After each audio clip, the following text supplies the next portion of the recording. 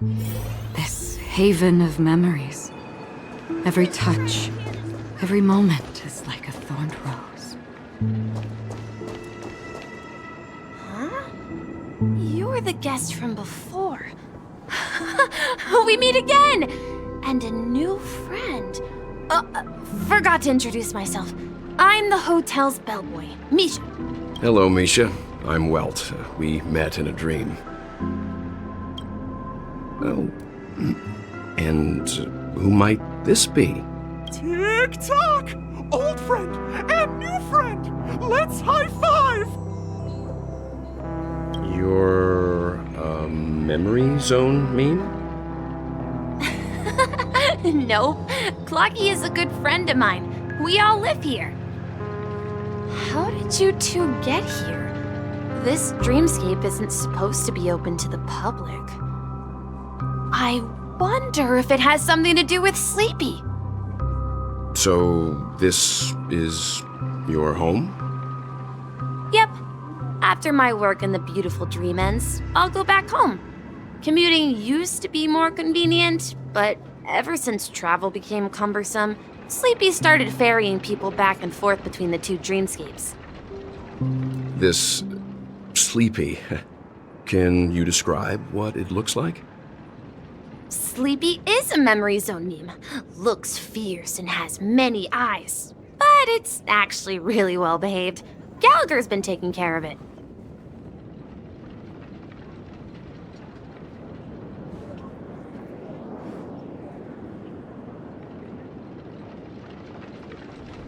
Based on the description, that meme is indisputably death. A nightmare for the family, but for the people who live here, well, that couldn't be further from the truth. Death? Not in a dream, surely. Sleepy's just a little aggressive, and sometimes messes up by fetching the wrong guess. But it would never hurt anyone. I see. Has it brought back any guests recently, say, in the last day or two? We're currently investigating a missing person case that occurred within the beautiful dream. I see. Then you'll have to speak with Gallagher. But he's currently busy hosting a visitor from the Oak family and specifically asked not to be disturbed. Mr. Yang, the person you're looking for, is it Miss Robin? Just as I thought. Considering what happened with Miss Firefly, this doesn't come as a surprise. If you're looking for Miss Robin, I can lead the way. She told me that she'd be willing to meet with outside guests. If it's not too much trouble. Also, we're looking for our missing companions. A woman with red hair accompanied by a girl with pink hair. Have you seen them? Oh, I haven't. But please, rest assured. Dreamflux Reef is a small place, and it's not as bustling as the beautiful dream. But its safety is unmatched. How about this? Since it's your first time here in Dreamflux Reef, I'll be your guide and help you find your companions. And then we can all go visit Miss Robin together. She's gone to Mrs. Grace's to visit the children. She won't be leaving anytime soon, so there should be enough time. All right then, we'll follow your plan. Well, we now know the answer to both murder cases that have caused such commotion in Penacony. As for the intentions of the mastermind behind it all, we're still none the wiser. No idea. But its connection to Gallagher is worth digging into. Regardless, we have to find him. Say, you mentioned before that you saw Clocky that only you could see, right? I can't shake off this strange feeling. Am I really still so young at heart? Forget it. It's not important. We'd better just follow Misha.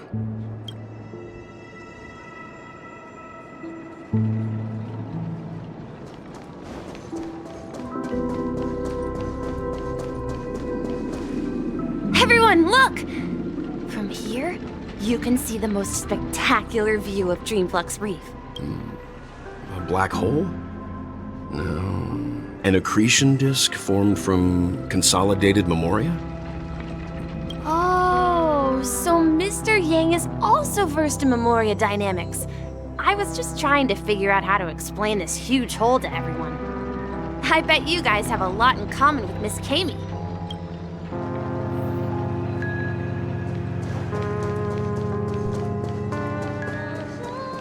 Look! There she is!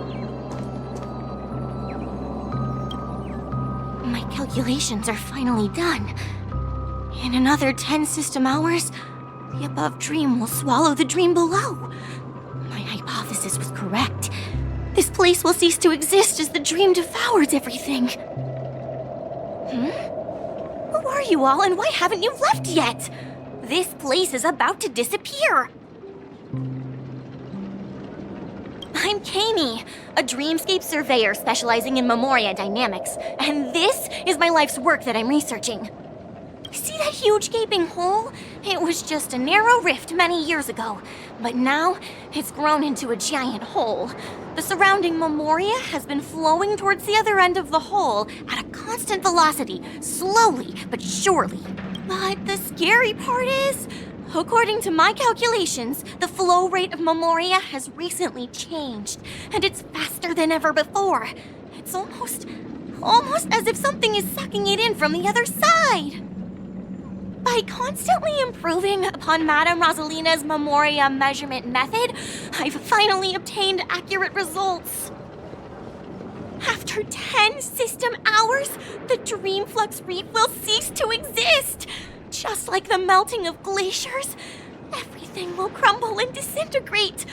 The dreams on that side of the void will fuse into one. Please don't worry. This sort of thing has happened many times before. Miss Kami isn't a bad person. She's just a bit lost in her own world. She'll probably realize she's wrong soon enough. You don't say. There was something else that piqued my interest. Who is Madame Rosalina? Oh, do you know her too? Or are you also a fan of Memoria dynamics? We're very interested in Madame Rosalina's achievements. Could you tell us a little more about them? Why, of course! She's an excellent scholar of Memoria dynamics, and the first person to apply Memoria rate measurement methodology on interstellar travelers. Regrettably, due to the presence of the Garden of Recollection, ordinary people don't pay much attention to the nature of Memoria. She departed this world without much fame, leaving only a few thin journals behind. I came to Penacony to learn more about my idol, and went to great lengths to seek out Dreamflux Reef, all because this is her final resting place. Prodigies always meet their demise prematurely. If only Madame Rosalina had more time, she would have discovered a way to reverse the flow of Memoria. I felt it. The source is in the golden hour. There is a certain anomalous presence stirring the currents of the memory zone. I must uncover more concrete proof. I must convince everyone. Does the name Madame Rosalina sound familiar to you?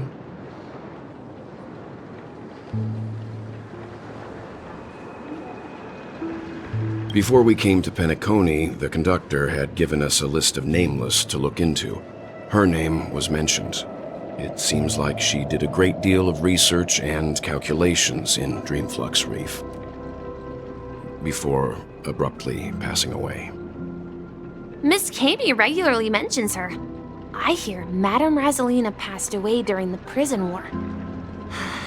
She could see the Penacony of today. Its people building homes in the memory zone. I bet she'd be really happy. Perhaps. Our destination is the commercial district. That's where the largest crowds gather in Dreamflux Reef. We might be able to find the others there.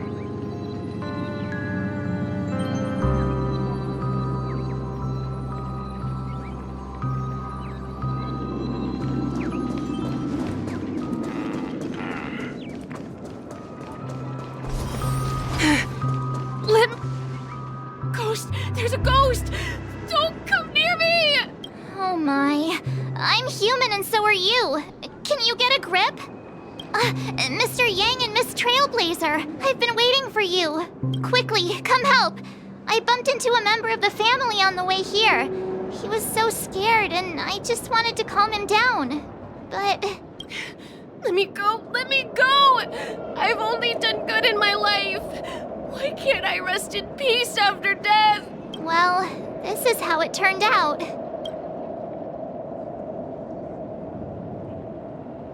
Me? A ghost? Don't make me hit you. He thinks he's dead. Although, when I first fell in, I also thought the same. Dear guest, this is not the afterlife. This is Dreamflux Reef. That's right. Did you hear that? Repeat after me. Dreamflux Reef. You're talking to someone invisible. If I'm not dead, what am I? I shouldn't have pushed my luck and tried sleeping in my dream. Curiosity kills the Papeshi.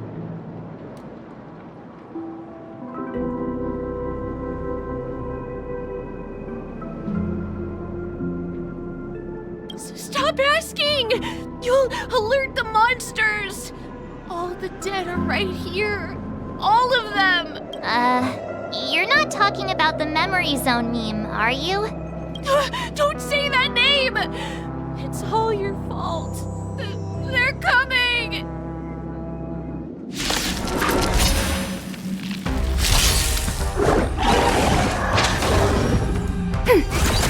It's on me.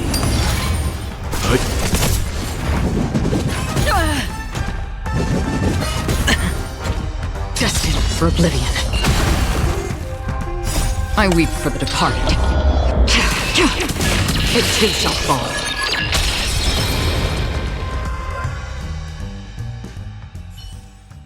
He passed out. His intense negative emotions attracted the nearby memory zone memes. I see. But why aren't the other people around here scared? Unlike in the Sweet Dream, people here don't see memory zone memes as dangerous monsters. And even if they pose a threat, people can easily escape by forcing a wake-up call. But we can't just leave this man here. Can we take him somewhere safe? We can ask Jessie for help. I've gotten to know many locals while waiting for you guys. Everyone here is living a self-sufficient life. I don't know how to describe it, but this place feels like the real dreamscape.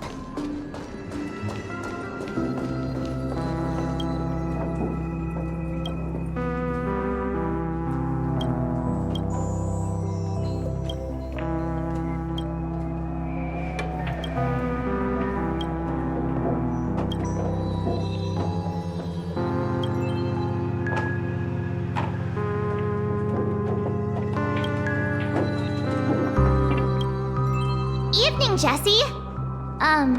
Is it evening? Welcome, Miss March. Who might these be?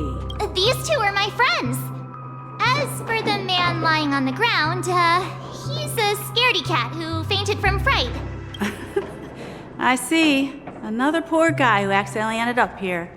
I'll take care of him. There have been a lot of new faces lately. Things must be tough in the beautiful dream. The few remaining havens of freedom in Asdana will soon face trouble. Do such things often happen here? Not really, but they're becoming more frequent now. Guess it's one of the signs of the Sweet Dreams collapse. This man has had quite the shock. Could you help me find a Halovian lady, March? Her songs can heal mental wounds. A Halovian lady? That must be Robin. She's also here in Dreamflux Reef. Huh? Robin? But I thought she... Oh, right. If Firefly is here safe and sound, then it means Robin must be okay too. Misha's about to take us to her to find out what happened. But before that, let's meet up with Himiko. You were with her earlier, right? We met some stowaways in the residential area. Most of them came from neighboring star systems. I heard that places like Dreamflux Reef are scattered throughout the memory zone of Asdana, like islands in the ocean. They existed before the family arrived. I also heard that when Dreamflux Reef took shape, it was the center of all dreamscapes in Penacony. If that's true, it's no wonder there are so many similarities between this place and the Sweet Dream. Himeko must be gathering information. Let's hurry up and get going.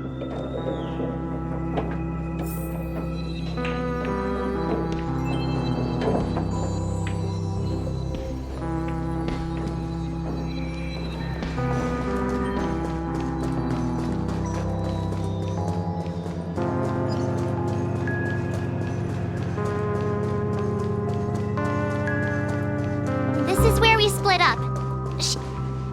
So that's how it is. I never imagined we'd gather the remaining details here. To borrow Gallagher's catchphrase, what an unpredictable twist of fate. Himeko, here they are. Ah, perfect timing. Now that everyone's here, I'd like to introduce everyone to Micah, who's partly in charge of the Land of the Exiles. Micah, these are my companions. It's a pleasure to meet the Nameless. You know us? I've been keeping an eye on you since the day you arrived in Penacony. We would have met under more appropriate circumstances if Dreamflux Reef hadn't been isolated from the 12 dreamscapes.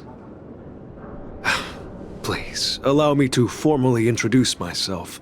I'm Micah, the Gravekeeper of Dreamflux Reef. Gravekeeper? Life in Dreamflux Reef is pretty liberating. Everyone here mostly keeps to themselves, without meddling in others' affairs. My daily task involves cleaning a few tombstones. You're too modest, Micah. When lost dream chasers stumble upon this place, you're the one who takes care of them, guiding them back to the Sweet Dream, or showing them how to survive the wild dream chaos. So, guardian of sorts.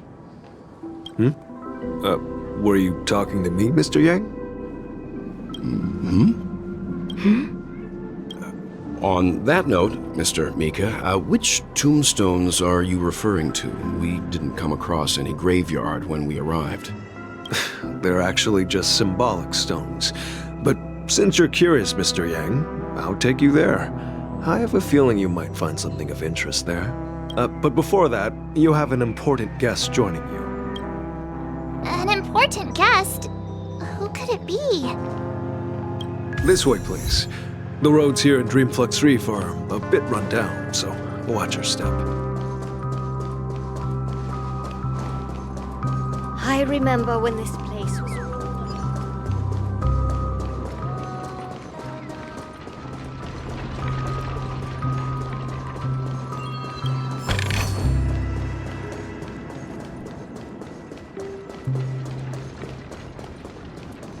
There she is. Everyone sang so wonderfully. It's not often that I tried this music style, but I've gained some valuable insights from it. Oh, I can't thank you enough, Robin. Well, these kids have made incredible progress in only a few days.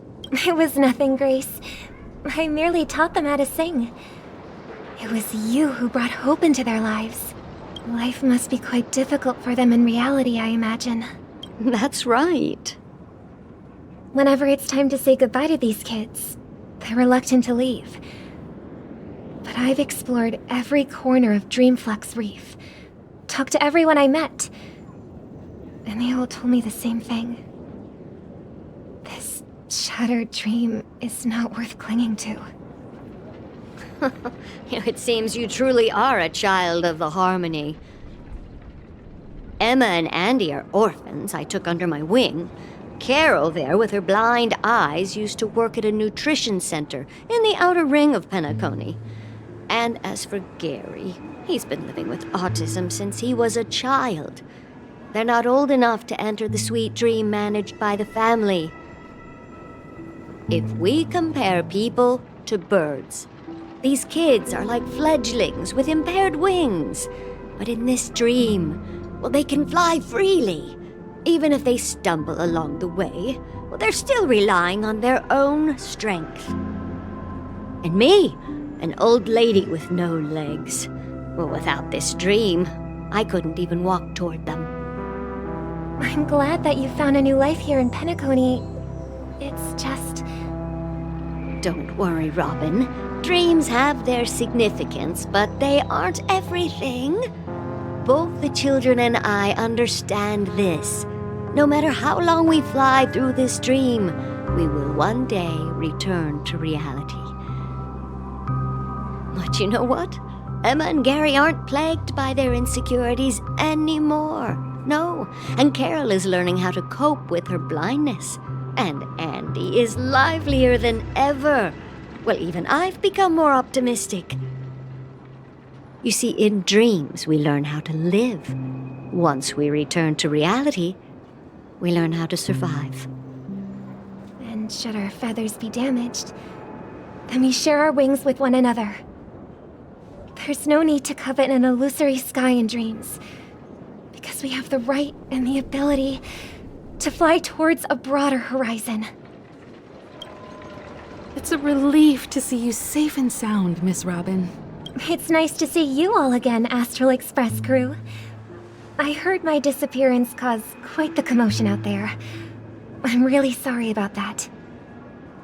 Since you're here, can we assume that you're fully aware of the situation in Penacony? Ever since I returned to Penacony, my voice started to change, until it gradually faded away. At first, I thought it was a temporary ailment, perhaps due to having been away too long. I thought maybe it just takes some time for my body to acclimate to the high concentration of Memoria and Asdana. But now it seems the root of the problem goes way beyond me.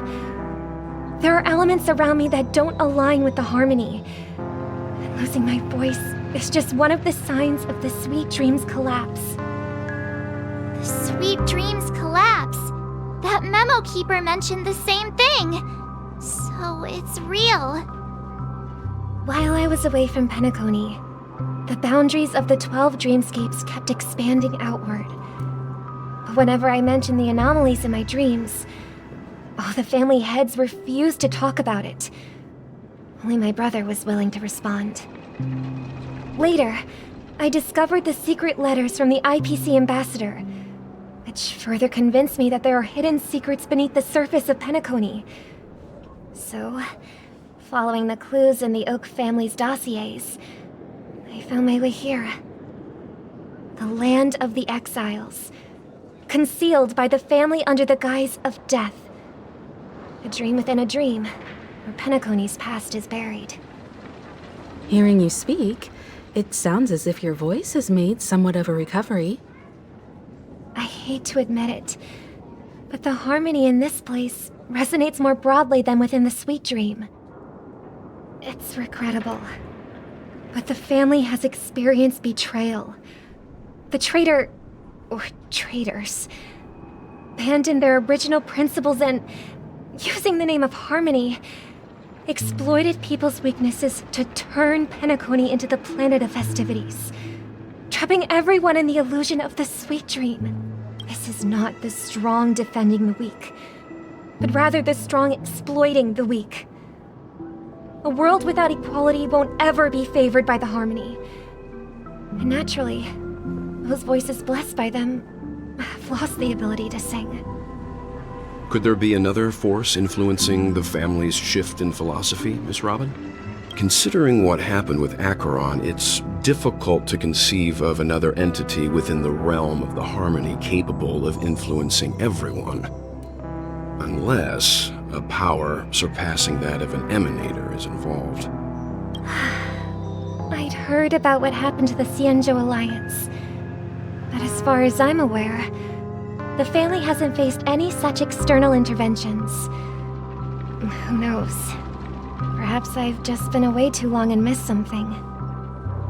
Regardless, I cannot accept my home is moving towards the very opposite of what the harmony represents, while still claiming to uphold it.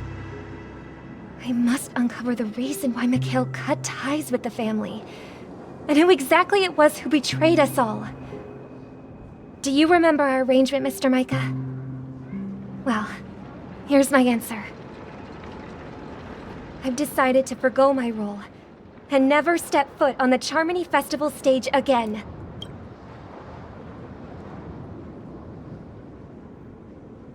Look here, brother. A little bird. Looks like a fledgling Charmony dove, but Charmony doves don't live here. So how did this little bird get here? Maybe its parents abandoned it? It looks weak and frail. Why don't we find something soft and make a nest for it?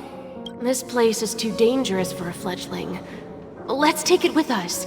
We can put it on the wooden shelf in front of your window. Okay. A bird like that must have a beautiful singing voice. But where will it live? I'll ask the family head to build a cage for it. A cage? But then it won't have the freedom to fly, right? Let's see. What is it that has captured the attention of the two best interpreters of the Great One? To the point that they've forgotten how to enjoy their dessert. Oh, poor little thing. Doesn't look like it's doing well. Do you want to rescue it? I do. But I don't want to lock it up in a cage. Why? Even if it's small and not fully feathered, and can't sing, it didn't come into this world just to be locked up in a cage. Birds, they should be flying free in the sky. That's quite the romantic idea. And what about you, a young scholar? Do you agree with your sister? I think she's right. But if we leave it out in the wild, it won't survive for more than a few days at best. Ah, I see. It seems our little scholar is still a bit unsure. Well, let me tell you youngsters a story.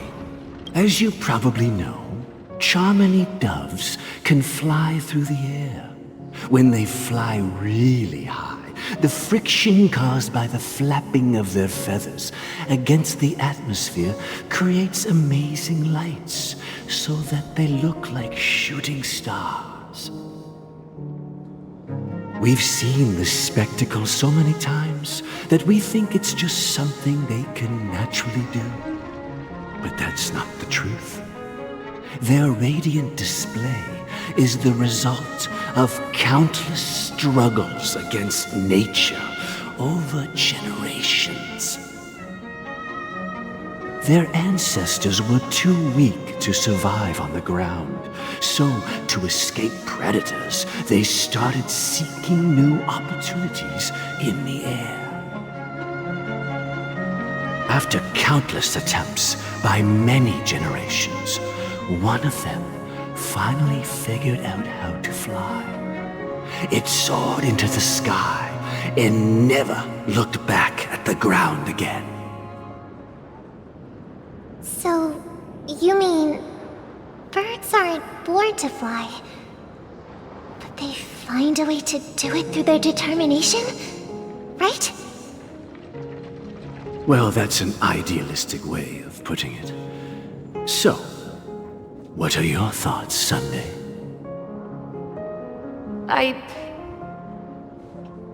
I think people believe birds are meant to fly because they've never seen those birds crashing to their death.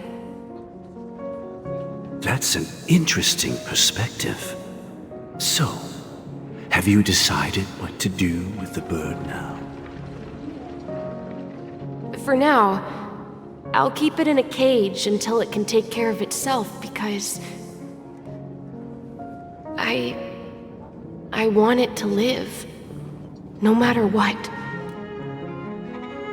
Well said, kids. It seems each of you has found your own answer. Your insights are truly remarkable. And I hope they come true in their own way. We will take good care of it, won't we, brother? Yeah, but Mr. Gopherwood, there's one thing I don't quite understand. And what might that be, my son? What if this little Charmony dove never learns to fly in the end? I mean, if there are fledglings in this world that can never fly throughout their lives, should we let them go back to the sky? Only to see them crash to the ground and die? Talking in your sleep, Birdie? Time to wake up.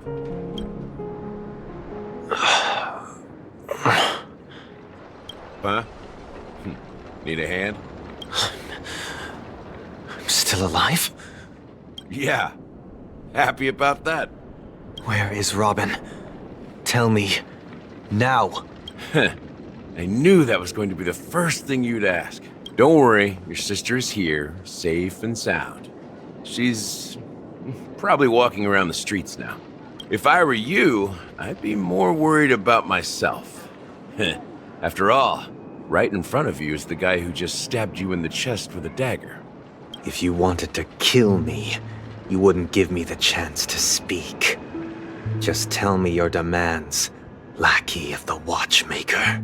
So, you figured out who I am, huh? No wonder you had the guts to go against the Dream Master and the Four Families. Looks like I made the right choice. Choice? You are aware of my plan and see through my act. Time is running out, so let's drop the charades. I'm suggesting we cooperate. Cooperate? What makes you think I'd cooperate with you? The fact that the famous Robin has chosen my side. Plus, some clues about a traitor and a bright future for Penacony. Any of that catch your interest? I find it hard to believe a man who's full of deception. Fine, you don't have to trust me. What you should trust is the sense of justice inside of you. Show me Robin first. All right, as you wish. Here she is. Huh? What's your trick this time? Just kidding. I mean, this lady will lead us to Robin, right? And the crew, too. There are too many people who you owe an explanation. That'd be great. Please follow me, Honorable Oak Family Head. Now, all the actors are on the stage.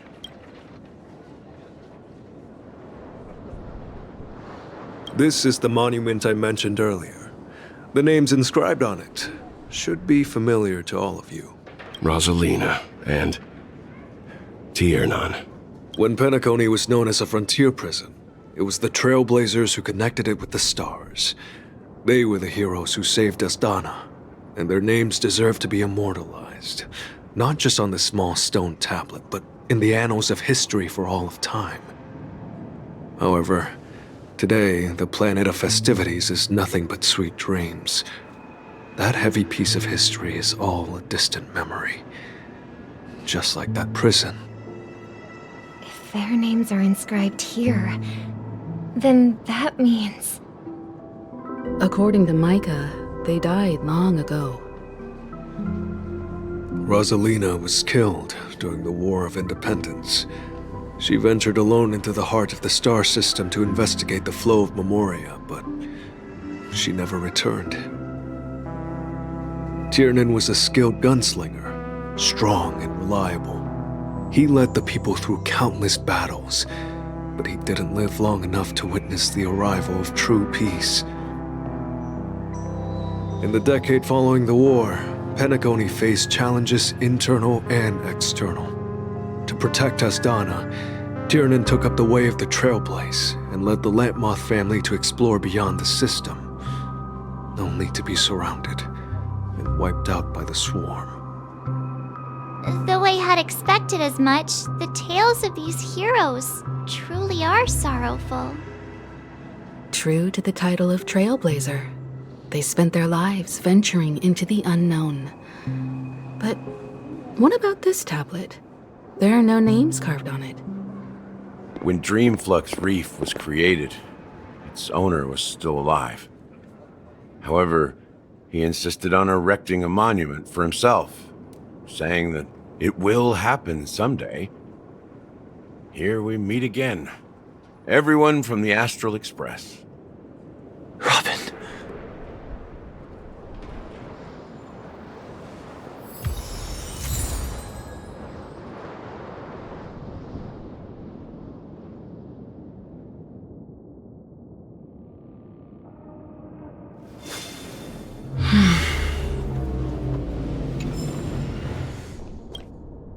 I promised to give the siblings some privacy, so let's talk about our business first.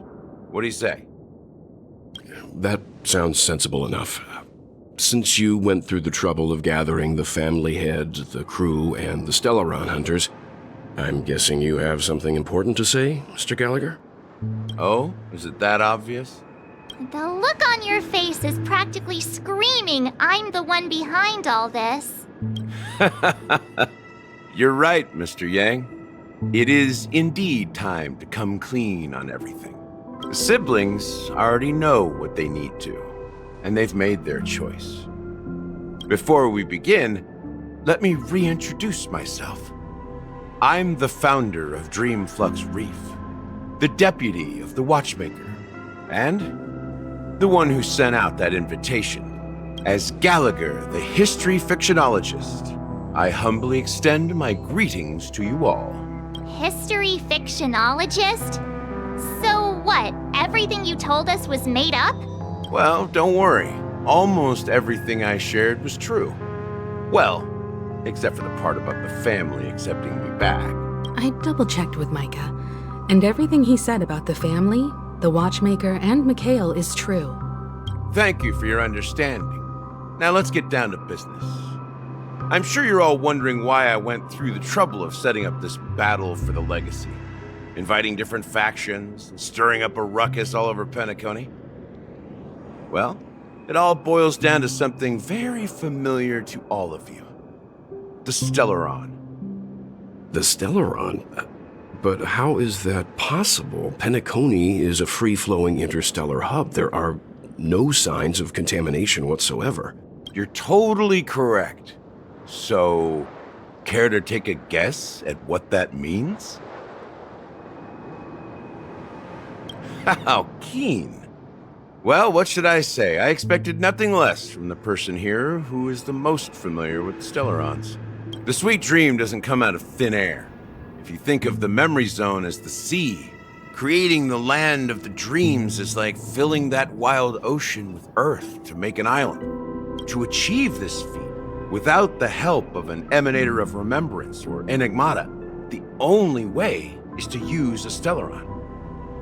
And that's not something you can achieve with a simple wish. It requires vast quantities of knowledge, time, and manpower. I'm sure you get what I'm hinting at. In Azdana, the planet of festivities itself is a Stellaron disaster. The planet of festivities itself is a Stellaron disaster? It all started a long time ago, back when the Watchmaker and his crew liberated the frontier prison. They faced countless challenges as they began building Penacony from the ground up. That's when the idea of using the Stellaron came into play. The Stellaron first entered the Azdana system during the war. The Nameless warned everyone against the folly of attempting to tamper with such a power, and most heeded their words. But there are always people in the shadows with ulterior motives. The turning point came after Tiernan's death. With two of the Nameless gone, the Watchmaker had to go to the front lines. It was at that moment his rivals saw an opportunity. By the time a representative from the Montour Systems family arrived at the Watchmaker's call, the Stellaron had already been activated and was seeping into the primordial synesthesia dreamscape. And I suppose the family happened to possess the knowledge to seal the Stellaron? Not just that. They knew far more about the Stellaron than the average person. They helped Mikhail swiftly quell the civil unrest and played a part in building Penacony under the disguise of the Harmony. Those 3 eras were known as the Age of Dreaming. The Watchmaker, who had been left in the dark, sent out invitations across the universe, spreading the hype around the land of the dreams. Then, how did they turn against each other? Remember the island in the ocean metaphor? The truth is, the Stellaron was never truly sealed. It existed in a different form within the dreamscape. Think about this. What would it cost to create and maintain such a lavish dreamland? It's people's lives. The opulent dream is built upon the decay of spirits, with a toxic elixir called pleasure flowing through the dreamscape. It tempts people to indulge in the dreamscape, and gradually their minds succumb, becoming nourishment for the sweet dream. Confusion, laziness, and cowardice, weaknesses that plague humanity, were magnified and nourished by the family. Penacony became a new kind of prison, even more impenetrable than the previous one. Sadly, we realized this far too late. By then, the family had a firm grip on Penacony, swiftly quelling any opposition that arose. At my wit's end, I had to use the power of the Enigmata, and sought refuge in this chaotic realm. Over the years, I created a meme within this dream for our use, Dormancy. That's its real name. We exploited a loophole. You see, regular people can't fall asleep again while they are inside the dreamscape. So this is the true meaning of the impossible. You sent out invitations in the Watchmaker's name to find forces capable of resolving the Stellaron disaster and draw them into Penacony to uncover the truth. It's not just that. Above all, I wanted to see what happens when the major factions engage in a struggle for the legacy. Since this is the Watchmaker's first announcement in decades, the traitor within the family is bound to reveal themselves. So, the legacy is just a facade. If you want to consider the Stellaron as the legacy, I'm totally fine with that.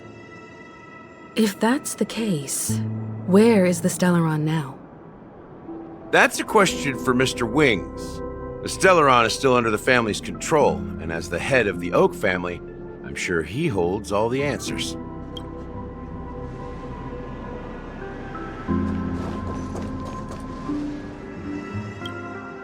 Are you done talking? So, will you tell us where the Stellaron is? It is the Penacony Grand Theater itself. As I suspected, it's the embodiment of the family. The edifice that first materialized within the Sweet Dream. That's what turned Penacony into its current state. As for the person who employed its power, it is in fact Mr. Gopherwood, the current Dream Master. Well, that was easier than I thought. Did you conduct your own investigation already? Correct. When I was trying to track down the person who murdered my sister, apart from you, Gopherwood was my second suspect. Confronting me first turned out to be a smart move on your part. I didn't have other options. The Dream Master has been elusive, and even the heads of the families can hardly get an audience with him. Moreover, Mr. Gopherwood has been kind to my sister and me. And I didn't want it all to end like this. What do you mean by that? To be honest, my brother and I are also victims of the cancer of all worlds. We grew up as orphans, and were adopted by the family when they came to help. Mr. Gopherwood recognized our potential and brought us to Penacony. But I can't just stand by and watch Mr. Gopherwood become an enemy of the Harmony. I won't use my voice to support an evil cause. I won't step on that stage and sing, no matter who the traitor is, or what orders they give me. I won't let the Charmony Festival become an event that destroys Harmony itself, or the paradise in our dreams. Indeed. For the paradise in our dreams. As the head of the Oak family, I'm responsible for ensuring Penacony's promising future. Robin and I will head into the Sweet Dream and confront the Dream Master. And if it turns out that the family has truly strayed from the Harmony, I'll fight alongside you. We'll put the Charmony Festival on hold and make sure Mr. Gopherwood pays for his blood debt. The enemies you are about to face aren't like this old dog here, who can barely even bark. Since our interests are aligned, why don't we team up? Maybe, just maybe, we'll have a shot at success. We have always been following in the footsteps of our nameless predecessors, and there's no reason to stop now. Yeah, we Nameless won't back down from a challenge. Isn't that right, Miss Trailblazer? Come on, don't crack jokes at such a serious moment. Rest assured, sitting on the sidelines isn't in our nature. Mr. Sunday, Miss Robin, I'm willing to accompany you on behalf of the Astral Express. Having a third party present should help with negotiations, and could make all the difference if things get ugly. Thank you, Mr. Yang. Thank you all very much. The Charmony Festival is about to start, and time is against us.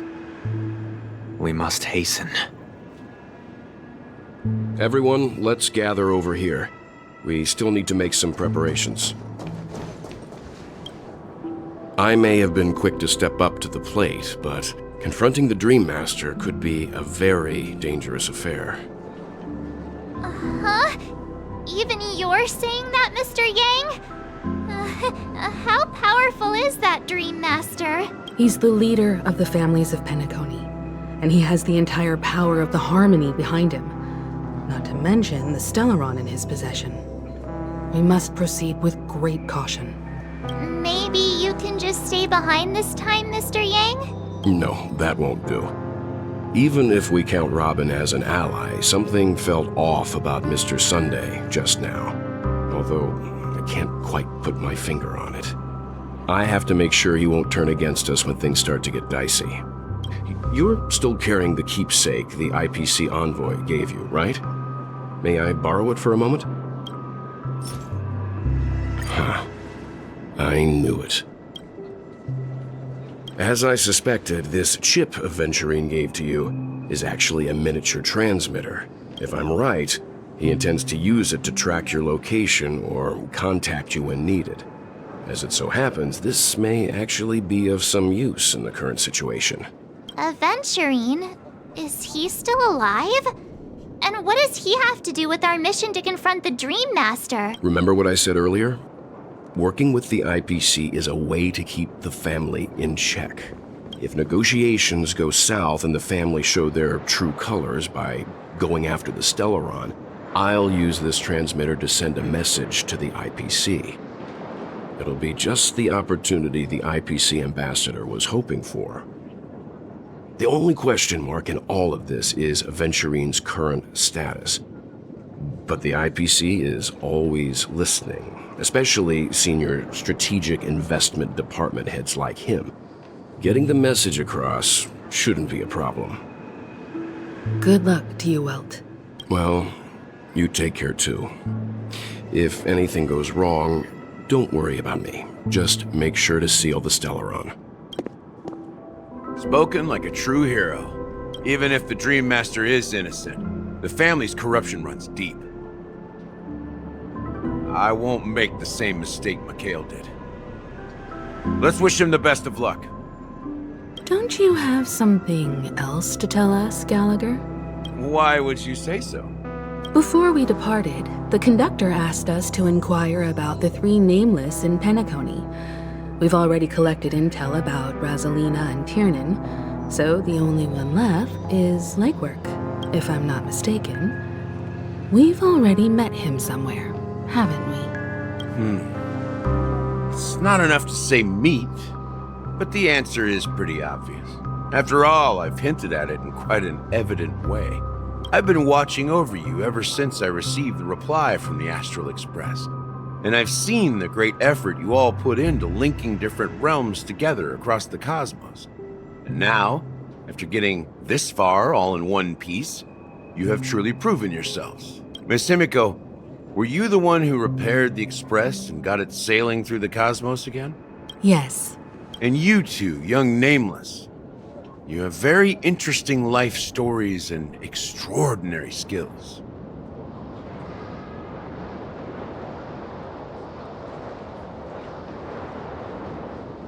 What? Hey, you can't just make up titles like that. You're full of energy. Please send my regards to the conductor, Pom Pom.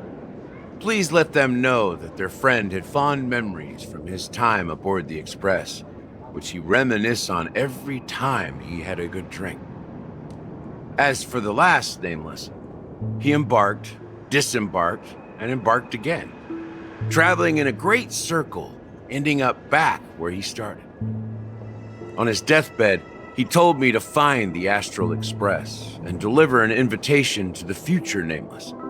He left behind a special gift, a true legacy. Something that belongs only to the successors of the Trailblaze. Come with me. Now is the time to reveal it.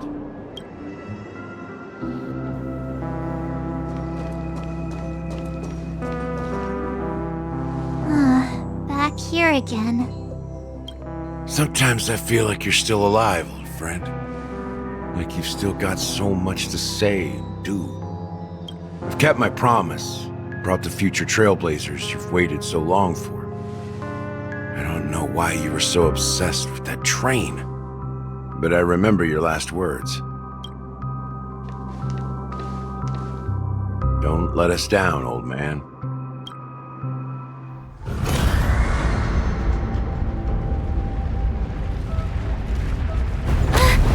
What's happening?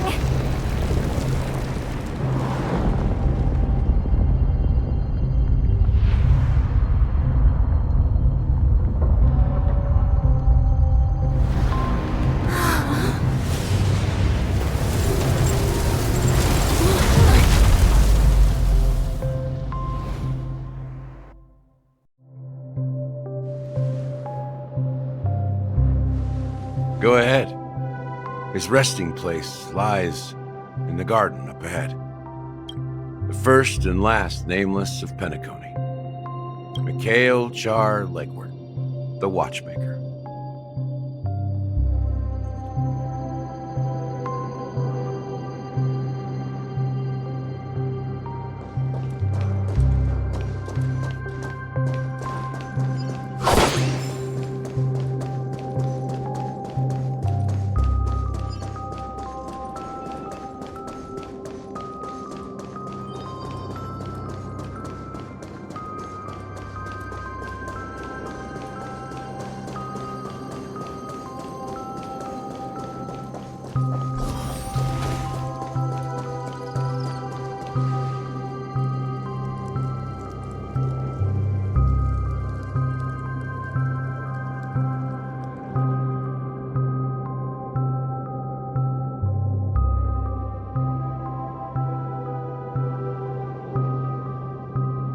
Sure enough, the Watchmaker is the third Nameless.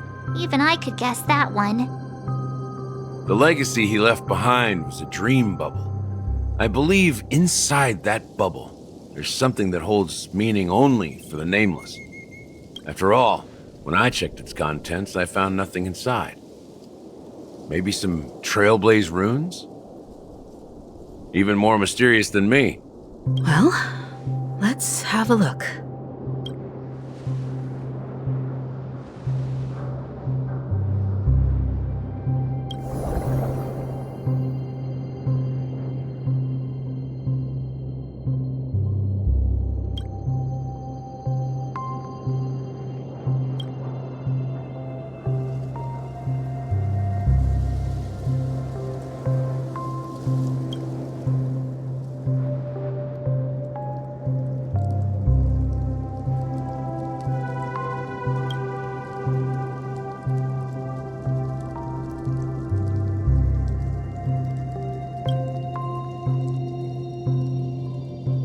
Wait, what's going on?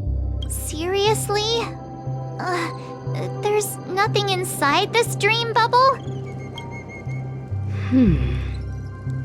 How could a dream bubble be empty? just as I suspected. That old man always had this strange belief in the nameless and the Trailblaze, and I never understood where he got that confidence from. Especially since he never managed to get in touch with the Express while he was alive. I could never figure out what was going on in that old man's head. But this empty dream bubble is so typical of him. He was always full of weird fantasies and incomprehensible romanticism. That mischievous old man.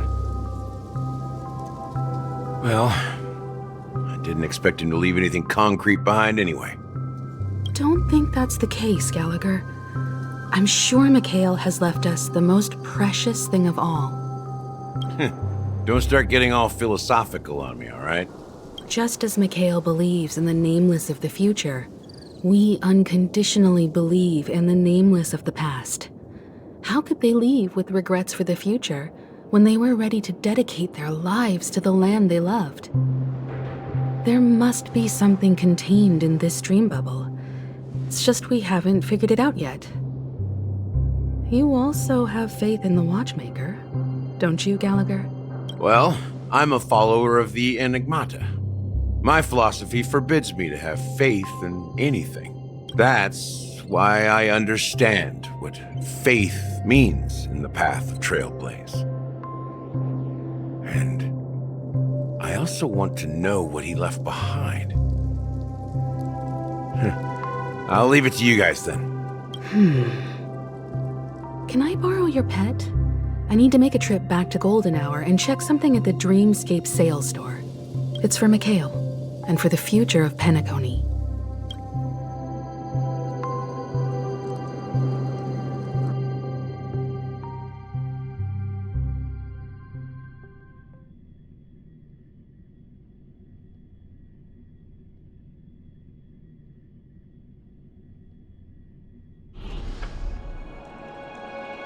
Welcome to the Reverie Hotel. How may I help you? Greetings. We're the Nameless from the Astral Express, and we'd like to check in. The Astral Express? But I thought... Yes, my companion's already checked in. My name is Dan Hung, and I believe my personal information is recorded in your system. I see, but your companion said you wouldn't be coming due to a change of plans. Now the plans have changed again. And you are... Me? I'm Pom Pom, a new nameless who's also with the Astral Express. He's my fellow Trailblazer. We responded to the family's invitation before he boarded the Express, so he wasn't registered in your system. Is it possible to accommodate him as well?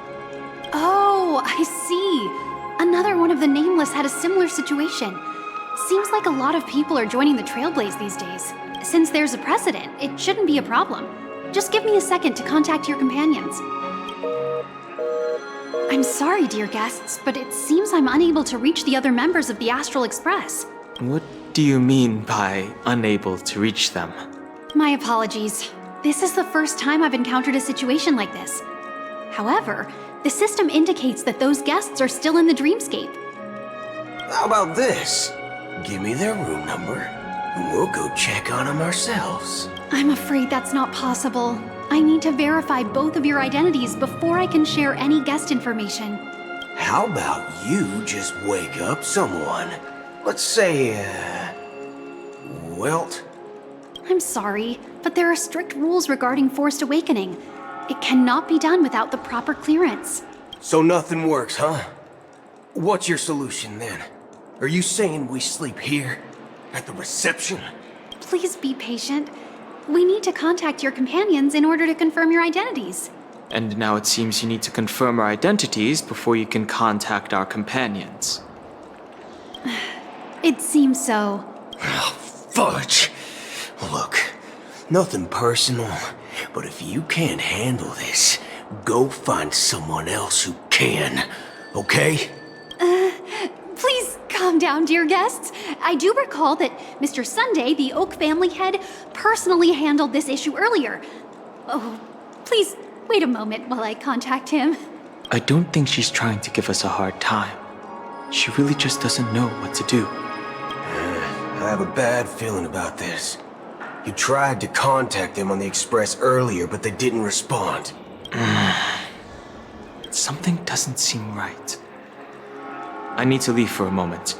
You can stay here with the receptionist. Sure thing. Just don't keep me waiting forever. Don Hung seems pretty worried about his companions. I should give him some space. Stressing out about it won't help anything.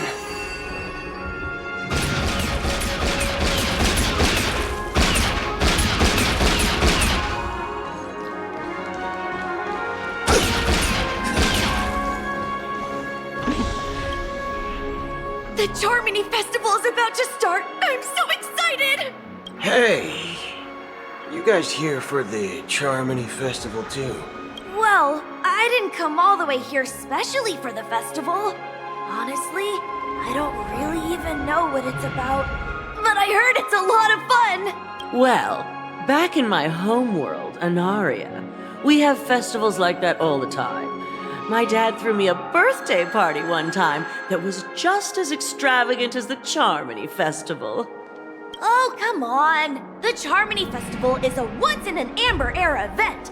How can a birthday party compare? Well, you never know, right? Maybe on her world, birthdays only happen once in Amber Era. Anyway, let's forget about that. Have you heard about the, unsettling things happening in the dreamscape? Unsettling things? What could possibly go wrong? It better not ruin the Charmony Festival! I've been looking forward to it! Relax. With a big event like this, there's bound to be lots of gossip and rumors. Don't worry. If anything does happen, the family will be on top of it. Oh, that's a relief. I didn't come all this way to see the festival go down the drain. Well, looks like I won't get any fudging clues out of these two. They're clueless.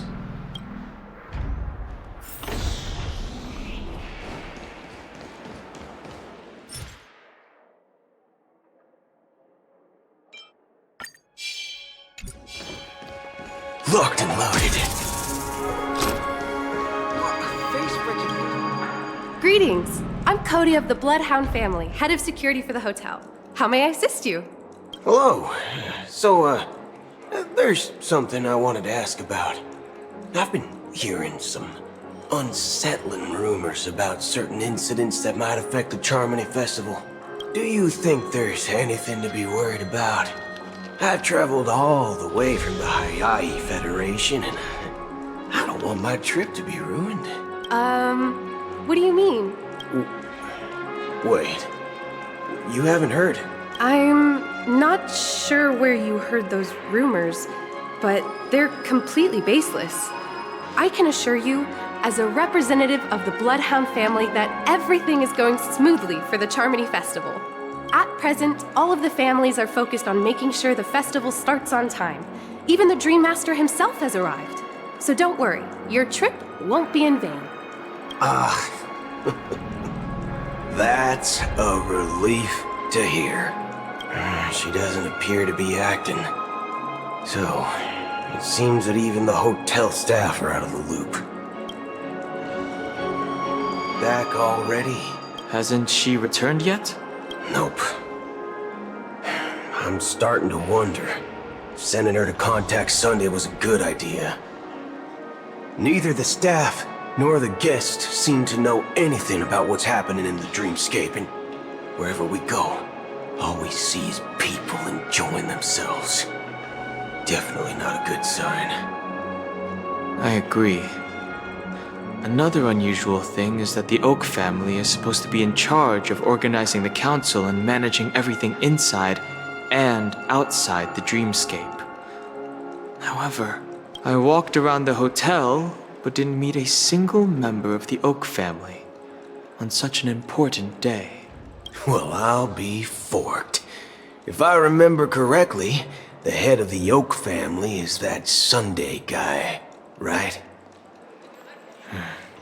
We shouldn't linger here too long. Let's go back to the Express for now. Not so fast. Have you ever robbed the IPC, bro? If you run away now, everyone will be chasing after you. Are you suggesting we sit here and do nothing? I wouldn't say do nothing. But let's stay put for now. Even if the family has ulterior motives, they couldn't have anticipated us showing up here. We're the surprise factor for them. They don't want to attract unwanted attention from certain outsiders, so they won't do anything reckless. See? The IPC lackeys are keeping a close eye on this hotel. If I were a family member, I'd find an official excuse and keep the surprise factors here. If we just wait here, that would be like walking into their trap. Of course, we don't need to walk into their trap. I gave a backup plan to the memo keeper. If it turns out we won't be allowed to enter the dreamscape, she'll order a drink for me in the VIP lounge at the hotel. In reality... a secret signal. That's right. Oh, a concrete object can indeed help the memo keeper establish a connection with you. But Boot Hill, if you have more backup plans in the future, I hope you'll let me know in advance. I'm sorry, but it's one of my quirks. I have too many unreliable friends. And if I reveal that I have backup plans, things can go awry. And that would leave all backup plans completely useless. How do we get into the VIP lounge? This is where my street smarts come into play.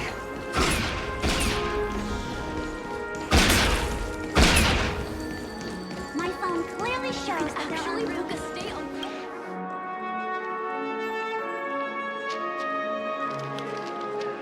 You're the lobby manager, right? Yes, I am. How may I assist you? We're the Nameless from the Astral Express. We wanted to check in, but there's something wrong with your system. The lady at the front desk said she would contact the manager, but now she's nowhere to be found. Now, we've been waiting here forever, without any food or water. What the fork, man? Is this how the family treats its guests? Is this your idea of street smarts? Starting an altercation? It's called standing up for your rights. I apologize for the inconvenience. Please wait while we try to contact Mr. Sunday. I'll arrange 2 premium seats in the VIP lounge so you can rest there while you wait. See? Just like that. Just don't call yourself Nameless next time. Wow, this bar's something else. Certainly worthy of the planet of festivities. Good evening, gentlemen. Hey, I have an order for a bottle of Donna's White Oak. Can you help us find it? Donna's White Oak. I think there might be a misunderstanding. We don't serve that here. Oh, no way. Are you sure you're not mistaken? If someone had reserved such a beverage, I would definitely remember it. It sells for hundreds of thousands of credits per bottle, after all. I couldn't afford to cover for such an item if it were broken or lost. That's strange. Well, could it be that the memo keeper couldn't afford it? Then what should we do now? No need to rush. Let's grab some drinks first. Maybe I arrived too early and he hasn't come yet. Now, let's see what kind of juice malts you all have here. Well, give me a glass of Heenum Valley, 40 years. I'll have it neat. No ice. Wow, that's the most expensive one on the list. You have a taste for the finer things. It's on the house, anyway. What can I get for you? Anything you recommend is fine. Then I would recommend today's special, Glass Village. It's classic Soul Glad mixed with Laboon juice. It's refreshing and suits your cool demeanor. Just 1 minute. Ah, this flavor. Dynamite barbecue with rocket fuel. Ooh, it really hits the spot. Truly the finest sherry cask aged malt juice in the cosmos. Dynamite barbecue with rocket fuel. Is that really something that humans enjoy? Hey, this guy doesn't know anything at all. As long as you're satisfied, dear guests, please enjoy. Let's give the memo keeper another half-system hour.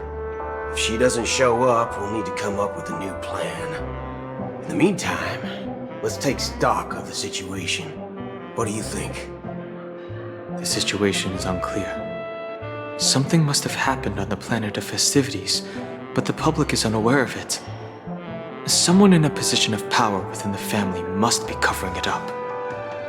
It's unusual for the followers of the Harmony to invite other factions, let alone the IPC and the Masked Fools. If what you said about the Emanator of the Nihility is true, the situation in Penacony is a little complicated, to say the least. Actually, there's something else I'm concerned about. Regarding Acheron. As you know, the faction that follows the path of the Hunt are some of the most dangerous folks in the cosmos to mess with.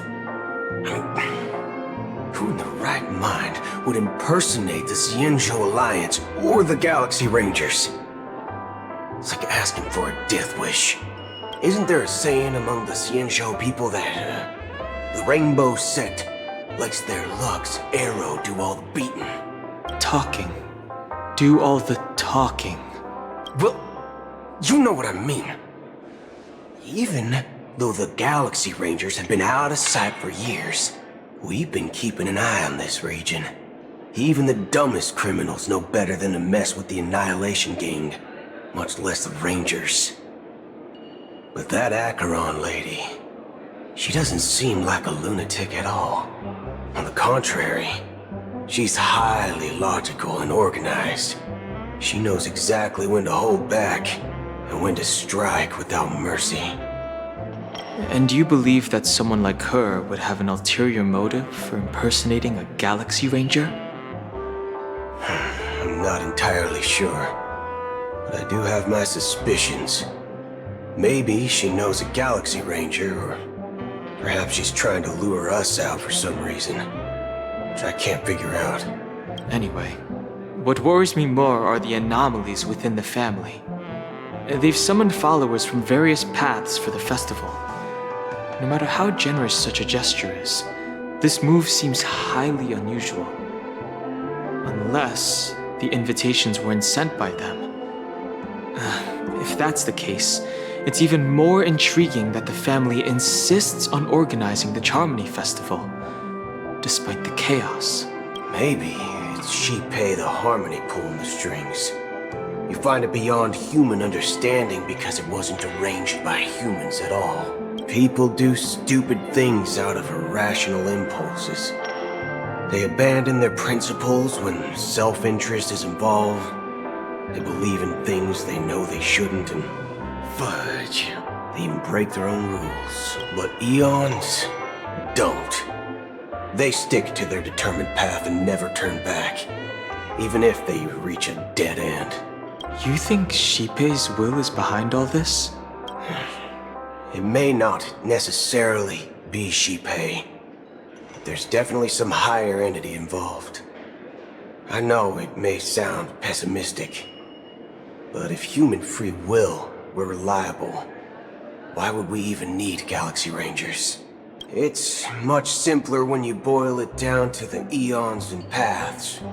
Like how Lon always follows the path of the hunt, or how the Express stays true to the Trailblaze despite Akavili's disappearance.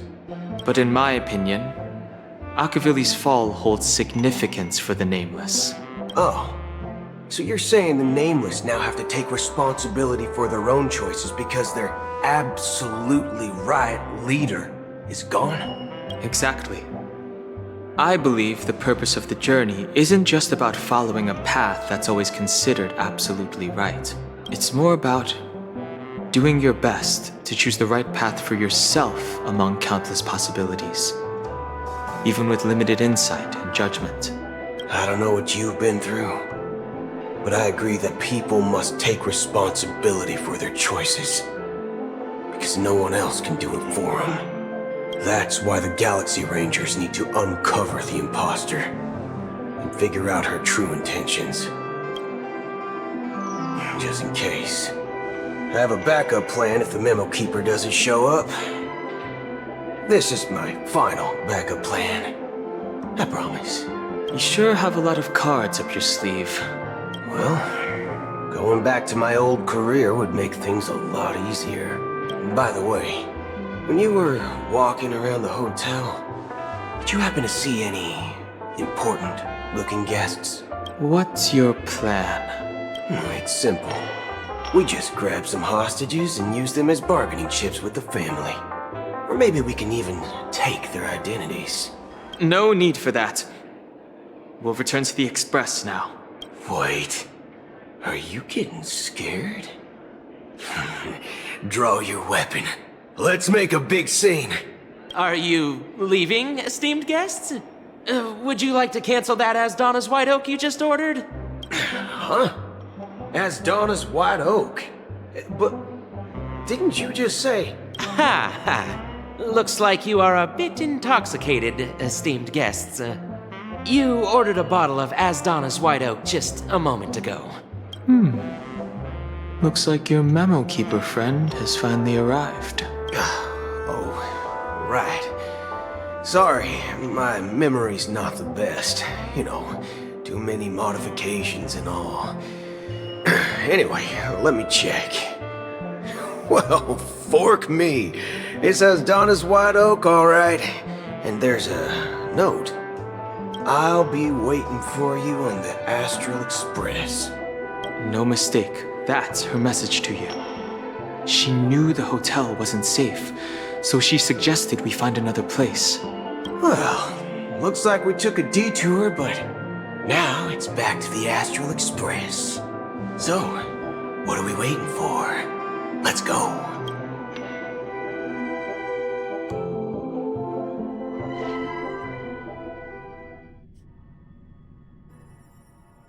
You're back? Two guests just boarded saying they were looking for Boot Hill, so I told them to wait in the parlor car. Oh, just in time. 2 guests? Yeah, or 2. Look, we welcome all passengers on the Astral Express, but sneaking in like that, you have no regard for etiquette. My apologies, conductor. It was an oversight on my part. I assumed you were already acquainted with the garden. Given the chaotic situation in Penacony, the Nameless are the only ones we can truly trust right now. You are the Memo Keeper. Pleased to meet you, Dan Hung. I've seen you in others' memories. And as for Boot Hill, this is our first face-to-face meeting. I hope you enjoyed that bottle of Astana's White Oak. You sure have a refined taste. Finally, Memo Keeper. Well, let's cut to the chase.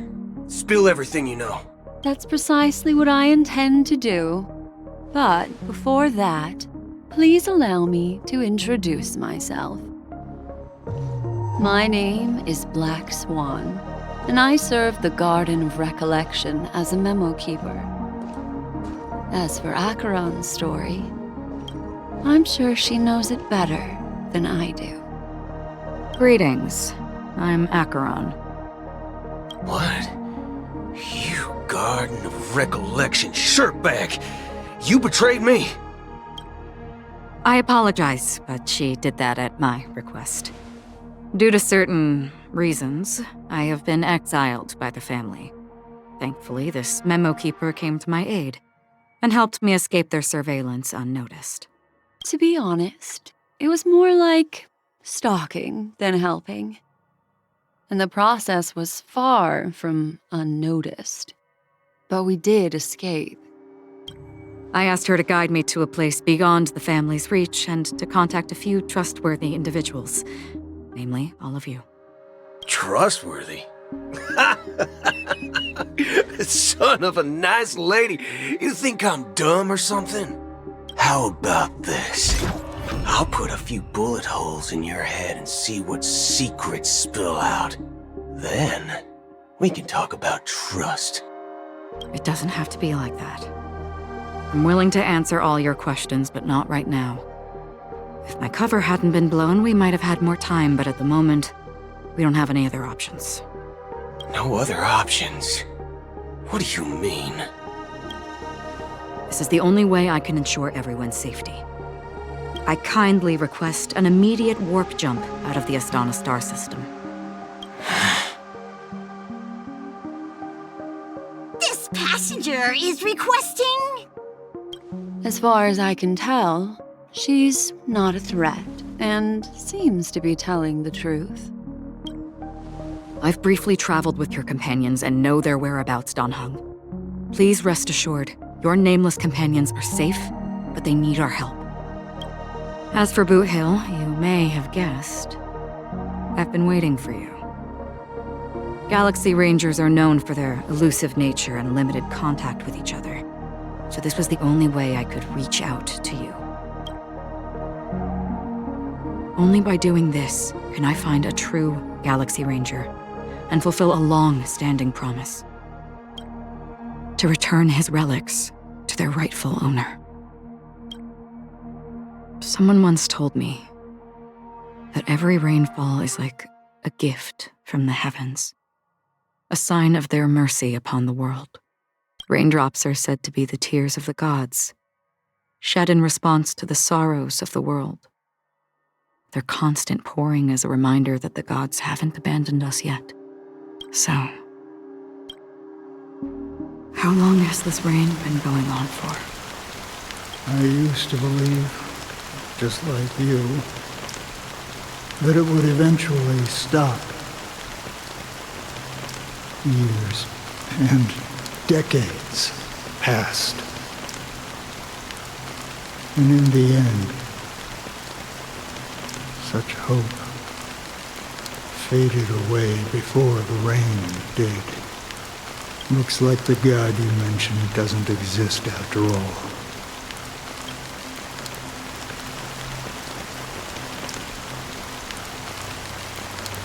Well,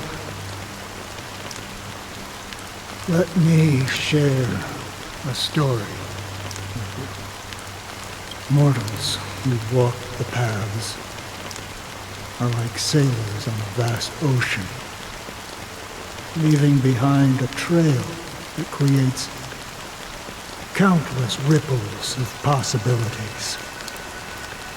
These ripples last longer than the fleeting lifetimes of humans, and for some, their presence leaves such a strong mark that it's reflected in the waves. Like those shadows on the ocean.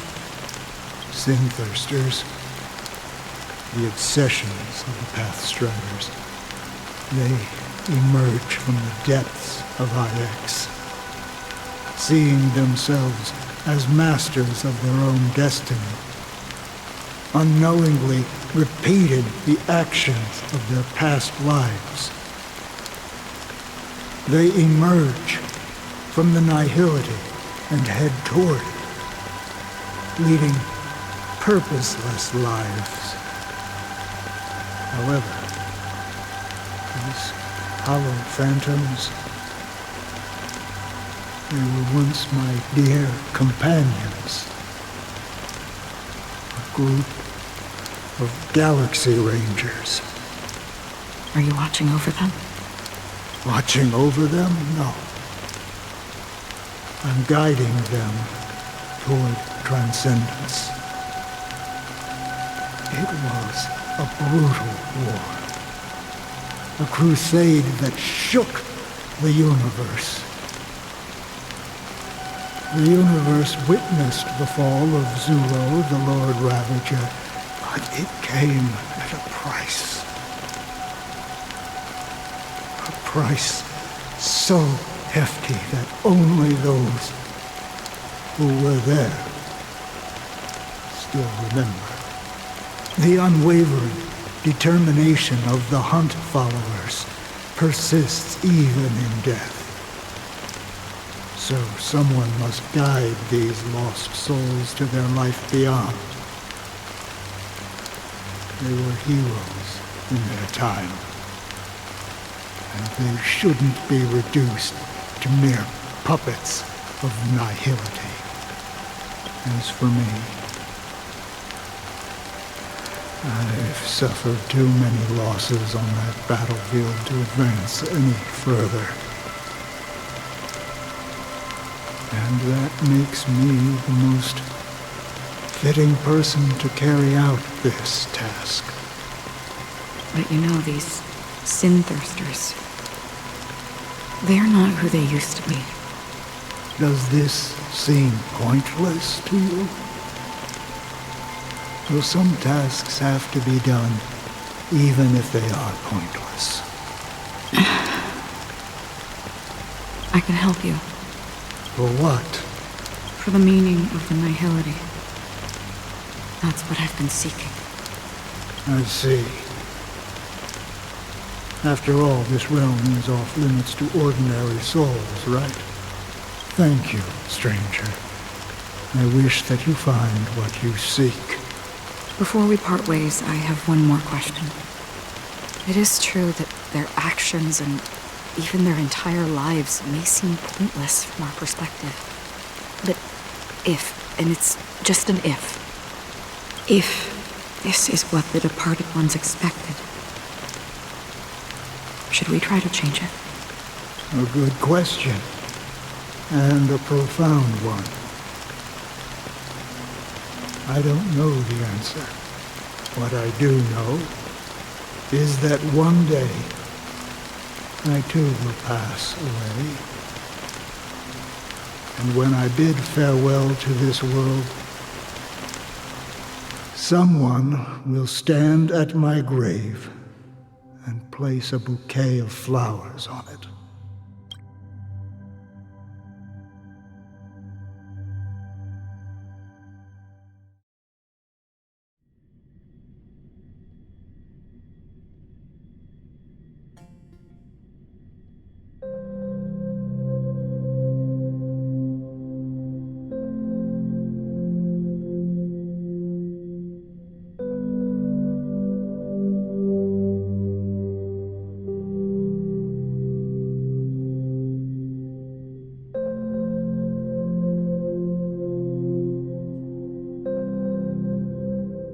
When I appeared as a child, my speech, mindset, and soul reflected immaturity and innocence. As I grew into adulthood, I left behind my childlike side. I humbly request your blessings, esteemed advocate of Shipe. Come to me, my kinship. I have sought their presence with us. As you wish. I have faithfully served the Alfalfa family for nearly a decade, promoting the path of the harmony to the best of my ability. However, I made a mistake yesterday. While I was preparing dinner for the family head, I accidentally dropped a prepared dish on the floor. Out of laziness, I lied and claimed that everything was ready. Although the head has dismissed me as punishment, it has been tough to sleep with the guilt still gnawing at me, as I worried that the seeds of evilness may have taken root in my soul. So, I confess to you now, to seek atonement for my sins. Do you sincerely repent and vow to change your ways? Yes. Have you examined your soul and confessed all your sins? Yes. Are you willing to accept the process of atonement? Yes. Very well. Show your dedication and goodwill to the family, and you shall be reinstated among them. Now, please, leave in peace. Oh, praise Sheepy. And thank you, esteemed advocate. Next, please step forward. I wholeheartedly confess to you. Please, pardon my sins. Rest assured, I have implored their presence to be with us. As long as you are sincere, absolution will be granted. Oh, great. You know, I arrived in Penacony as a stowaway. I sold everything to get a ticket. My house, my land, and my 2 children. I see. Please, go on. My children were starving, and I hoped they'd have a chance at survival if they became slaves here. If I can strike it rich here, I'll lift them out of that situation and give them the life they deserve. But the Bloodhound family got wind of it. They're on my tail, hunting me down. I thought I could bring my kids here. It was all my fault. All my fault. The family is ready to forgive all sinners. I'll ask the Bloodhound family to cease their pursuit. You don't need to live in fear anymore. Oh, thank you. Thank you. I'll work my hardest to redeem my children and make them part of the family. Praise the Harmony! Next, please step forward. Hey! Long time no see, Mr. Sunday. The most esteemed individual in Penacony, and the next leader of the Oak family, right? I have sought their presence with us. Let us proceed. Sure, let's just get this over with. I have sinned, please forgive me. I wasted half a pizza at breakfast, and a bottle of Soul Glad. That's it, nothing more. When we wrap this up, I've got a robo-ball game to catch, you know? Do you seek to atone for your sins through good deeds? My sins? Started to sound like a saint, huh? Well, let me tell you something. Neither the family nor you have the right to judge me. You think nobody knows what your precious family has done? About the watchmaker? Huh? Don't kid yourself, Featherbrain. Those dream chasers might be fooled by your act, but don't fool yourself. Before you start spouting off your holy verses, answer me this. Where does the power of the Oak family come from? And your power? What makes you think you can sit there all high and mighty, looking down on everyone else? Well, I've spent enough time in confession today to enter the Harmony's paradise, right? Then I'll take my leave. Good luck with your election, and, don't make me regret my investments in you.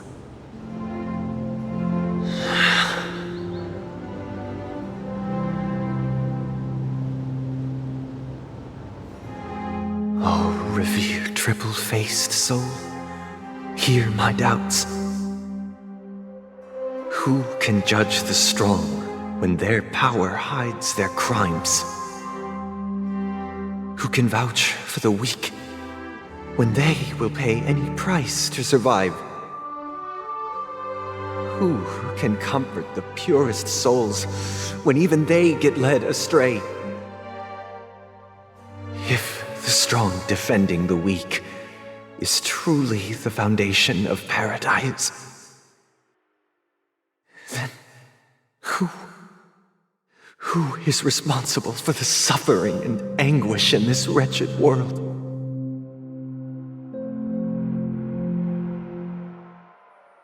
Brother? Brother? Brother, are you all right? I'm fine. I've been working long hours, and I just made a trip to Dreamflux Reef and back. So, I'm a bit out of sorts. But it'll all be over before we know it. You've been working non-stop on the Charmony Festival, Mr. Sunday, and no one could have predicted this incident. Even if the Stellaron does pose a grave threat, I still feel sorry for all the trouble we've caused you. No need to worry about troubling anyone. The Charmony Festival was meant to spread joy and harmony across the cosmos. But now that we know the truth, I'm afraid we'll have to cancel it. It has always been our wish to make everyone happy, so... we'll do our best to explain everything to the Dream Master. I'm sure he'll understand. Even if the negotiation does not go smoothly, I'll refuse to go on stage. Without the Chord Master, the Harmonious Choir would not arrive, and the Charmony Festival would be just a grand performance, and nothing more. I'm relieved to see your determination. You know, since arriving in Penacony, we haven't had any contact with this Dream Master himself. I'd heard of the heads of the 5 major lineages, but the Dream Master is a mystery to me. The Dream Master rarely grants an audience, even for us. But, given the urgency of the situation, he's agreed to meet us in person. Perhaps you'll be the first guest to meet the Dream Master in years, Mr. Yang. Let's hope we can reach a consensus that satisfies everyone. Indeed. Let us hope so. It's about time. We'll have to get ready for the meeting. I apologize for any inconvenience caused by the urgency. Don't worry. I'll be waiting here. Oh, dear. It's Mr. Sunday! Hey! Come over here! Oh, Mr. Sunday. Hey there! Okay, see the moon in the sky? It's about the size of the cap on my Soul Glad bottle. If I just reached out my hand, I could grab the moon, couldn't I? The moon? You mean the Grand Theater? Yeah. Look at me. I've been away from home for too long. I must be missing that moon. But it's no big deal. The Grand Theater here looks much better than the moon back home. It's just magnificent. They told me not to sell everything I had just to come to Penacony. How short-sighted. Selling everything you had? Why would you go to such lengths? Why? Can't you see? Life back home is miserable. It's not really living at all. It's better to be here at Penacony. No pain, no worries about tomorrow, just sweet dreams. You can do whatever you want. That's what I call living. Yeah, now this is the life. Is this truly living? Huh? What did you say, young lady? I didn't quite catch that. Oh, it's nothing, sir. You see, the traffic on Glocks Avenue can be dangerous. How about I ask a Bloodhound family member to escort you to Ideen Park over there, so you can continue enjoying your sweet dream? Oh, yeah, that's a great idea. Wow, no wonder you were the leader of this sweet dream. You're totally a lifesaver. See you around, Mr. Sunday, and it was nice chatting with you.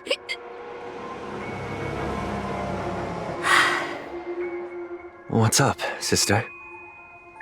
This is the land of the dreams. But why do they live like this? The man we ran into, he doesn't seem happy at all. Even though sweet dreams are nice, they're just illusions. But for him, they're the only way to survive, even if it means giving up on reality. That's not really living at all. I suppose you have a point. But, in my opinion, that's how most people live their lives. Why do you say that? You think that man is not actually living, but that's not quite accurate. Even without Penacony, people create their own illusions called self-value.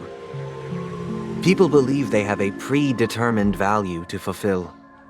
Gaining value means gaining power, and those deemed worthless are seen as the weak. However, value doesn't come out of thin air, and there's a limit to it. To accumulate value, people have to take from others, so the weak get exploited and oppressed. Are you suggesting that this is not how things should be? Exactly. But, ironically, people don't think there's anything wrong with it, because they uphold the illusory notion of self-value, and even the weak believe in it, the survival of the fittest. That's where all the tragedies in the world come from. People come to the sweet dream in Penacony to escape from that reality and find solace. No tragedies exist here, only happiness, although in its nascent form. Isn't that the same paradise we yearn for in our dreams? Perhaps that man is just an exception. Let's not jump to conclusions. We should experience the dreamscape ourselves, just as I did at Dreamflux Reef. Yes, seeing is believing. I'll accompany you.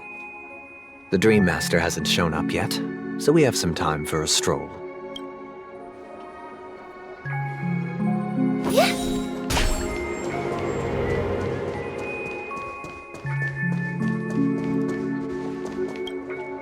Glad to meet you again, Robin. How are the preparations for the Charmony Festival coming along? We're all so excited about it. It's going smoothly. Thanks for making the trip to join the festival. You're too kind, Robin. It's a pleasure to have guests from all over the universe celebrating day and night. I can't stand being lonely or bored, so this jubilant dreamscape is perfect for me. But if this went on forever, would it get boring too? Nah, not at all. Who would get tired of having so much fun?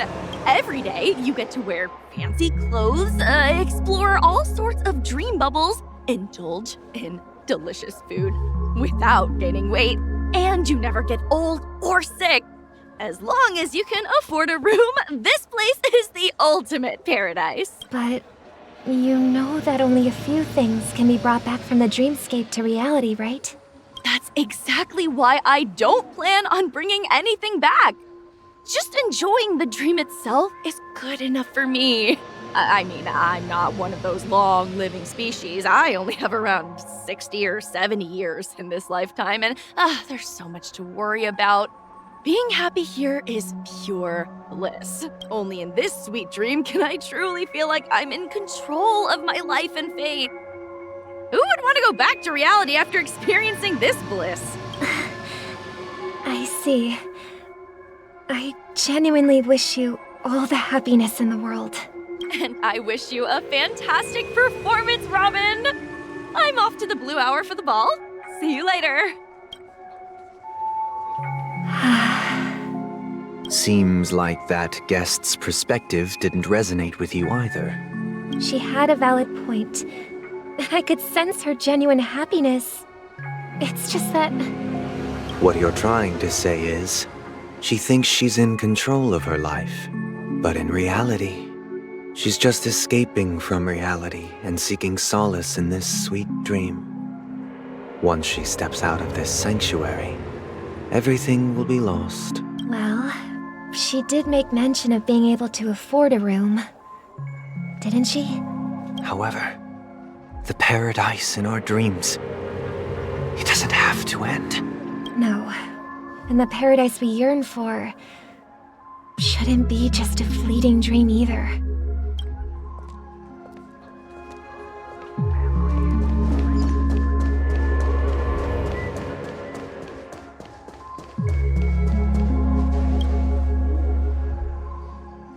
The scenery in this dreamscape is truly breathtaking, isn't it? Oh, Robin. Can't believe I'm meeting you in person here. What an honor. You're right. Even though time stands still in this dreamscape, it always feels fresh. I find something new every time. A philosophical mind. I hope I'm not intruding. Oh, not at all. No. With little time left, I yearn for meaningful conversations, especially with someone as esteemed as you. Do you mind if we chat? It's my pleasure. No need to be formal. Just speak your mind. You said, with little time left. Please, forgive me for being blunt. But is that why you came to Penacony? Yeah. I was part of a war, and while escaping from the Sarkosian mothership, I got exposed to some radioactive materials. And then, all my comrades died, and my hometown was wiped out by neutron bombardments. I couldn't bear to live with everything I knew gone. That's when I heard about a possible solution here, so I came. How heart-wrenching. I hope the family has been able to help you. They have, and I'm truly grateful for that. They provided me with a comfortable room, the most advanced life support devices in the cosmos, and a stellar team of caregivers. My physical body is now in the dream pool, sustained by life support. The me you see here is whole, rational, and no different from any other person. But I can't say the same for the me in the hotel room. My true appearance? Well, I hope you never have to witness it, Robin. So, you'll be living forever in this dreamscape, right?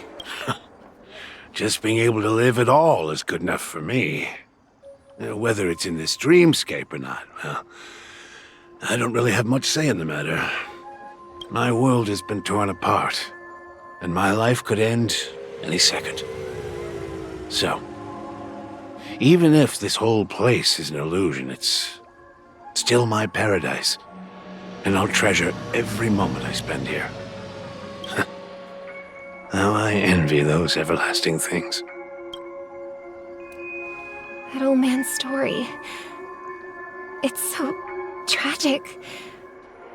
Fortunately, this sweet dream gives him joyful memories to hold on to for the rest of his life. That's precisely why this sweet dream in Penacony exists. However, even the sweet dream has its limitations. While it provides solace to the disillusioned, it can't completely eliminate pain in reality. There will be a way out. Penacony is already on the right track.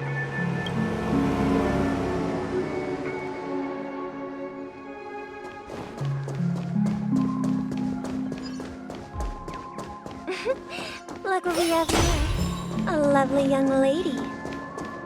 Wait, is that me? Brother, what a surprise to see you again. Show yourself. Your trick won't work on us. I've heard that a skilled mass fool received an invitation too. That must be you, right?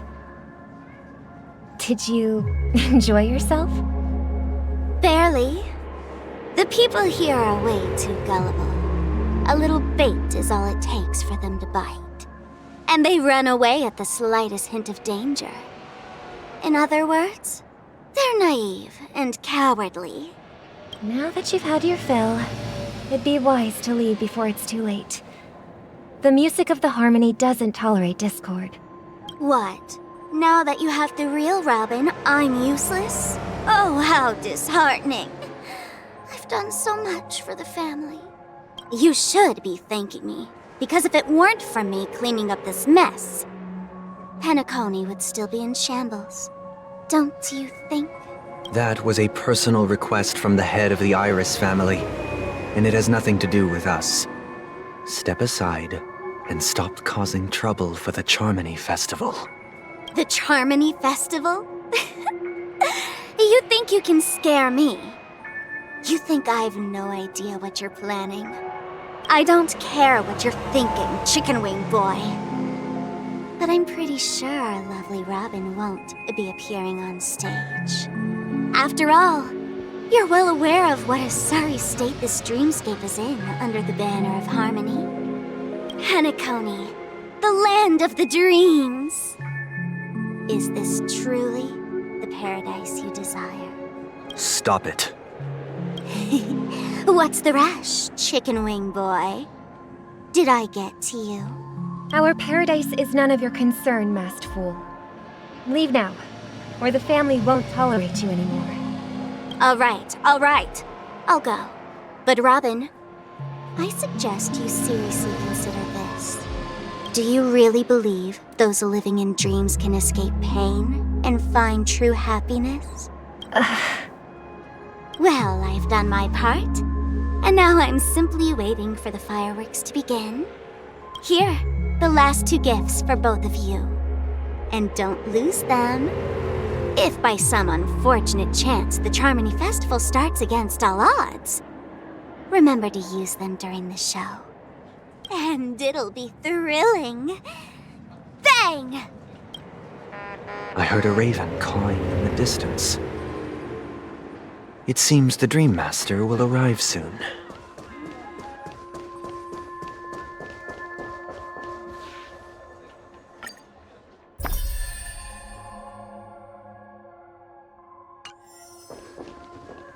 Let's wait here for the Dream Master to arrive. Okay. By the way, brother, I heard you no longer have a sweet tooth. Back when we were kids, you used to steal my desserts. Seems like a lot has changed during my absence. What exactly happened? Well, someone has to stay awake even in this sweet dream. But that someone doesn't have to be you, or anyone in particular. You're carrying too much on your shoulders, brother. The paradise in our dreams. It shouldn't be like this. Penacony is nothing more than a dream. It can't erase the worries and pain of reality, or bring true happiness. It only offers an escape from reality. Nothing more. Remember the old man we met earlier? Without this dream, he might have completely lost himself.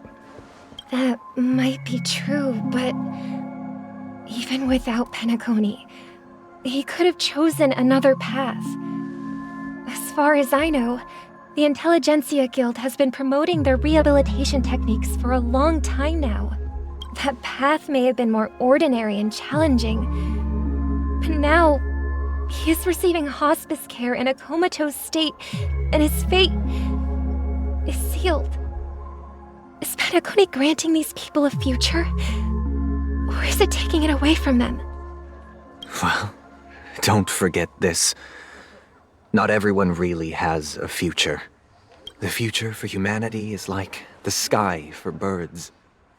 People mistakenly believe that flight is inherent to birds because they've never witnessed those birds crashing to their death. Do you remember how we took in that little Charmony dove when we were young? Yeah. We took care of it. Provided food and water, groomed its feathers. And later, when I decided to leave Penacony, I opened the cage and set it free. Well, I didn't mention what happened to it in my letters because I didn't want to upset you.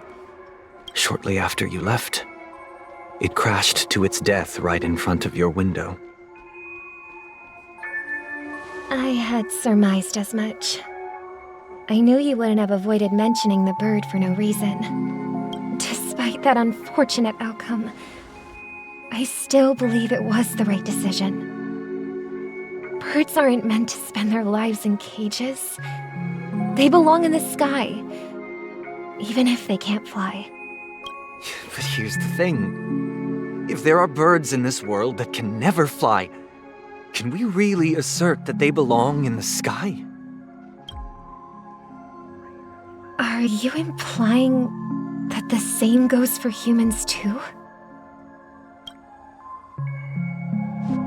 Let's take the Astral Express as an example. The Nameless made tremendous efforts to bridge worlds, gaining fame across the universe. However, only a few extraordinary individuals can endure such a perilous journey. That's because the pursuit of the Trailblaze exceeds the capabilities of ordinary humans.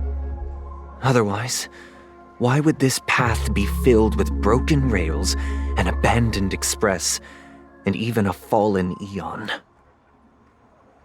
That's just sophistry. If that were true, then only the powerful would have the right to determine the future. Unfortunately, that's exactly what happens. Another name for the future is self-value. While this world has its fair share of heroes who inspire people and garner admiration for their heroic deeds, the majority of ordinary people will never become heroes in their lifetime. Some are born weak and vulnerable. Some find themselves trapped in unfortunate circumstances. Some fall victim to malice and cowardice. When it comes to survival, everyone is equal. And the weak can only watch as their value gets constantly diminished by external forces. That's why we should care for the weak and support them as if their suffering were our own. That's what the Odes of Harmony have always taught us. While the Harmony holds noble aspirations, the strong will always be strong, and the weak will always be weak. Even in this carefree dream. Human nature contains greatness, but it also harbors inherent weaknesses that can't be eradicated. In the end, if people can't even secure their own survival, they won't care about the illusory future of equality. As long as the law of survival of the fittest prevails, there will always be fledglings crashing to their death. But if people don't live for the future, do they merely exist for survival? If even you, my brother, don't believe that the Harmony will save the weak, then which Eon can make our dreams come true? People often forget that when the first bird took flight, the entire world envisioned a future where no more fledglings would ever crash to their death. Are you reading, sister? What are you reading? Mr. Gopherwood gave me a picture book. It's about the story of the harmonic strings. If I could become a chord master, I'd like to summon Dominicus, the harmonious choir. I want to sing with everyone and spread our wishes so that all can feel happiness and joy. I see.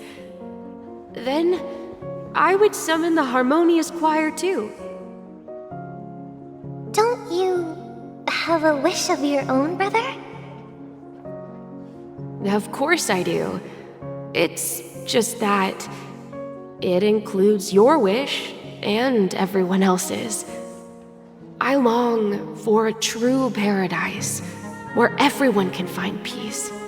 Then, let's build a stage there and invite everyone to our performance so that both our wishes come true through the power of the harmonious choir. It's a deal then. Yeah, it's a deal. But how can I become a chord master? Maybe you will have to become a star first.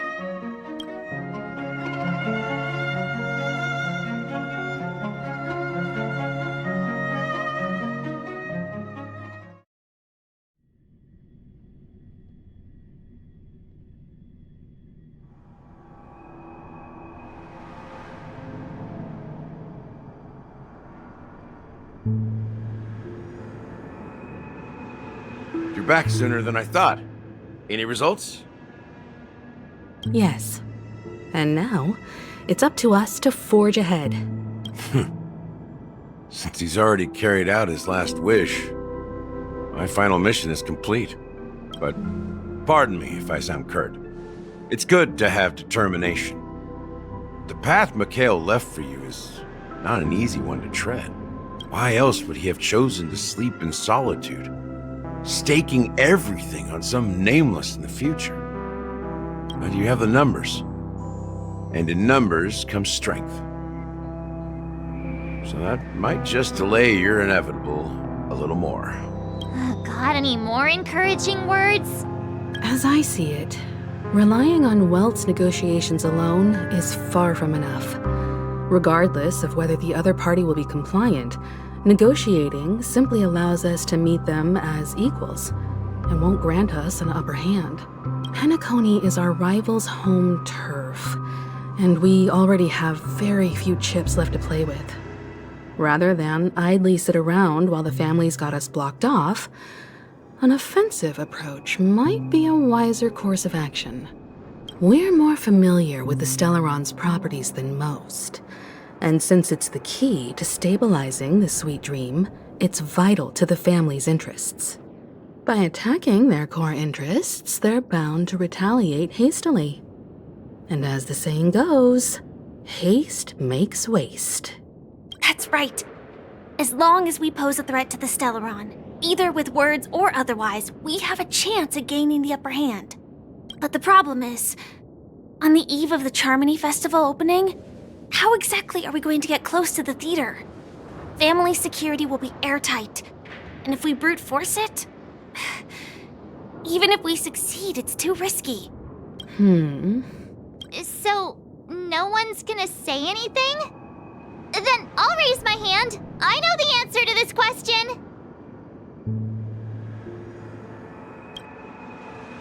Why are you speaking like the General of the Law Fu? So, I heard that before the Charmony Festival begins, there'll be a pageant to kick off the festival. It's called the Soul Glad TM Festivity Auditions, or something, and it's going to be held in the moment of Scorch Sand. As long as we clinch the top spot, we'll be able to attain the title of Festive Superstar, and be able to personally bask in the graces of Miss Robin. Not that that's important. What's crucial is that we can enter the Grand Theater before the audience arrives. So, how do we go about participating in these festivity auditions?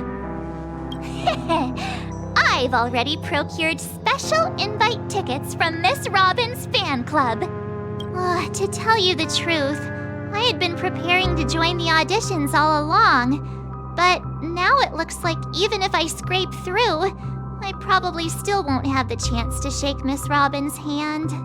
So they're still running this thing, huh? It was originally just a publicity stunt, set up by Mikhail to drum up attention. But it looks like it might be worth a shot.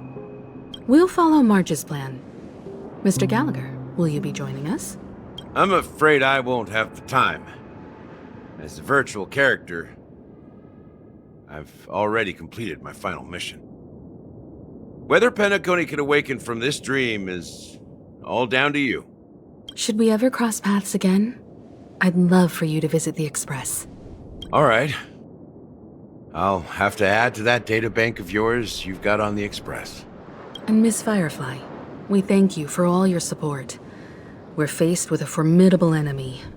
As long as the Astral Express and Stellaron Hunter's objectives are aligned, we're willing to cooperate with you. We've already come this far together.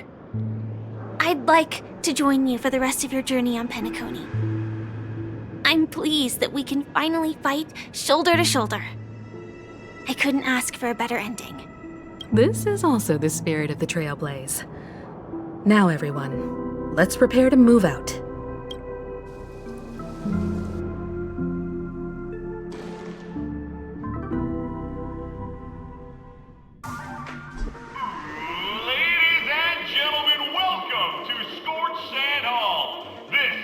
Challengers thrive and dream chasers shine, all under the watchful eye of the entire universe. If you have ambition, dream, and the drive, dear friend, the next superstar of Penacony's Charmony Festival could be you! Oh, wow! They've really outdone themselves! Oh, I'm starting to get excited! Behold, here come 4 friends with spirits high and full of steel. Are you aspiring to be the superstars of the festival? Is he talking about us? Yes, you! There's no doubt about it. I see you have all the potential of a superstar in you. Excuse me, you 4. What are you hoping to get out of all this? As the last group of contestants, how confident are you in overcoming all of the challenges? Would you be open to a brief exclusive interview with us? It'll be quick. Your journey is long and fraught with peril, yet under a sky blanketed by banners, you vie for the crown. The sword and rose! Protect the beauty! The beauty! Magnificent and majestic! A knight's head is hard as steel. Brotherland's focus is stubborn as a heel. We don't all have to be winners, but if we don't have fun, we'd all be sinners. People are pouring in. Kinda feels like all sorts of baddies are showing up. Let's get in there quickly and enter the competition. Ladies and gentlemen, please make way. Make way. Coming towards us now is one of Penacony's top 10 wealthiest tycoons and the soul-glad business empire's founder, Mr. Ideen. Allow me to introduce myself. I'm the director of Soulglad's factory, Ideen Lida. My 4 friends, introduce yourselves to the audience across the cosmos. Hello, everybody. I'm Himiko, a nameless from the Astral Express, and these are my companions. Don't you guys need to hide your identities? Can't hide it anyways. Penacony is plastered with our posters. And because the Astral Express is so well known, the family won't dare to make any rash moves.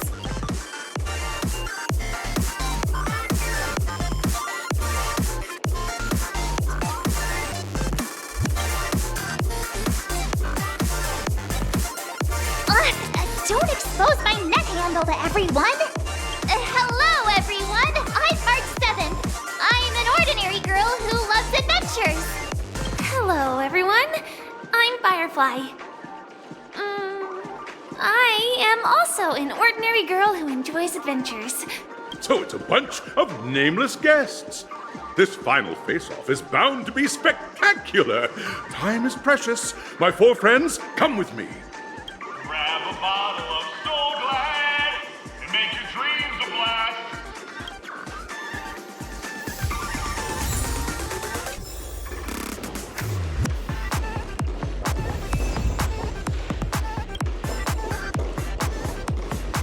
This place is buzzing. That's right. This event is a miniature representation of that time known as the era filled with boundless possibilities.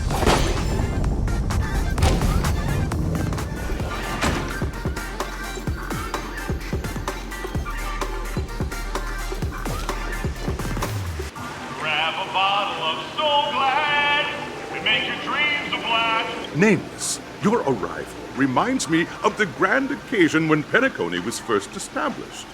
I was still a young, bright-eyed lad back then, lured here by the watchmaker's ads, full of zeal and ready to make my first fortune in life.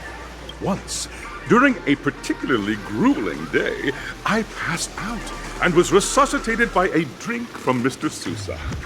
That sweet taste has since been etched in my mind, and that was what drove me to create the Soul Glad that we all know and love today.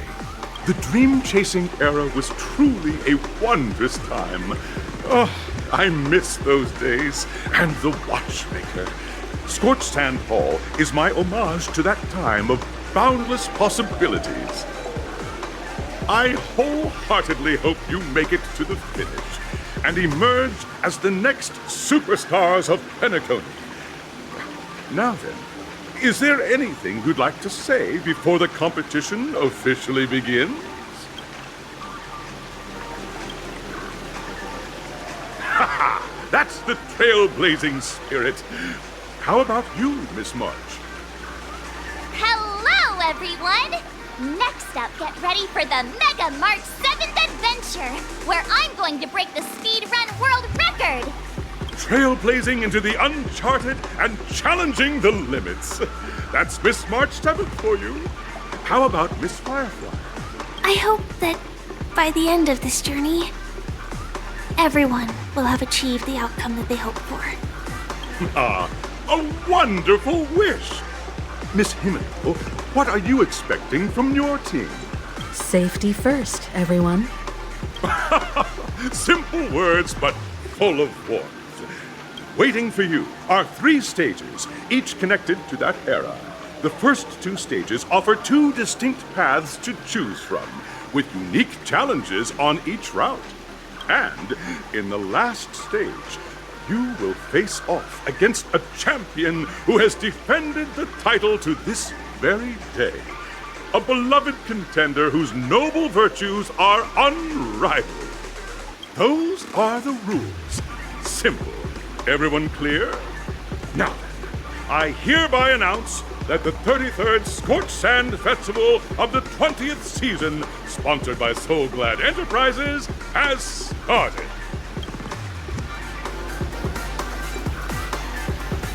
Everyone, as the Charmony Festival is drawing closer, we must reach the end as quickly as possible. Factoring in efficiency and safety, splitting up into 2 groups is the best choice. March and I haven't known Miss Firefly for too long and aren't overly familiar with her. It'd probably be better if the 2 of you paired up. Fine by me. Let's do it. All right.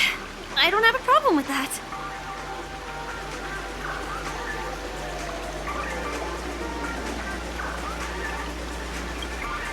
We'll split into the assigned groups then. Let's not waste time.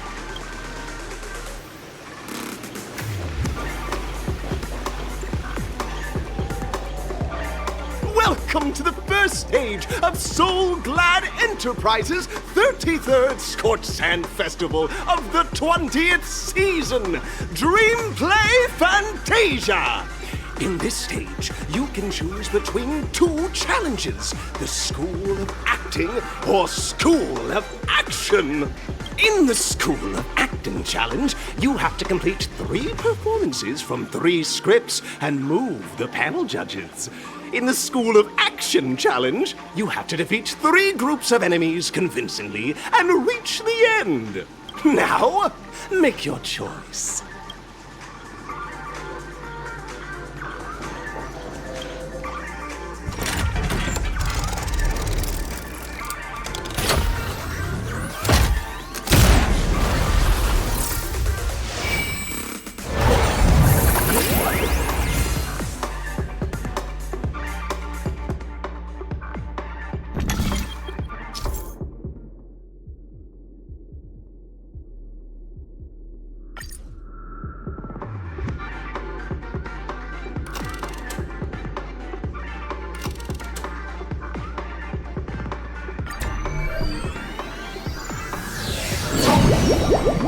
The champion's crown awaits you on the stage. Welcome to the arena of action stars. Competitors, allow me to introduce the rules of this challenge to you. There are a total of 3 stages up ahead, each with their own challenges. The enemies you will contend against are antagonists from the film Once Upon a Time in Dreams. Defeat them swiftly and decisively to set a new record. It's worth mentioning that the fastest time for this stage was achieved by a contestant with fiery red hair. Astoundingly, he overcame all enemies across the 3 stages in only 5 minutes. Time is of the essence. Let's make this quick.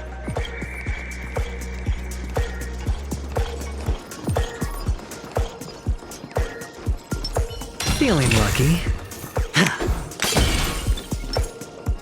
Contestants, you are about to confront the monsters of the primordial dreamscape. During this period, Penacony was nothing but a barren wasteland. The dreamscape was fraught with strife and disorder, with memory zone memes running rampant. As dream chasers who've come to Penacony, defeating them is your first step towards success. All the Soul Glad is ours! Don't even think about plundering the Soul Glad from us!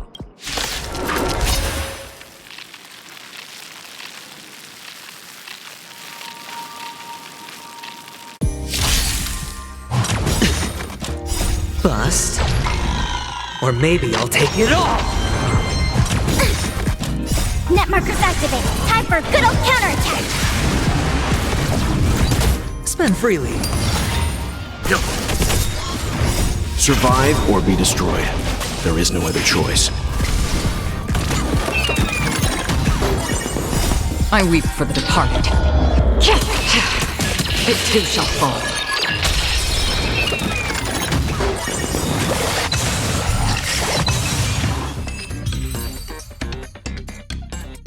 Soul Glad!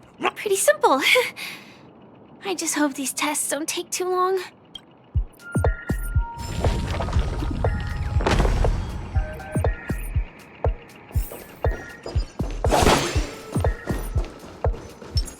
Feeling lucky. Congratulations on becoming the first group of dream chasers!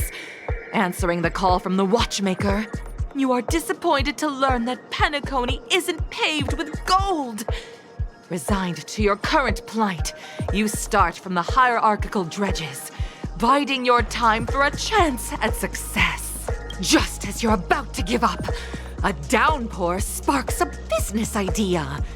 You enter the umbrella business! But just as things are looking up, you encounter a competitor. Defeat them and emerge victorious from this trade war. Why is our opponent Soul Glad?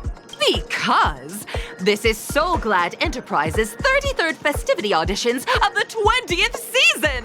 Isn't this just product placement? To safeguard the integrity of Soul Glad, I will soar high into the sky and become its shiniest star. Whoosh!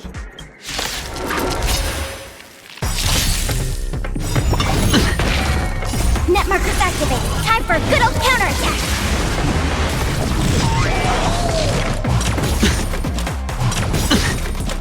Bust. Or maybe I'll take it all! I weep for the departed.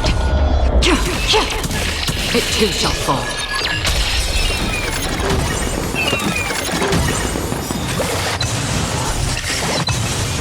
Net markers activated. Time for a good old counterattack! It's on me.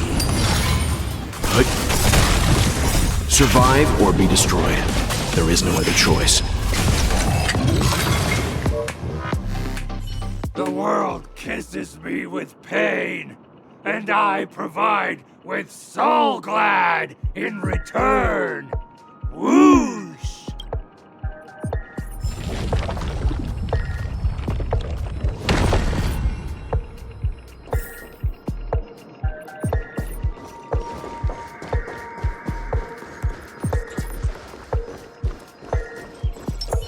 Feeling lucky.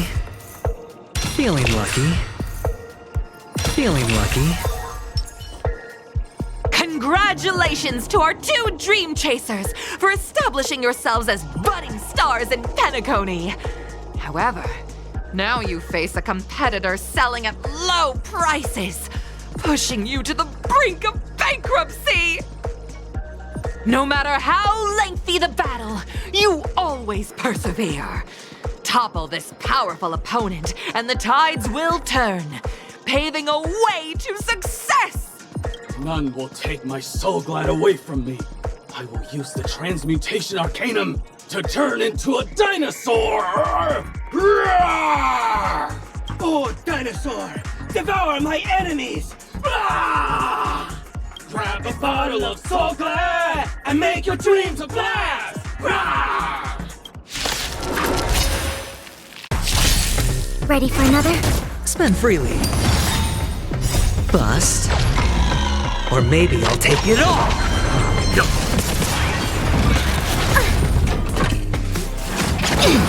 Not good. Watch your head.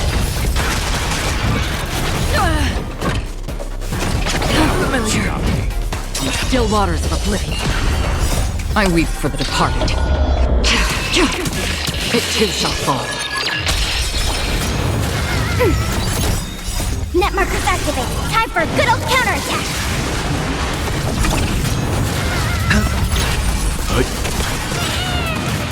Survive or be destroyed. There is no other choice. Ready for another? Destined for oblivion.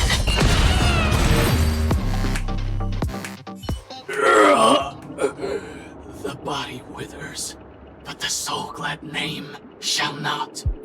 Ah! You truly are a beast! More than I can ever be. That should do it! Okay. Let's go. Mr. Yang is waiting for us. Isn't this fight way off from the actual storyline? Transforming into a dinosaur isn't imaginative enough for you? This is the sort of magic only seen on Penacony. Anyway, let's get back on track. Where were we? Oh, that's right. After an extended battle, you finally emerged victorious! But the companion who journeyed to Penacony with you chose to leave, having lost all hope. In the years that followed, you encountered each other once more on the prosperous streets of Penacony, but dared not call out to one another.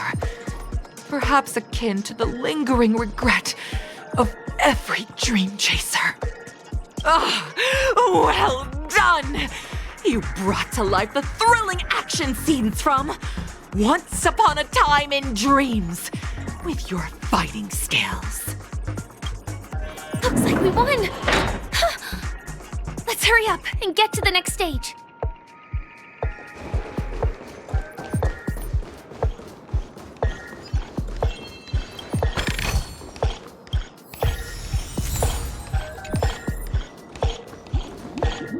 Congrats to both of you for clearing the stage, but more importantly, are you having fun?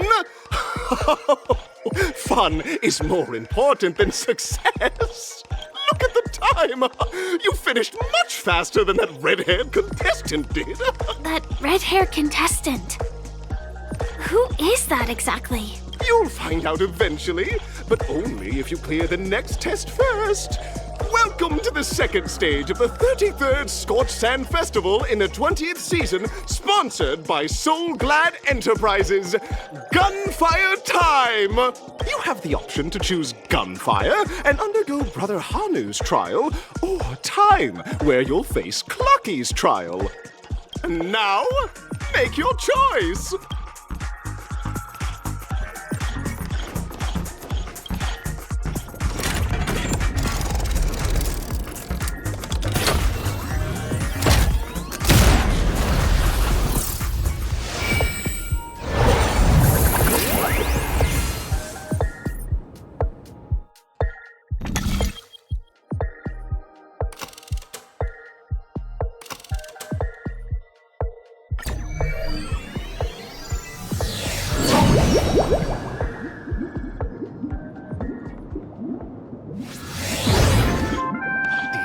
citizens! Welcome to the wonderful world created by the Watchmaker. Awaiting you up ahead is the titular character from the beloved Clocky animation, Clocky! It's said that the Watchmaker dreamed up the idea of Clocky when he was just a boy. Back then, he was merely an apprentice in a clock shop, and one night, he dreamt that all the broken clocks started sprouting arms and legs. Like a skilled pilot, he steered them towards the right path. As a classic figure who grew up with many, Clocky truly shaped a generation, solidifying the Watchmaker's pivotal role in popular culture. Contestants, may you have a wonderful time with Clocky. The trial of time. I hope it won't waste too much of our time.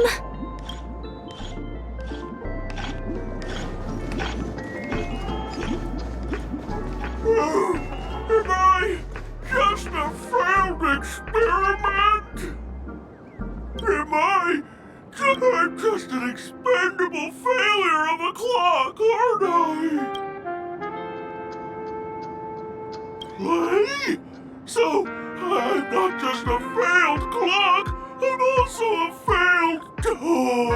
You guys are just like the other challengers. You want to enter my inner self? Then please be my guest. But you won't find anything worthwhile. I'm just a failed piece. See? I'm just empty inside. Tick-tock! It's time for me to make an appearance! Clocky? I can also see him. Is this character part of the show? In Dreamville, Clocky is everywhere and can do anything! Like, right now! I could solve this problem with your big ticker pal, Tick-tock! I can't believe it's actually Clocky! Why would you come and visit a failure of a clock like me for no reason? You see, we're all clocks. We're family. I want to help you be happy! Tell your pal Clocky what's troubling you. I came across a startling revelation yesterday. Apparently, Dreamscape Ticker isn't the same as Clocky at all. It's just a discarded prototype from Clocky's early development. Please, just leave me be, Clocky. I just don't know how to face you, because I'm just a failure. Oh dear. Seeing it like this is utterly heart-wrenching. But fear not! We're here to help it rediscover the missing parts of its inner self and guide it out of despair!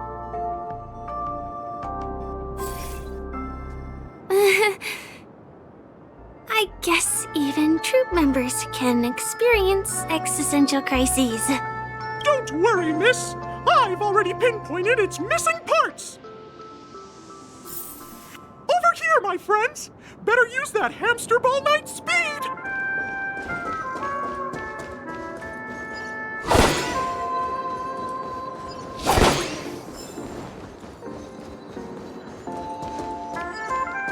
This must be one of the missing parts that Big Ticker needs! That's great!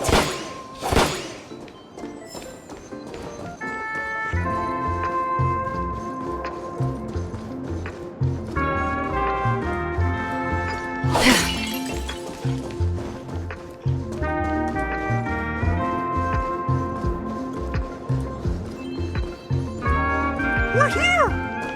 There's a missing part on the opposite side. But how do we get over there? There's also a dream side left here by a Dreamweaver. We're running out of time. We'll have to use it if necessary.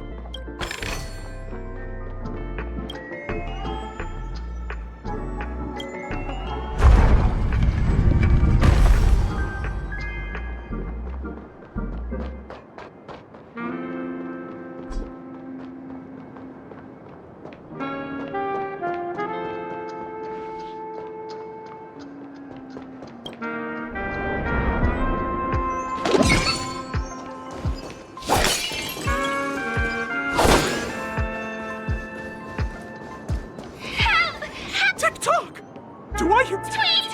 Help! Tweet! This fella's body is boiling hot! Tweet! Is anyone there? Tweet!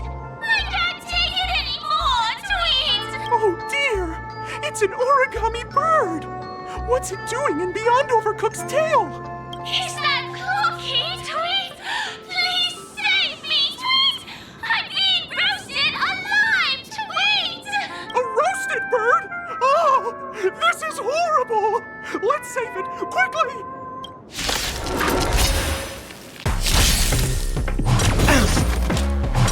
No dirty tricks. Spend freely.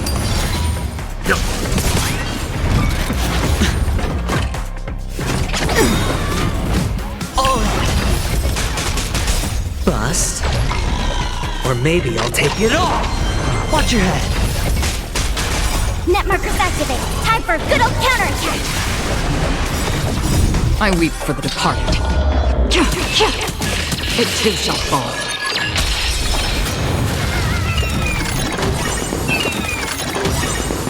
Survive or be destroyed. There is no other choice. Still waters of oblivion.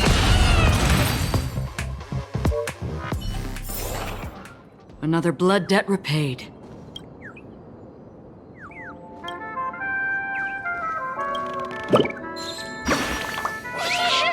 Thank you, guys. Tweet! I feel I'm about 70% cooked. Tweet! Thank goodness you're okay! But why did you burrow yourself into that fella's tail? Because that fella stole one of Mr. Big Tipper's pots. Tweet!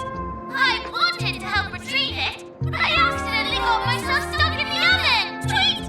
Go ahead and get it, but be careful. It's hot. Tweet! An inner self fragment belonging to the Sweet Dreams troupe? This is just too surreal.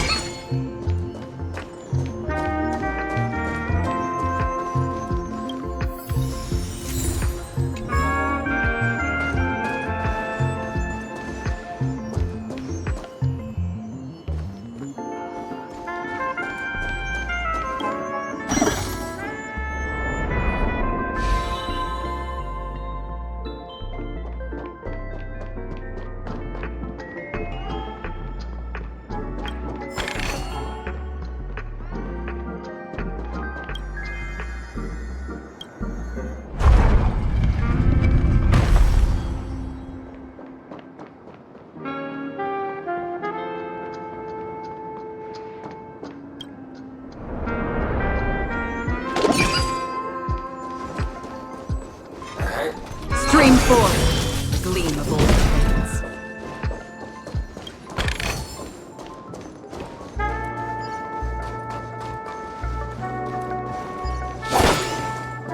We've gathered all the missing parts. Let's hurry back. We don't want to keep Big Ticker waiting.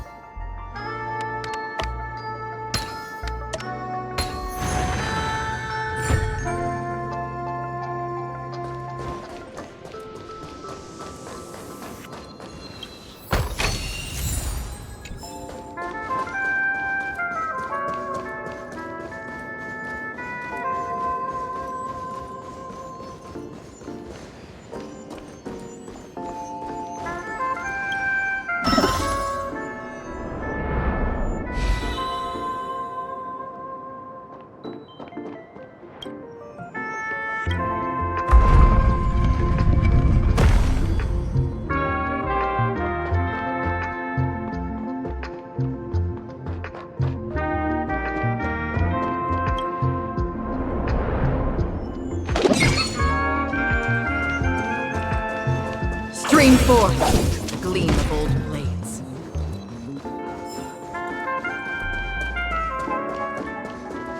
We're back!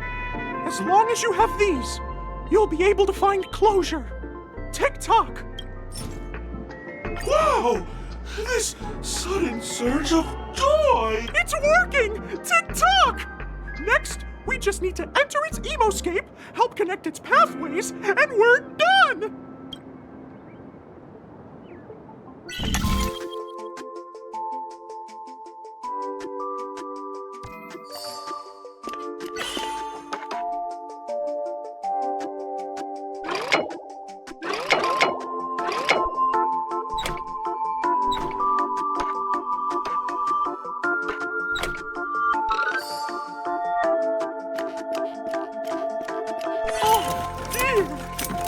What's going on in here?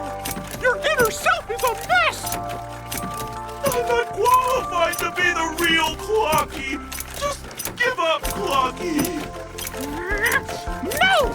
This is unacceptable! You have to face your fears!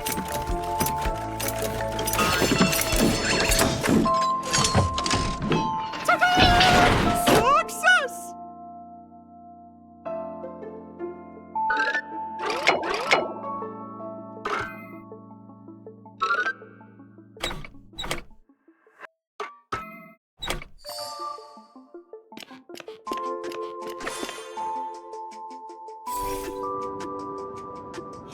Thank you, Clocky. If not for you, I'd never be able to connect with people like this. You helped me find myself again.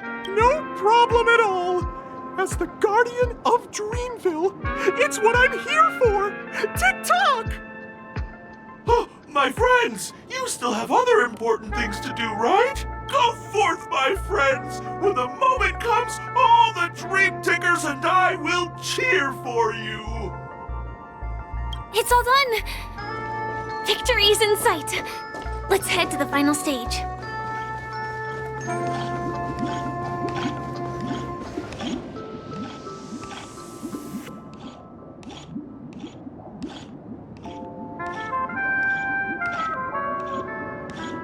Congratulations to both of you! Oh, you've overcome all obstacles and proven yourselves!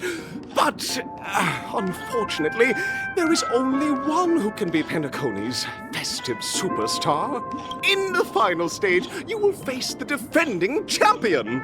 If you fail, you will lose the opportunity to become the festive superstar. Welcome to the 33rd Scorched Sand Festival's third stage in the 20th season, sponsored by Soul Glad Enterprises, Superstar Showdown!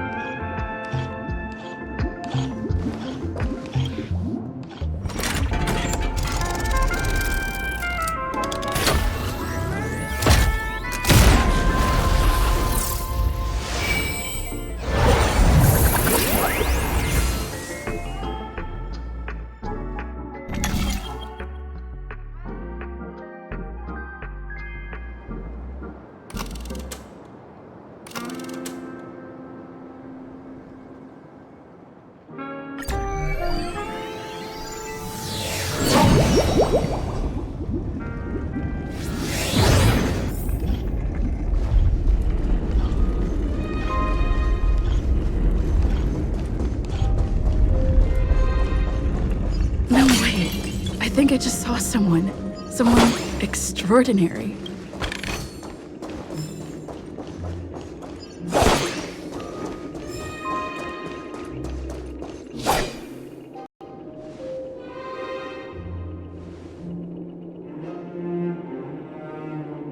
Are you a Knight of Beauty?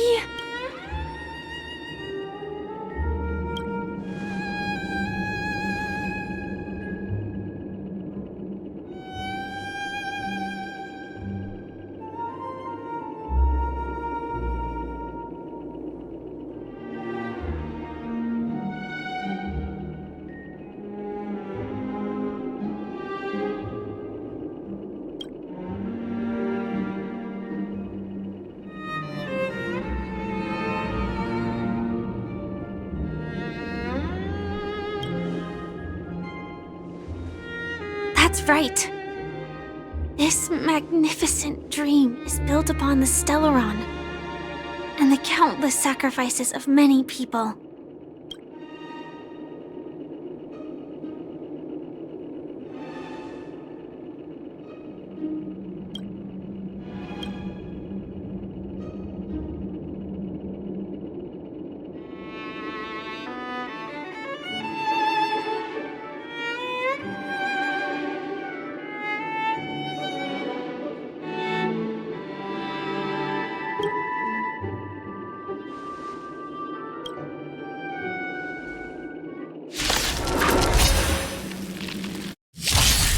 Bear witness to... Do we still have the upper hand?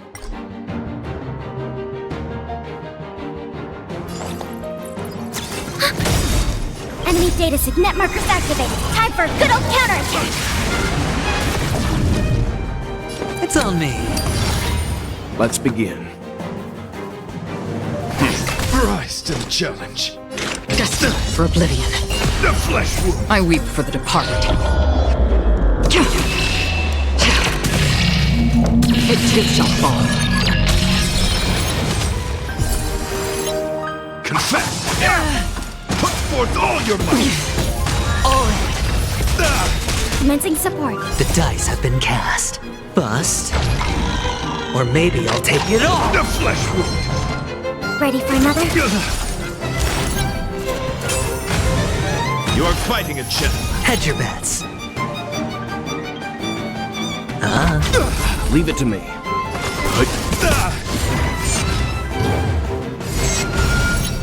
Free will, or was it fate? Still waters of the challenge. Pledge thy loyalty. Watch your head. Put forth all your might. I'm fine. All Enemy You know targets nothing but detected. survive or be destroyed. There is no other choice.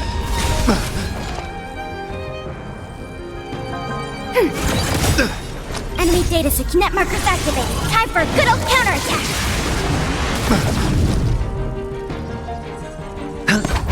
Let's begin. How familiar. I weep for the departed. It too shall fall.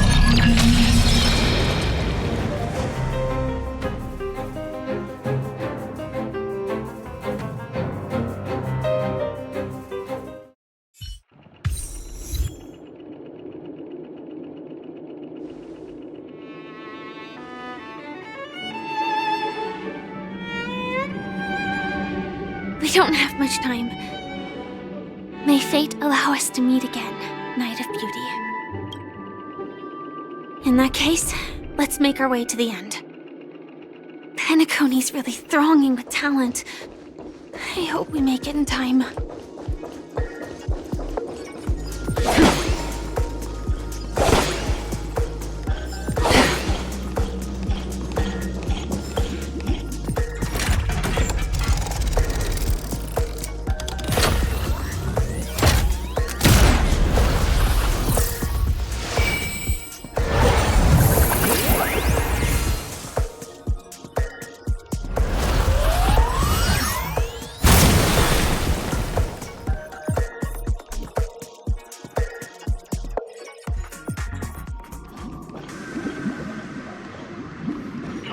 Congratulations to the Galactic Baseballer and Firefly on becoming this Scorched Sand Festival champions! We look forward to their amazing entrance in the Charmony Festival! Let's give a round of applause!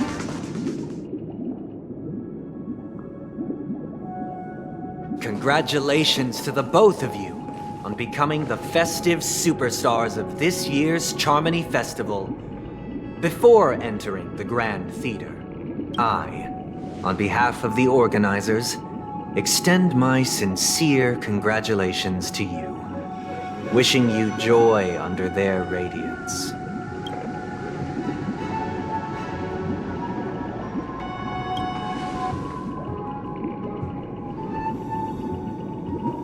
As previously promised, my sister, Mr. Yang, and I have met with the Dream Master. We delved into the truth about Penacony and its Stellaron, and have come to a consensus. Both I and the Oak family cannot acquiesce to your request. Just as expected. We acknowledge the perspective of you, Nameless. Penacony does require change, but not as you propose. The planet of festivities cannot and will not revert to a place characterized by chaos, disorder, or anarchy. Through your journey of overcoming obstacles, you must have glimpsed the essence of that era. The vulnerable ruthlessly eliminated, equality non-existent, common folk living precarious lives, eking out a dreary existence. Ultimately, only heroes like yourselves manage to achieve success.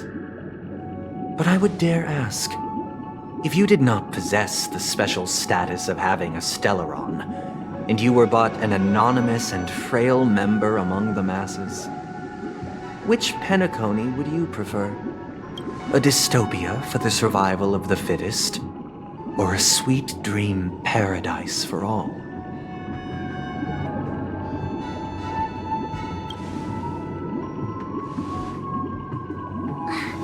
That's not the point! Don't let him mislead you! Mr. Sunday, even if the members of the Oak family can't fully agree on what to do about the Stellaron, now's not exactly the time to be holding an extensive discourse about Penacony's past and future, is it? The Stellaron issue concerns the life and death of everyone on Penacony. If anyone has a better suggestion, the crew is more than willing to listen. Also, it'd be best to tell us the ins and outs of that meeting. This way, we'll at least know what Welt and Miss Robin are dealing with, and the reason why they failed to make our appointment. Ah, Navigator. That is precisely my intention. With all present, let's begin by discussing the details of that meeting. Let's talk about our tribulations and choices, our ideals and beliefs, and our final course of action. The only path to take.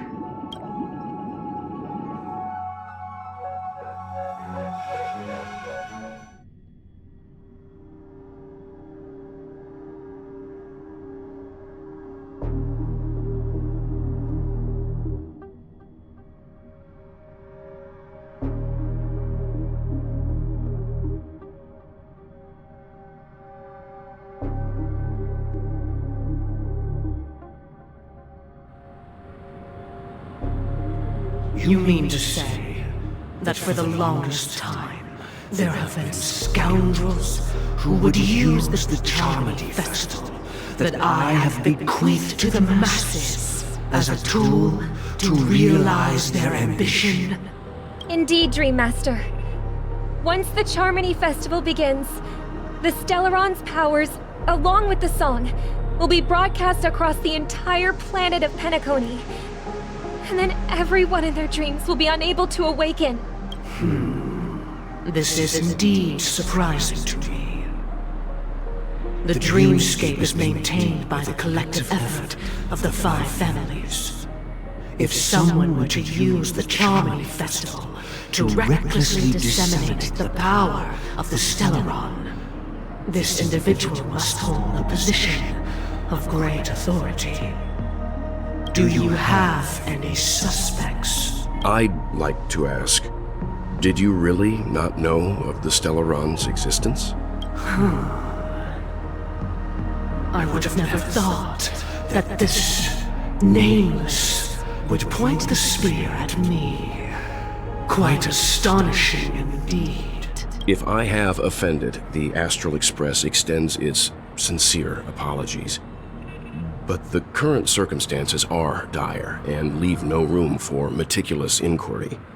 We're doing this out of concern for the dreamscape's safety. So, if you could, please alleviate our concerns. Dream Master, it's just to prove that the Charmony Festival has nothing to do with the Stellaron. If we're being overly cautious, I will return to the stage to offer tribute in song. Just per the arrangement. Sunday, Robin. I've watched you two grow up and know your dispositions like the back of my hand. Both of you, right now, can surely be lauded as their most devout advocates. I already know your resolve. The magnitude of this matter is enormous and cannot be taken lightly. Since Mr. Yang has asked with such earnestness, I will personally respond in kind. If there is a need, the entire Oak family will be mobilized to heed your call. Someday, might I ask you to beseech them to cast their light unto me, and question me in their stead, so that no lies may be concealed? I will do as you command. Robin, could I entrust you to be present as a witness, to document the truth, and to proclaim my innocence, so that all slander may be utterly dispelled? I will do as you command. May thy will be carried out on earth, just as it is in the heavens. Oh, triple-faced soul, please sear his tongue and palms with a hot iron, so that he will not be able to fabricate lies and make false vows. Let us begin. There is nothing else to prepare. Understood. Question. Have you devoted your life to your god? Never worshipping other gods? Naturally. Do you love your god as you do yourself? Always heeding their admonishments? Naturally. Have you strayed from the path expected by your god, betraying their name? Never. Have you ever been inordinate with your asks of your god, coveting more than the foundation of the creation itself? Never. Then, a final question. Do you swear to fulfill all vows, past, present, and future? With the Eon as my witness, if I do not deliver on my words, or if I renege on my vows, may I be cursed in accordance with divine law. They have seen your faith, and have endorsed your faith. With this, it can be evidenced... Just a moment. What is it, Mr. Yang? I have another question I hope to have answered. To my understanding, the family's harmony and prosperity have never relied on so-called divine laws. The god you both mentioned, are they truly Xipe? Mr. Yang should know that those belonging to the family toil together as if they were kin, embracing solidarity and unity under their light. All duplicity is laid bare before the harmony. Such a delicate and complex symphony. Which other god could perfectly harmonize this, if not for the great one, Xipe? Perfectly harmonize. Therein lies the problem. It isn't an outsider lurking in the shadows who changed the harmony, but a dissonance that has surreptitiously emerged from within this very symphony itself. In the distant past, there existed an Eon. With one flick of the wrist, they crafted the laws of the cosmos. Their followers formed the Beyond the Sky Choir, spreading solemn and reverent hymns throughout the universe. Later, they fell. The route traversed by this Eon clashed with the harmony, ultimately being absorbed and fused into it. The chorus that once reverberated across worlds fell silent, and when it echoed anew, it was transformed into the hymn of harmony. Though an Eon may perish, paths with no masters still linger. In the all-forgiving harmony, echoes of bygone dissonance may subtly arise. Mr. Yang, being overly astute can be a detriment. Especially when you find yourself alone and without allies. So this is how it is. For the sake of our grand cause, Sunday, please afford these two an opportunity to rest. What?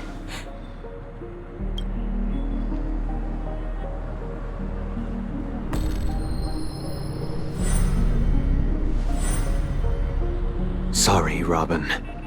It's just you. I did not wish for you to know this.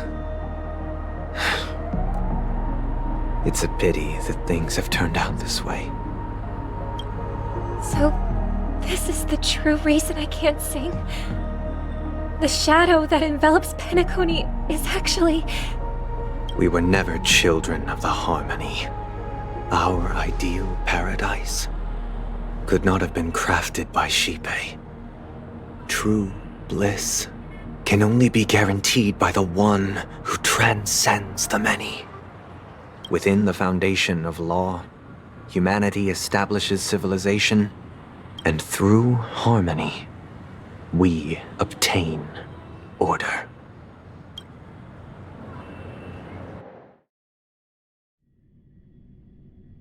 Unbelievable. To think that there would be remnants of the Order on Penacony. What have you done with Mr. Yang and Miss Robin? Don't worry. I just gave them some time alone to ponder their fates. You should know that these actions make you an enemy of the Astral Express.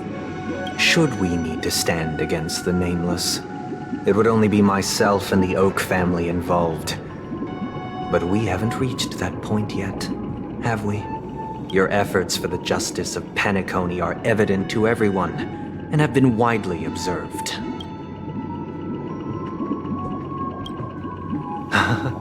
Patience is a virtue. However, I won't hold it against you. On the contrary, I'm here to make my intentions clear. If it is the Order that drove you to imprison Welt and Robin, and you're using them to coerce our compliance, then there'll be no point in entertaining any type of discussion. You're mistaken, Miss Himiko. They are in very safe hands, and just as the family has always proclaimed, no one can be harmed in the dreamscape, least of all in the beautiful new world belonging to the Order. Penacony and the entire universe have witnessed far too much innocent bloodshed. The strong wield their blades against the weak, and the victors push the vanquished to the brink of life. Natural selection. The world abides by this principle, establishing the well-being of humanity atop the corpses of the downtrodden.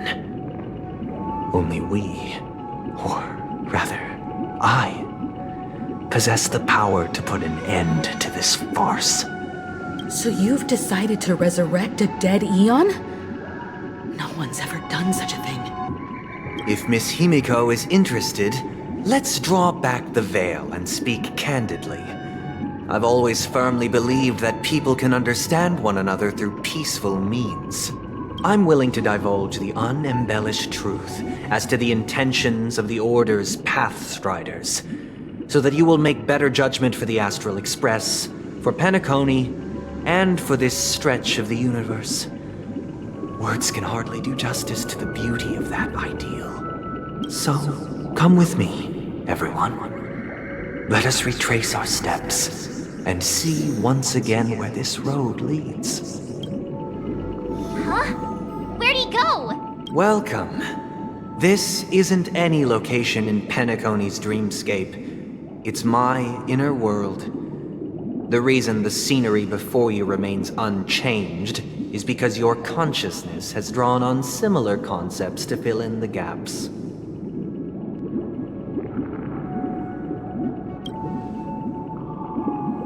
That means... Did you do the same to Welt? It's a tuning process. Stronger in effect and more draining on the mind. The gray-haired guest has experienced it before, so she should understand what it entails. Tuning allows you to intuitively grasp my feelings, which also means that I cannot hide anything from you. Now, everyone, please look at the huge screen.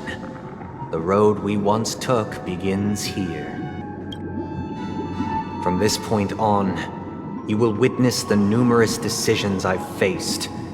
I've selected a portion of these to share with you. I believe after going through similar predicaments, you'll be able to better understand my thoughts. Let's begin. The first decision. A story about a baby bird. This story happened when Robin and I were very young. We were victims of the Stellaron disaster, and the family's Mr. Gopher Wood, who would later become the Dream Master of Penacony, saw that we siblings had no one to turn to and took us in later on. Robin and I lived a time with nary a care in the world. One day, after dinner, while my younger sister and I were lounging about in Mr. Gopher Wood's yard, we spotted a fledgling Charmony dove all on its own. That baby bird was tiny. It didn't even have all of its feathers, and it couldn't sing. When we found it, it was already on its last breath, having fallen into a shrub, probably abandoned by its parents. We decided to build a nest for it right there and then. However, thinking back, that winter was unusually cold, with fierce winds at night in the yard, not to mention the many poisonous bugs and wild beasts in the vicinity.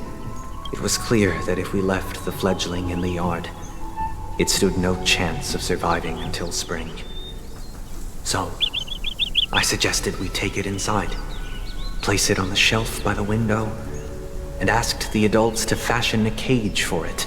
We decided that when it regained its strength enough to spread its wings, we would release it back into the wild. The tragic part, something that we'd never considered, was that this bird's fate had already been determined long before this moment. Its destiny was determined by our momentary whim. Now, I pass the power of choice to you all. Faced with this situation, what choice would you make? Stick to the original plan and build a nest with soft net where the Charmony dove fell, or build a cage for it and feed it, giving it the utmost care from within the warmth of a home. I eagerly await your answer.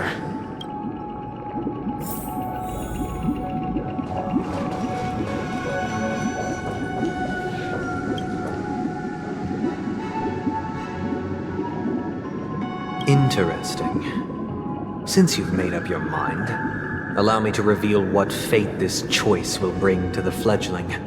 From what I've observed, there are at least 3 predators in that yard that prey on small birds. The Vossicle scorpion, Asdana wolverine, and the Huntington winged snake. Even if they shy away from humans, these animals are still near apex predators in a fenced location like a yard. In such a location, only one fate awaits that little Charmony dove. A painful death. As for the choice you made, I am deeply sorry. Now, let us advance to the second decision. This time, it's the story of a dream chaser. This story happened when I was appointed as Bronze Melodia, a position exclusive to the Oak family, charged with listening to the problems and vexations of Dreamscape residents, and providing them with the relevant guidance. It was during that period that I had the opportunity to hear voices from all corners of the Dreamscape. Joy, sorrow, arrogance, regret. The complex tapestry of human nature that formed the world. And I was fortunate to catch a glimpse of it. He was a dream chaser, and an illegal stowaway. Just like the rest of them, he came to Penacony in search of a better life, except that, to most people, the price he paid, I suppose you could say it was everything. He told me, I sold everything I could at home. The house, the land, even his 2 children. He said he could not afford to raise them, and that at least they could eat if they lived as slaves. He had a plan in place. He would buy back his children once he had made his fortune, and enjoy Penacony's beautiful dream with them. Alas, his plan to smuggle himself was somewhat clumsy, and he was sniffed out by those pig-headed hounds. After hearing the Dream Chaser's story, I immediately appealed to the Bloodhound family to cease their pursuit. That way, at least he could live peacefully. But I was still too naive to the ways of the world. I did not anticipate that what I thought was a kind gesture would later lead to dire consequences. I'll tell you the outcome soon. For now, I'd like you all to make a choice. Will you do as I did, and try to convince the Bloodhound family to stop their pursuit, so that the Dream Chaser may live peacefully and realize his wishes? Or will you remain silent, leaving him to languish while the hounds are hot on his heels? I look forward to everyone's decisions. Who knows? Perhaps they might even alter the outcome of this tragedy.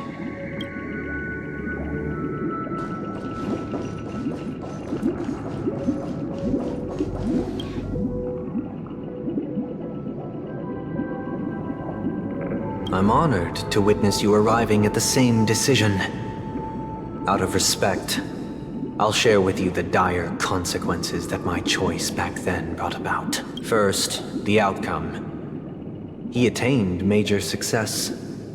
After avoiding capture, he ran a business for a few years, very quickly making a name for himself, elevating his status. He might not have become a tycoon like old Audie, but he was considered a character of excellent repute.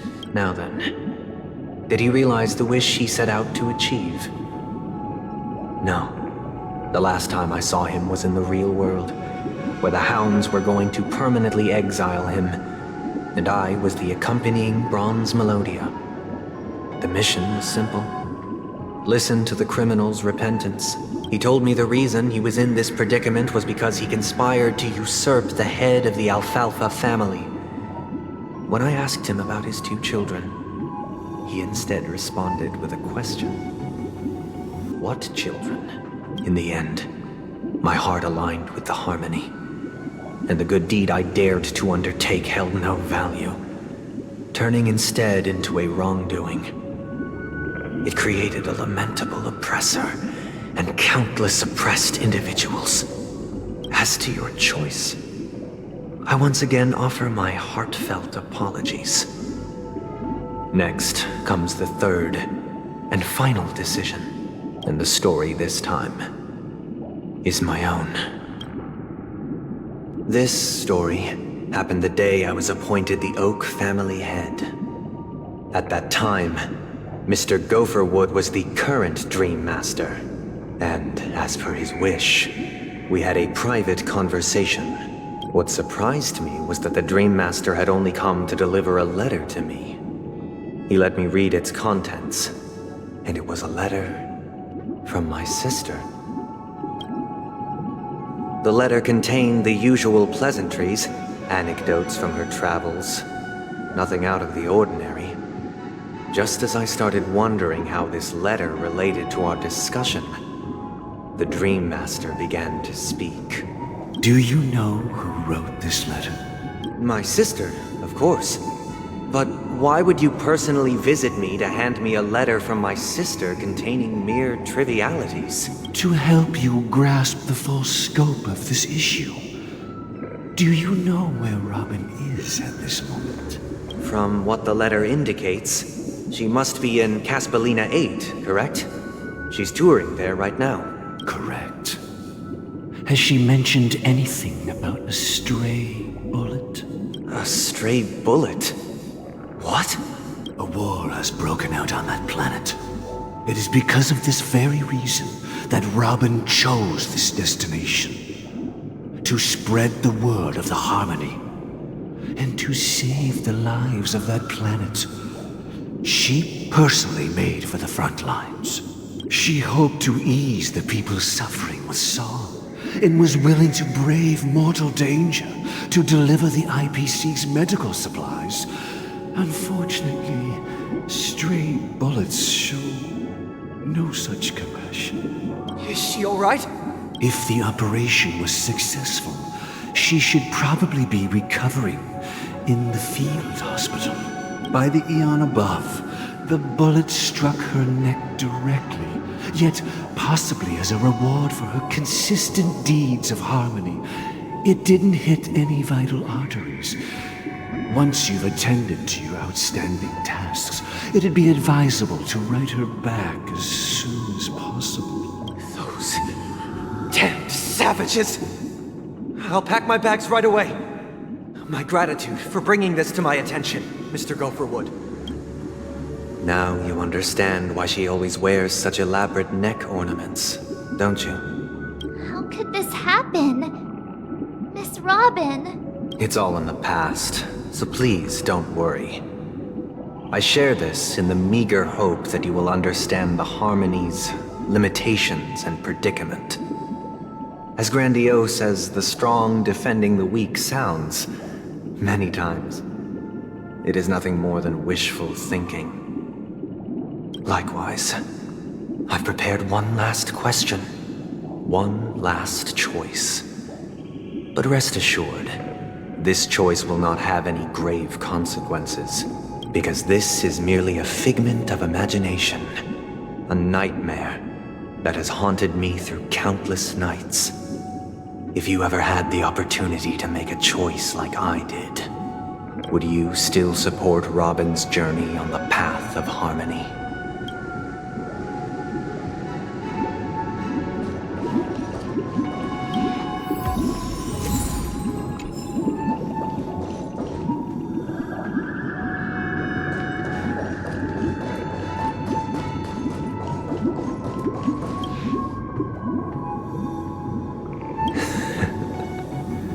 I see. I am now aware of everyone's stances. Raising these questions merely serves to illustrate one point. The plight of Penacony cannot be salvaged by the harmony. The true foundation for a sweet dream paradise can only be established through the order, where the strong govern the weak.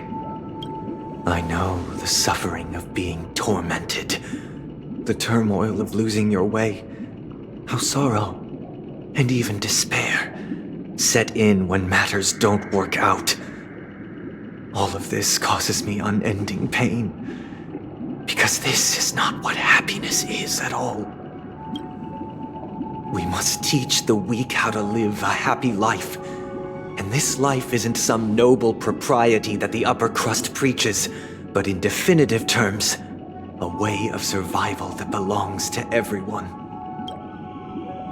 So what is your definition of living a happy life? Good question. Human consciousness is fundamentally an illusion, a cage known as self-worth. People lured in by this illusion make mistakes, yet still ask that external influences bear the burden. When one mistake after the next permeates the masses, they become impossible to trace.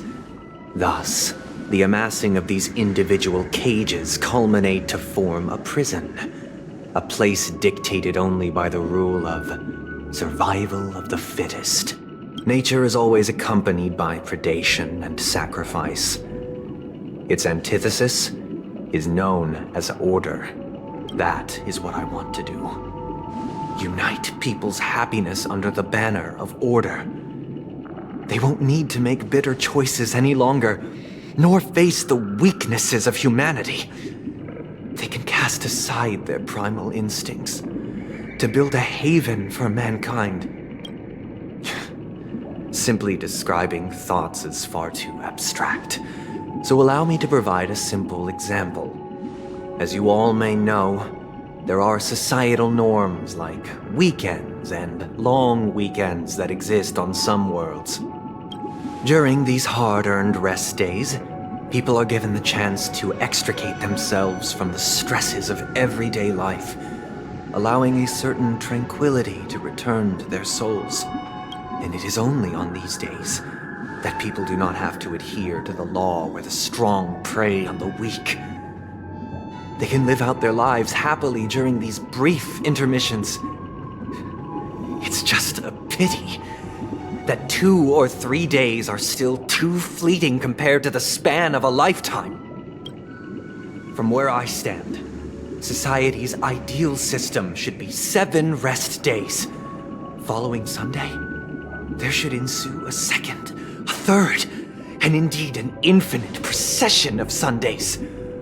This should be the face of the new world. Idyllic, eternal, peaceful days. And thus, every person can return to their base selves in this utopia. Some gaze in reverence at the stars, pouring their whole beings into calculating the distance between us and the isolated world of Pagana. Meanwhile, some seek refuge in quiet corners, holding one another, unencumbered by the chains of unwelcome obligations. There would be no need to bear the hardships of reality. Only in this way can humanity face the inevitable end with the purest of spirit, living a life of dignity. This is what it is to live in bliss. Miss Firefly, you who are stricken with entropy loss syndrome, you of all would surely understand this.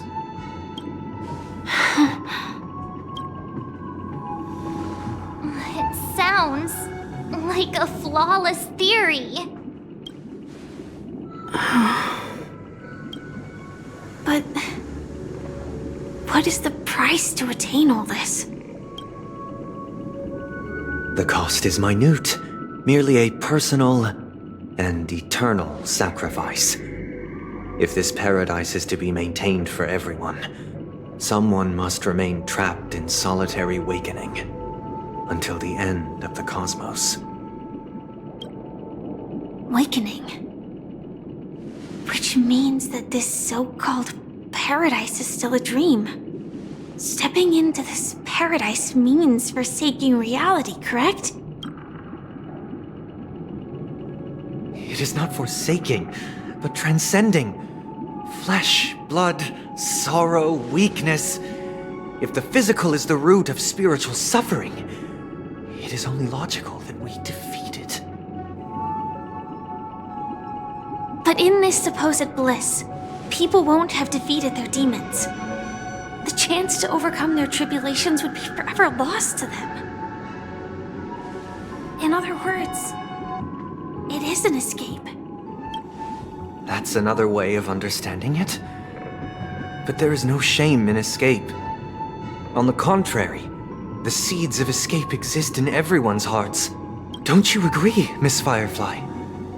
And as to why we sleep, it is because we are afraid to awaken from our dreams. But this is not in conflict with the grand plan.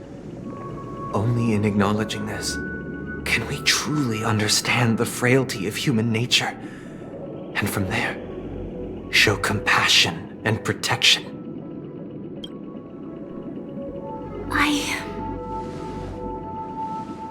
I admit that you are a born leader. Your perspective on humanity brims with pessimism. Yet you express compassion for all, even when your heart pities them. But unlike you, I live for the self. From my perspective, individuals making choices for themselves is their birthright. The want to escape may be innate in the weak. But whether they are weak or not, it is not up to another to decide. Perhaps in your mind, you also view me as weak? Because I don't think so. Since Miss Firefly has said her piece, the Astral Express will also naturally give you our answer. We'll leave it to you. Just as Mr. McHale instructed before. Tell him our choice.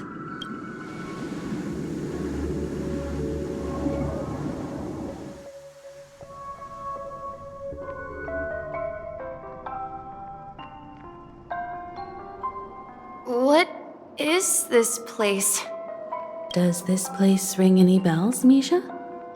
I don't know, but I feel a sense of déjà vu. What is this place? It's the realm within a dream bubble. This was left to the Astral Express by a nameless, but weirdly, when we entered it, it was completely empty. Dr. Edward from the Dreamscape sales store told me that dreams are formed from memories, and a dream bubble can't take shape if its core is empty. So I thought you might be able to help us in unraveling this mystery, Misha. As a hotel doorman, you know Penacony best among us. I don't know much about dream bubbles, but if you want to figure out what this mansion is, I'll do my best. I'm counting on you then. Himeko, I still don't get it. Why were you so sure that Misha had a connection with this dream bubble? I wasn't sure. It was just a hunch. But since Misha feels familiar with this place, my hunch might be correct. Exactly. This is where you and Firefly encountered death, which we now know as dormancy. Considering its connection to Dreamflux Reef, it's not surprising it appeared here. The question now is, who brought you here? Based on the clues we have so far, it's unlikely to be that masked fool. So identifying them is crucial to us. We're drawing closer to the truth once more. Let's give Misha some time, as I believe he'll unveil the secret of this dream bubble. All right, but there are doors all over the place. Which one should we choose? Do you have any idea, Misha? I guess... maybe this way? I'm not entirely sure, but... let's give it a try. Wait, you managed to choose the right door on... Weird. This place is quite different from the hotel. But I feel like I've been here before, and even lived here for a while. If I remember correctly, there should be a fireplace down that hallway. Clocky and I used to sit by the fire, listening to the crackling of firewood. And the room on the other side was the toy room. I loved spreading out all the toys from the box on the floor and making up stories for each of them. Hold on. This doesn't make sense. Didn't I grow up in Dreamflux Reef? So, what is this place? This could be a case of amnesia. Don't worry, Misha. It's common for everyone to forget certain aspects of the past. Those memories haven't vanished. They're just lying in the depths of your mind. We can surely get them back. Since this place seems familiar to you, why don't we explore a few more rooms and see if you can recall anything more? Yeah, then let's check out the rooms I just mentioned. Tick-tock. Tick-tock. I heard some noises from the room. Origami Bird? That's a friend of mine. You and Origami Bird are friends? Yeah. It's a member of the Compass crew, just like Clocky and Miss Mirror. And there's more than just one Origami Bird. They are a big family with lots of brothers and sisters who look the same. They follow Miss Mirror's orders and handle all sorts of jobs on the ship. They're the best sailors. Sailors? Can Origami Birds be sailors? Could you tell us more about the Compass, Misha?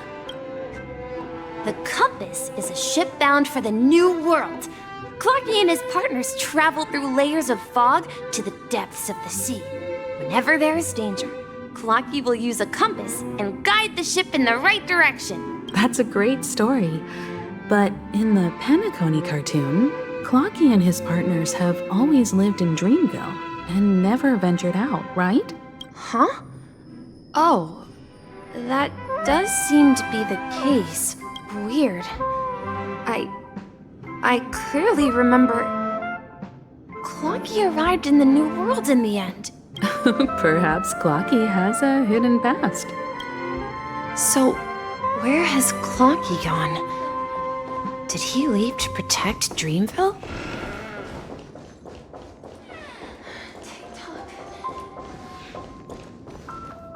Mikhail, that's the name. Now we all know him as the Watchmaker. So, who is he talking to? I'm sorry, I don't know much about the Watchmaker. But, Mikhail... Anything special about that name? Mikhail is Grandpa's name. Grandpa? Do you mean you're the Watchmaker's grandson? But we haven't heard anything about the Watchmaker having descendants. And the name Mikhail is not rare. Perhaps it's merely a coincidence. Could you tell us more about your grandpa, Mikhail? Yeah, sure. He was a seafarer who fearlessly ventured into mysterious seas and storms.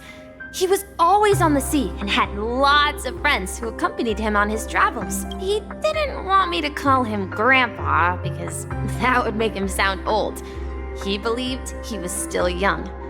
The name Mikhail was given to him by his parents, Mihaly and Elise, both renowned seafarers. Every time he came back, he'd share his logbook with me and tell me about his adventures at sea. I want to become a great adventurer, just like him. It appears that the seafarer has nothing to do with the watchmaker.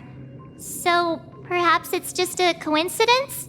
So, where is your grandpa now? He went off on a new journey, and it's been quite a while since I last saw him. I think I hear the sound of water. You once mentioned there's a magnificent fountain up ahead. Look, there it is! The water resembles a precious jewel, embedded in the dreams of all seafarers. Every time I gaze at the shimmering lights beneath the waves, it feels as though I'm back in this place, standing by your side. Have you recalled anything, Misha? Yeah, I saw these sentences in Grandpa's logbook. He used to say that despite the perils of the sea, whenever he stood on the deck in the afternoon, overlooking the sparkling waves, he would think of this fountain in front of his house. He often said that those moments felt like returning to his family's side, and the difficulties at sea didn't seem quite as challenging. You know, I quite understand such sentiments. I'm not an elder. I was just being a bit sentimental. Perhaps every adventurer far from home carries a fountain within their soul. Even though the other side of the sea remains shrouded in the unknown, the fountain in front of his house serves as a compass, leading him back to his cherished ones. Yeah, while Grandpa was at home, we would stand by the fountain and place the compass, a toy boat that I made, into the pool. Back then, I would ask him when I could go on adventures like him, and he would always laugh and say I was still too young. It seems this Mikhail is truly a seafarer and has nothing to do with the watchmaker. Yeah. Based on Misha's recollections, the scenes in the dream bubble appear to be his childhood memories. But this raises more questions. According to Misha, he was clearly born on an oceanic planet and led an ordinary life, with no connection to Penacony at all. Could this be some sort of metaphor? Perhaps the sea refers to the memory zone. I'm sorry.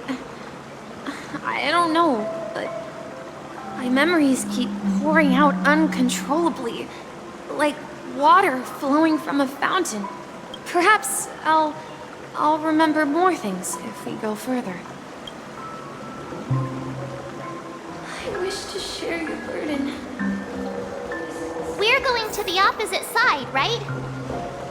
No, we should turn left here. Uh-huh. Something feels different about this place. Up ahead is Grandpa's study. The atmosphere in this room feels totally different. Misha! You finally come!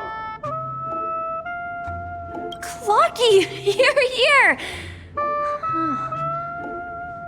Yeah. This is the room where we first met each other.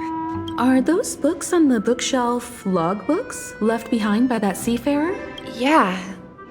Whenever he came back, he placed a logbook on the bookshelf in his room.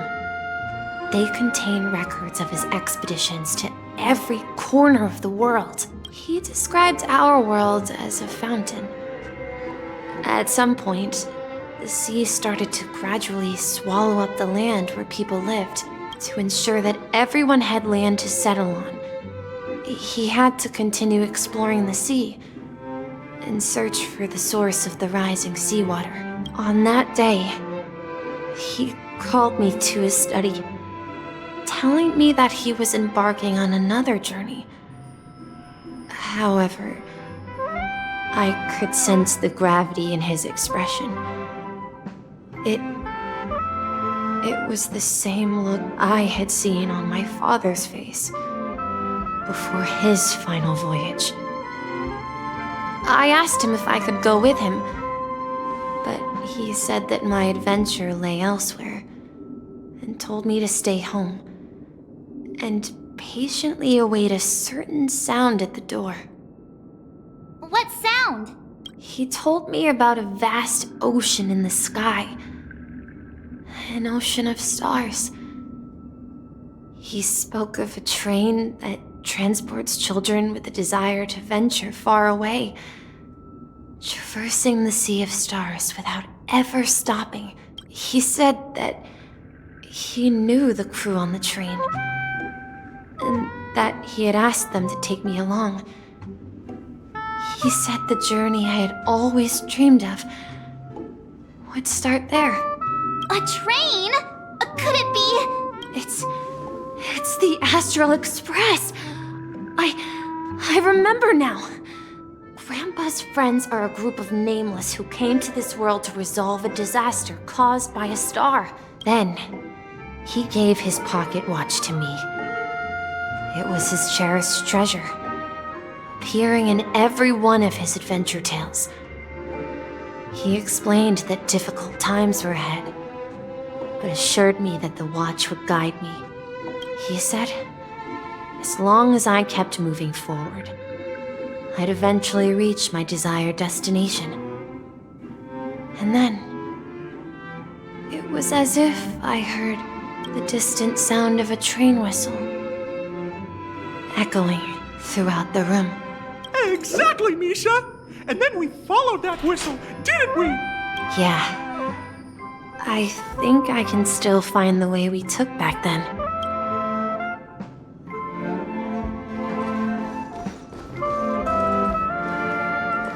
This is the dream jigsaw, right? So we're supposed to find the exit. But where can we find the last piece? Do you remember? You said you obtained a mysterious shard when you stumbled into this place. Hey, the shape seems to match. So this shard is also connected to Misha? Looks like we're just one step from revealing the truth. Let's get to the other side and investigate.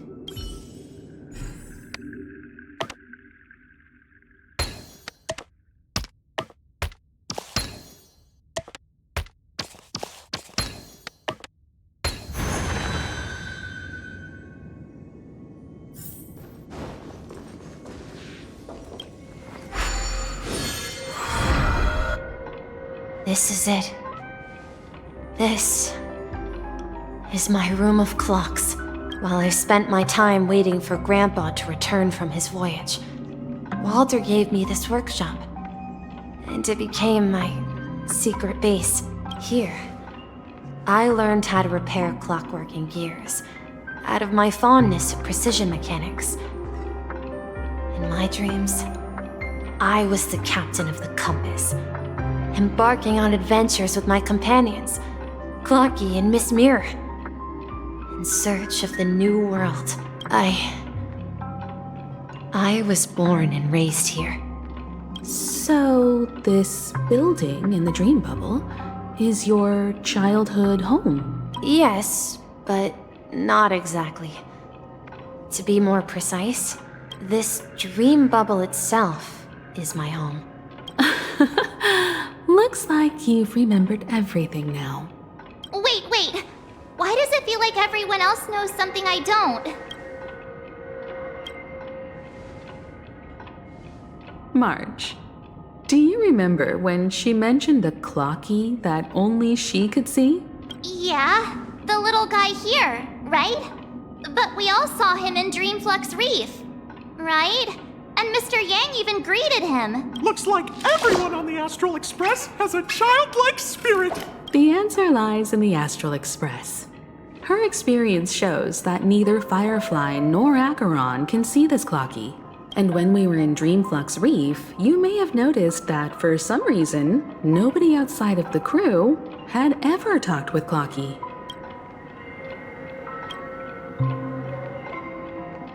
A mimetic life that can only be seen by a select few. It's just like a hidden message, left by someone for the nameless. But Misha can see Clocky too, right? They even grew up together. But Misha hasn't started the way of the Trailblaze yet. That's the key to the mystery, March. Now, take a moment to recall. Have you ever seen anyone outside of the crew interact with Misha? Wait. No way! That's the answer, March 7th. This dream bubble is the place where I was born. And I'm a dweller in this dream. Just like a memory zone meme. I should have stayed here and waited for you. But when reality and memories merged, I unconsciously pushed open that door and left the bubble with Clocky. So it's not that the Watchmaker's dream bubble is empty, but rather the stuff inside ran away? And the whistle you heard was the sound of the express arriving at Penacony? That's one way to see it, but I believe there's a longer story behind all this. It's best for Misha himself to explain all the details. How about we start with your name? Now, should we call you Misha, or...? Thank you all for helping me rediscover my true self. Now, please allow me to reintroduce myself. I was born on Lushaka, in the Presmere system, adopted by seafarers Mikhail and Char. They gave me a treasure, a name that carried their hopes. Mikhail Char Legwork, or simply Misha. If you prefer, you can call me by a more familiar name, the Watchmaker. So, you're the Watchmaker himself? Unfortunately, that legendary figure is no more. I am only a reflection of his life.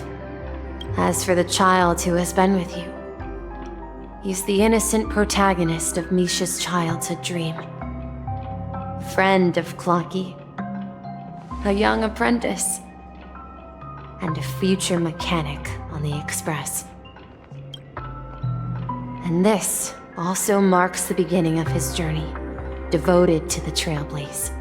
At the end of the journey, I left this little flame, which I so cherished, in my deepest dreams, hoping to pass it on to the nameless of future generations. However, he somehow left the dream bubble and forgot all about his task. I apologize for all the confusion this caused. Because he was born with a desire to trailblaze, wasn't he? I don't think Misha has forgotten his role as a guide. He remembered it, and that's why he mistakenly appeared as a hotel doorman in her dream from the very beginning. The one who brought our unconscious friend here must have been Misha. If that's the case, we encountered the Watchmaker's legacy from the beginning, didn't we? Well, I have a sarcastic friend who says I always take big detours and end up back where I started. Perhaps that's what every nameless has to go through. But in the end, you found me. I'm sure you're all wondering what my legacy is. I believe my hound has mentioned the Stellaron and my wealth. If I may apologize, the Stellaron part is real. As for my wealth, however, it's nothing more than a baseless rumor. I left my homeland as a child and embarked on the journey of Trailblaze. I traveled to various planets until finally reaching Asdana, where my friends and I built the original Penacony and fought for its future ever since. I've been moving forward all my life, doing what I could to overcome the obstacles in my path. But ultimately, my journey reached its end, and I left behind no possessions worth entrusting. So, if you ask what's left within this worn-out train engine that can be called a legacy, I suppose it's the things that are still burning in the engine's furnace. Now that you're well aware of the current situation of Penacony, I certainly hope that you'll help me get this world back on track. But I'll leave that decision to you, for the path of Trailblaze is never paved by others. All I have for you is a story and 2 gifts. I want to give you my pocket watch. It has accompanied me throughout my long journey, guiding that naive child forward, and has been blessed with the presence of so many great people up to this day. And my hat, too. The one who navigated for me placed it on my head and planted a fanciful thought in my mind. The trailblazing expedition will never end. Now, it's time for you to make your choice. Once you've made up your mind, open that door and enter the long dream of an old man. I'll be waiting for you at the end of this corridor of time. All right, everyone. Let's make a decision. Although I don't think anyone will have any objections.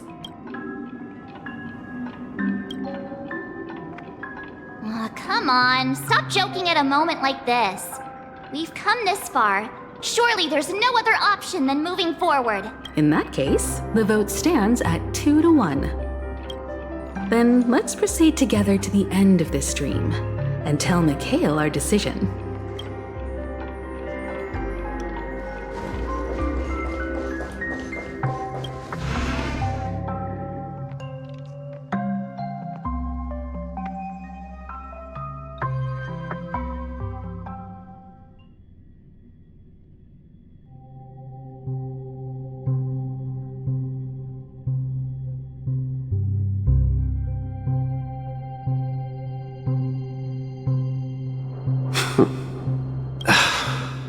Mikhail, where are you going?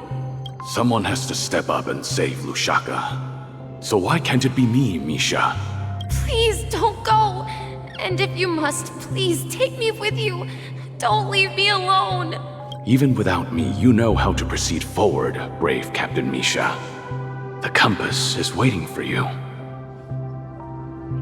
Haven't you always wanted to be a better adventurer than me? Now go, board that train and start your journey. Where are you going, Mikhail? I'm going to clean the floor in the parlor car. I've promised the conductor. Wait, first tell me, did you fix this watch? Yeah? I know what it looked like before. Its chain was broken, the back case torn, and the marks on the dial all worn out. How did you manage to fix it? Well, it's hard to explain, but I knew it could be fixed. It's the hands, Mr. Amundsen. Its hands were intact and pointing in the right direction, so I knew there would be a way to fix the rest. I see. You'll work with me from now on. Haven't you always wanted to tinker with this train? You're its mechanic now. As for the conductor, I'll do the talking.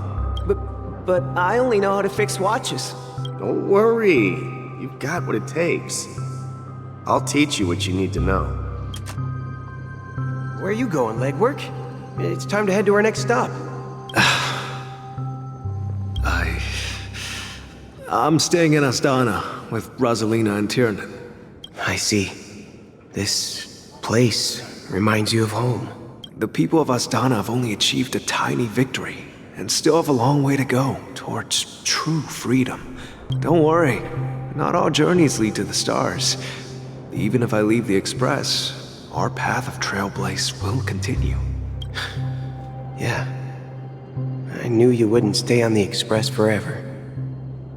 Leave in peace, my friend. And, Take this with you. This is Mr. Amundsen's hat. But why? When he departed, he said he would leave it to his best student.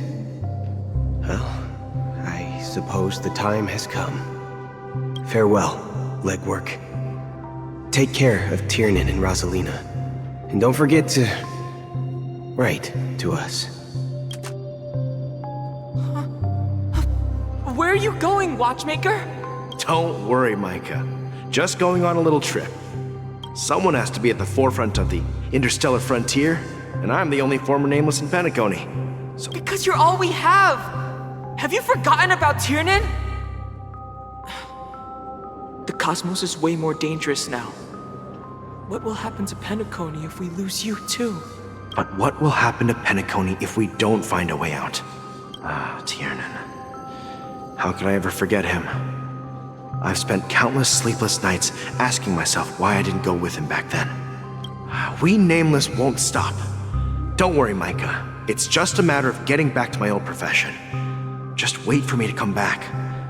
But if, and it's a big if I don't come back in one piece, then you'll become the next Watchmaker. Where are you going, old man? Oh, you're here. Answer my question. What are you— Relax, Gallagher. I just came up with a great idea. Wanna hear it? Oh, come on! Aren't all your ideas just ways to get yourself killed?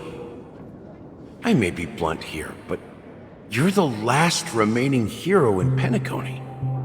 If you die too, the secret of the Stellaron will go to the grave with you. Yes. I'm afraid there's no way out in Penacony, so I'll have to consider alternatives beyond Asdana. We'll organize a festival using the Watchmaker's legacy as a facade, and send invitations to the entire cosmos to gather people here. So, a desperate struggle against the family? Desperate? Don't we have you here, my friend? This task is challenging, but what hasn't been challenging for us along the way? Well, whatever you do, remember, make sure to send an invitation to the Astral Express. Misha! Where are you going? Oh, it's you, Clocky. Take me to Dreamflux Reef. Last night, I had a long dream about the day we met. I want to write down that dream. Write it down? Why? Oh, so I won't forget it. Do you remember how you got your name, Clocky? Of course! You told me that when you were a kid, you lived in a room full of clocks. Those wall clocks and pocket watches grew up with you and were your best friends. Yes, but what I didn't mention was there's a funny misunderstanding behind it. I was a kid, and there was always a special pocket watch in my memories. It was with my grandpa, guiding him on his sea voyages and leading the way in his every adventure story. I wanted to have a pocket watch like that too. And that's when you appeared in my dreams. Yeah. Every night, we boarded the compass and set sail together. But you know what? It wasn't until the day my grandpa gave it to me that I realized it wasn't a pocket watch at all. It was a compass. So, your name should have been Compassy, and the Watchmaker is just a nameless.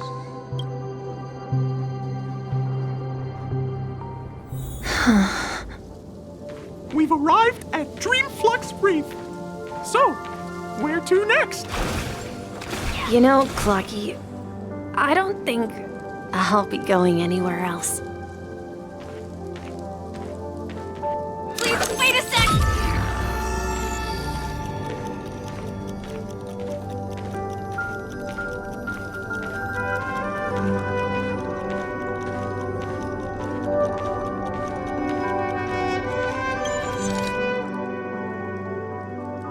I've traveled far enough. It's time for a little break. Oh. So, we'll set out again. When you're rested? No, I'll stay here. And then, this is where it ends. This is... where it ends? What do you mean, Misha? You told me that the trailblazing expedition would never end. Yeah, that's what I said. So now, it's up to you to decide your next destination. My next destination? What's that supposed to be? I've been following you. Misha? You're acting weird today. If you're feeling down, we can just do what we usually do. With the clockwork. No, I'm not feeling down. As for clockwork, yeah, it resolves all problems in this dream. So, do you know what clockwork actually is? I'm not quite sure. Well, everyone gets lost at times. They may hesitate and doubt which way to go. That happens in this dreamscape and beyond. But don't worry. Everyone goes through moments of uncertainty and hesitation. Eventually, they gather the courage to make bold decisions. Whether it's calming, joyful, angry, or sad, all they need is a little nudge to take that step toward where they truly belong. I'm leaving that little nudge with you, and I hope you'll share it with others. Such is the essence of clockwork, the will of the Trailblaze. Clocky's hands spin around non-stop, indicating confusion, frustration, and weakness. But ultimately, people still need to move forward. Just like your hands, always pointing ahead. This is where my journey ends. From now on, it is your path to walk. Trailblazing means taking paths your predecessors forswore and venturing even further. The Penacony in Mikhail's dreams does not belong to order.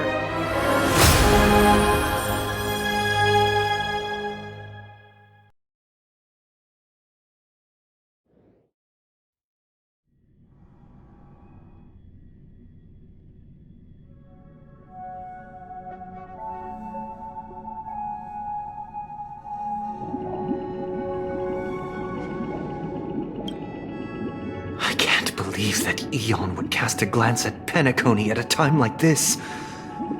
Is it because of the resonance from the legacy of the Trailblaze? Or perhaps the bond between you is so strong that it even impresses an Eon? Well, there might be another possibility. Perhaps they want to witness, on behalf of the fallen Eons, who will hold the future of Penacony. If that's the case, on behalf of the Dream Master of Penacony and the 107,336 members of the Oak family, I'm extending a formal invitation to all of you. I'm cordially inviting you all to the Penacony Grand Theater to participate in the upcoming Charmony Festival. And, of course, You won't be in the audience, but on center stage.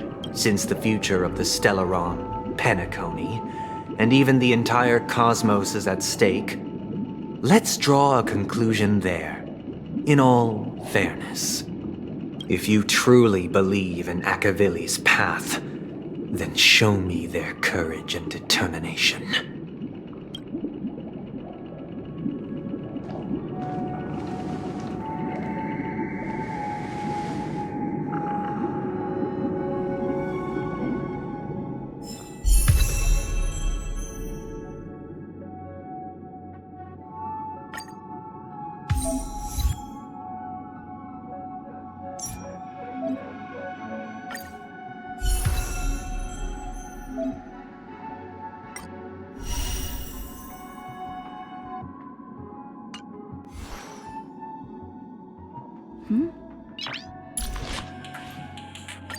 Noise.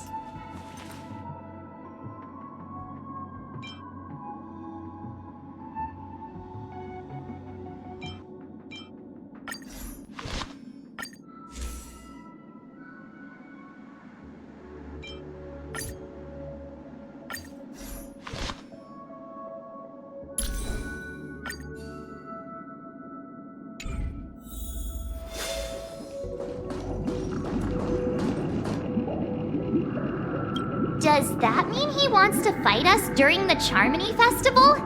I'm afraid so. This is weird. Aren't Arc villains usually plotting some dirty conspiracy in the end? But he actually said something like, "In all fairness." Could it be that he's underestimating us? Well, in my opinion, Sunday is deeply committed to his own philosophy and genuinely wants to prove that the Order is right. I sensed a strong conviction and a desire for dominance in him. Maybe he won't accept the outcome unless he wins fair and square. That's why he'll give it his all in the upcoming battle.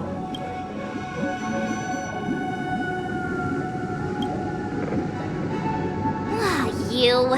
Every time an important moment arrives, you hesitate. We've even dealt with a Lord Ravager of the Destruction, so a follower of the Order won't be a big deal. Anyway, we can't leave the Stellaron unchecked. This is about trailblazing a bright future for Penacony and fulfilling Mikhail's and his predecessors' long-cherished wishes. Now that we've taken up the mantle, we can't afford to fail them. However, the same applies to the Order. Their plan didn't materialize overnight, and they have the profound collective consciousness of the planet of festivities behind them, a desire to dream, to slumber and escape reality. All those hidden emotions have given birth to the sweet. They've harnessed the will of an entire planet to create an eon. This confrontation is far more complicated than a simple power struggle. To secure Penacony's future, fighting on the stage alone is not enough. What do you mean? Are you not coming with us? I believe Firefly is trying to say that she's heading off to another battle.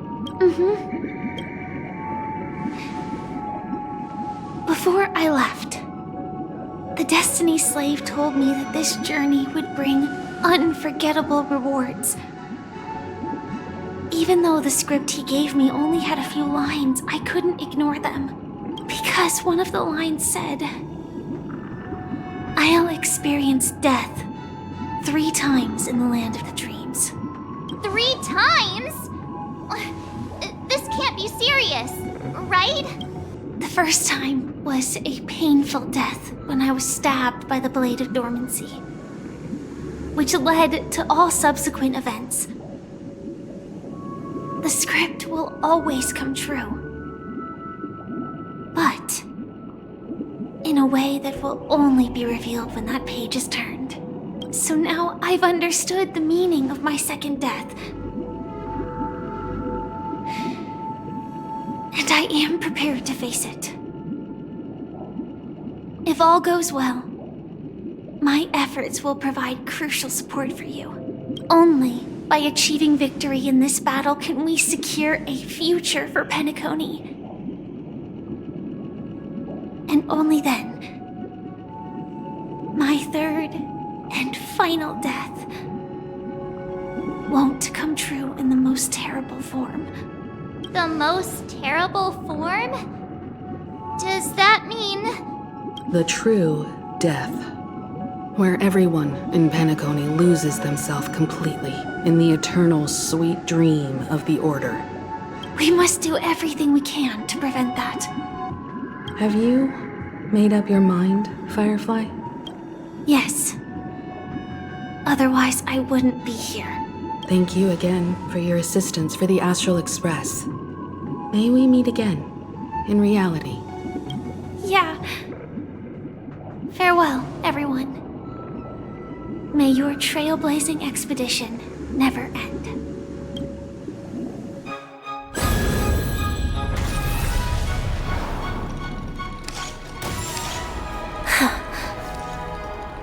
I dreamed of a scorched earth. Everyone, are you ready? A new shoot sprouted from the earth. It bloomed in the morning sun and whispered to me. Like fireflies to a flame, life begets death. May we meet again in reality.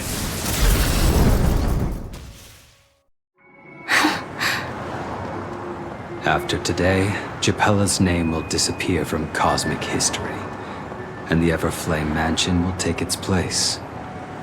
In the not-too-distant future, you'll receive an invitation. That's your next stop. Land of the dreams. Penacony. I hope you find whatever you seek there. Be it answers or salvation. You mean my 3 deaths? Silverwolf told me about it. It's such a shame that it's not part of my script. Well, I want to live. I'm never afraid of death. The opposite of death is eternal life, and that's something I'll never desire. People die, and I am no exception. Death is like a script, a fate that cannot be defied. But that's exactly why we have to choose where we want to rest forever. Do you exist just to perish? Are you not the same, Blade? The end you desire is not one dictated by others. If I were to die now, I would only be a weapon. I believe I should die as a human. Though its definition escapes me, isn't this the answer that ordinary people look for their whole lives? A name that can be carved onto their tombstone. The tombstone that belongs to me once bore the inscription, Glamoth's Iron Cavalry. Then it changed to Stellaron Hunter. But one day, it will bear the name Firefly. And all the brilliance she showed at the end of her life.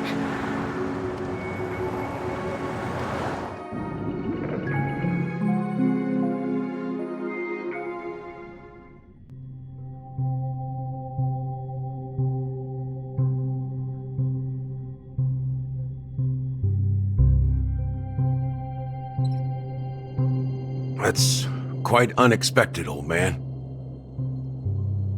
Who would have thought your crazy plan would actually work? Do all you nameless fools just act on a whim? I can sense that this false sweet dream is coming to an end. The nameless may be young, but they had the ability to achieve this goal. Just like you did in your time. It's a shame you won't be able to see it firsthand. Maybe I won't either. Once something fictional is seen through, ceases to exist. Yeah, not just those nameless. Even Mr. Wings is just like you. Stubborn, won't listen or give up, no matter what. Well, fate is unpredictable, I guess. If we weren't bound by those cursed paths, maybe we could have had some good talks. But in the end, we managed to do it. And now we can find solace. Remember how those idiots cursed us? They said, "Go to hell, you worthless traitors!" Well, I don't know if they really meant it, but if longing for freedom means going to hell, then I'll be joining you soon, you old fool. Let's get together and have supper again in hell. Oh, I almost forgot. There's one more thing. Here's to you. A glass of hello and goodbye, Trailblazer. To the imperfect tomorrow.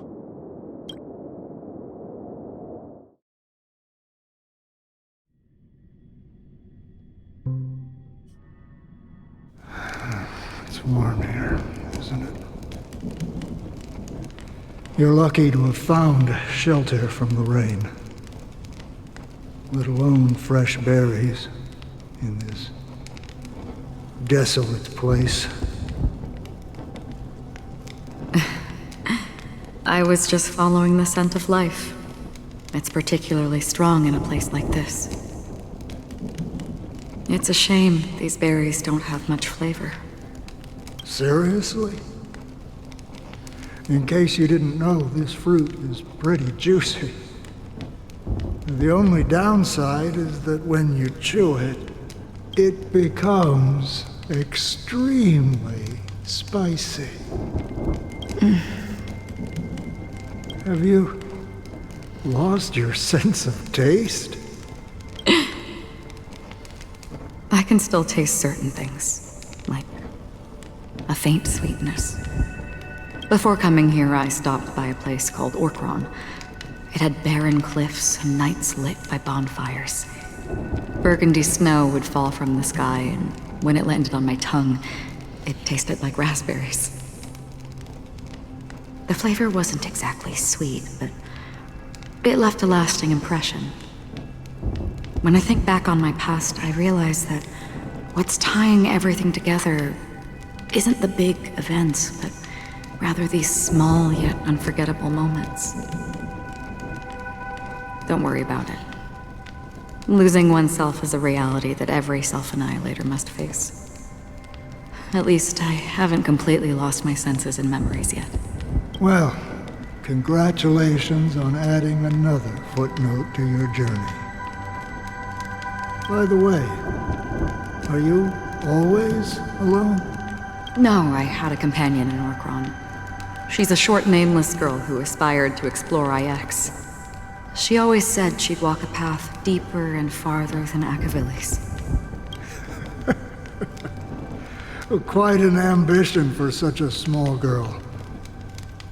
So, what happened? She became stagnant water. Well, my condolences. Condolences. I don't need them. The girl left with a smile. She never regretted her choice and most definitely wanted me to say goodbye with a smile. So, that's what I did. That's proof that you're grieving for her. Or perhaps I'm just afraid. Afraid? I rarely sense that emotion from you. What do you fear? I'm afraid I'll forget the 30 days I spent with her. Just like all the other days in my life. Most of them have already washed away with the rain, disappearing into an unseen realm. I fear that those vivid red memories will fade away too. There isn't much color left. And besides this faint, warm red, there's almost nothing. Hard to imagine. A ranger accustomed to bloodshed, destruction, and chaos finding warmth in the red color? Because I have experienced this warmth many times. Long ago, I promised someone that I'd bring it to more people. And that for every remaining moment of my life, I'd strive for a better ending for all. As long as this red color still lingers, I have a chance to fulfill that promise. It represents a burning fire, a blooming flower, the berries in this cave, and life itself, fleeting yet still dazzling. In the end, it will lead me beyond the horizon of existence. And on the other side, I will cut off nihility. The one blessed by the sleeping and shapeless is considering how to kill them. That's truly pure nihility. But you're right about one thing. After spending so much time near this stagnant water, only when I look at this vibrant red fire do I realize that I'm still alive. When will this rain ever stop? Perhaps when the sorrows of the departed have finally quieted down, the sky will clear up.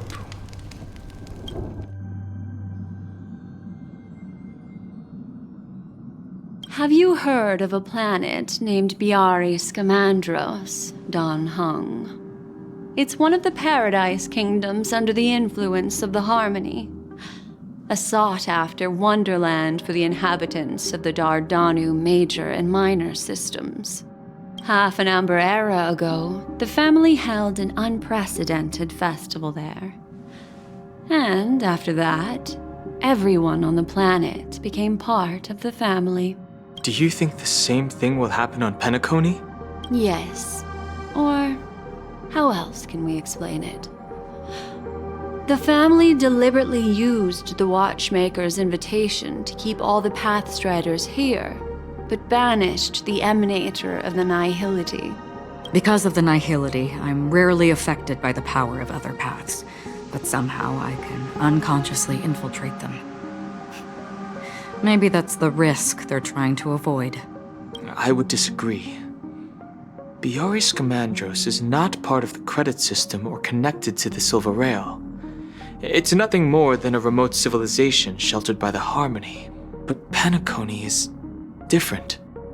If the family messes with Penacony, that would be like declaring war on almost half of the factions in the cosmos. They have no reason to do that. No, they don't. If they truly serve the Harmony, that is.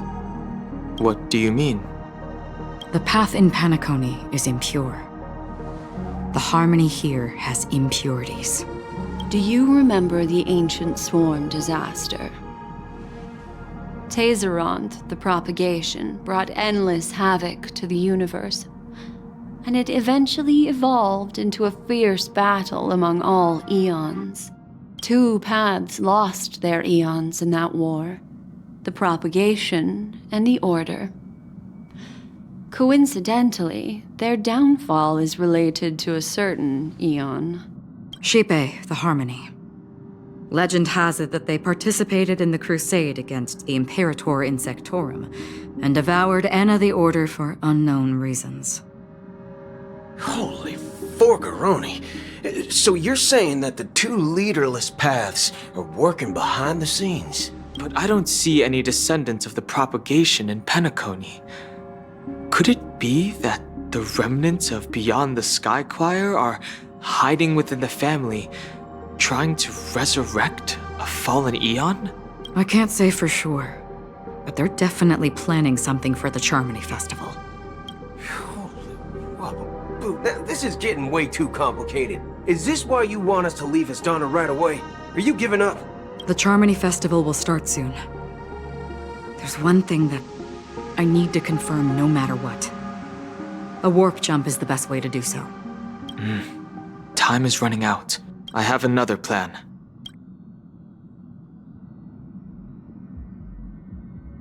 Hold on. Are you thinking of using the Jade Abacus of Allying Oath? Exactly. The assistance from the lawful Cloud Knights would be enough. Think it over carefully. You can only use that once in your lifetime. I have considered it thoroughly. My companions are... they're also once-in-a-lifetime treasures.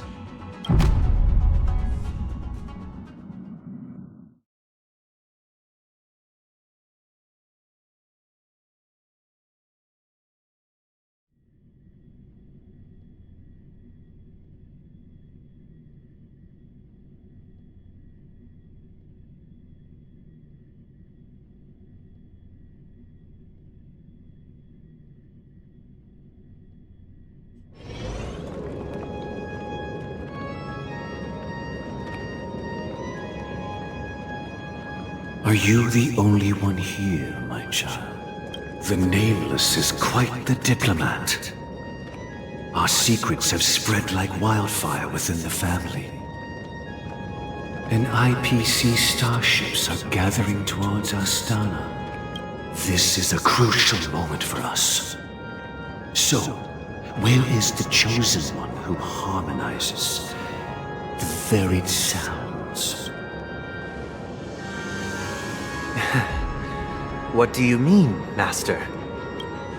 I'm right here in front of you, aren't I? You know, she was supposed to be the star of the Charmony Festival in our plan. But the plan has changed. As her brother, I know she doesn't want to sing for the Order. So I'll take her place. You've always been wise beyond your years. I'm sure you understand the consequences of your choice. If you consider this a betrayal, well, there can't be two suns in the sky. I'll step up and take down the other sun if necessary. Do you believe in karma? If karma exists, then everyone has their own karma. You have yours, and I have mine. And my karma has nothing to do with you, Mr. Gopherwood. All right. Since you're willing to sacrifice yourself for her, I'll grant your wish. Well, the compromise came sooner than expected. Why? You and your sister were born as twins of the Order. And one of you is destined to follow this path to the end. Is this part of your plan? Of course. You're still as clever as you were when you were a child. The opening is near. Go, my child. Seize the power of the harmony and reveal your karma. I have one final question, Master. Why did you choose to bring the Order to Penacony? Wouldn't it have been better to choose a desperate world instead of a city filled with hope and dreams? Why? It's for justice, my child. If we lose justice in our hearts, we'll make the same mistake as the Harmony did. So, it's not you who manipulates the dreamscape with the Stellaron, but... Well, that's where our conversation ends. Go ahead. The 107,336 souls of the Oak family have dreamed of this moment too many times.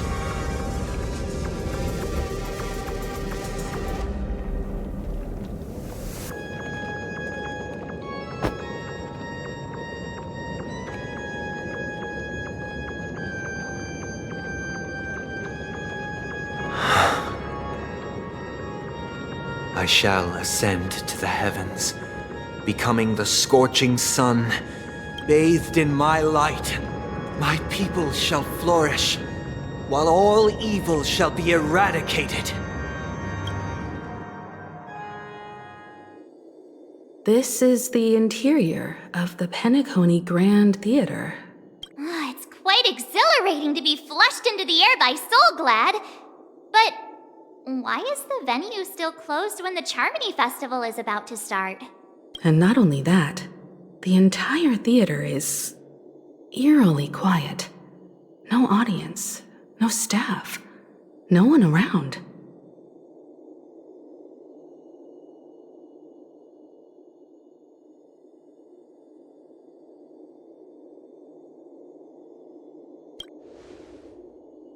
Yeah, I wonder how many tickets... Hey, that's not what we should be concerned about! Let's explore around. Be careful, everyone.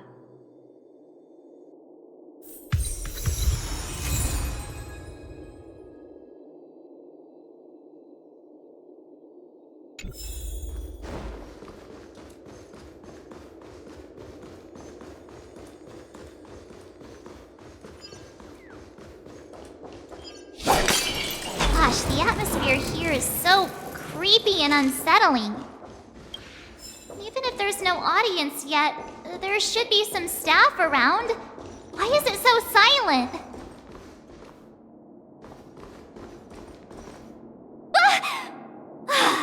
Yikes, they scared the life out of me. Why are there so many puppets at the ticket office?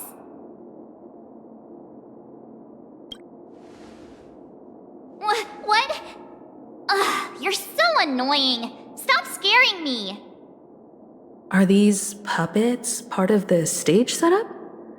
Even so, it's so eerie that the entire front hall is empty.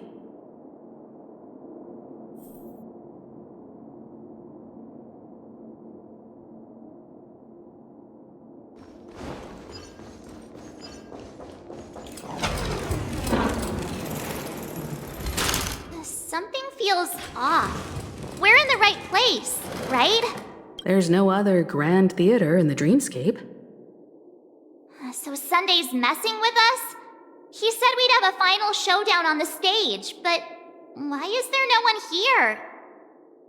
My apologies for the delay, March 7th.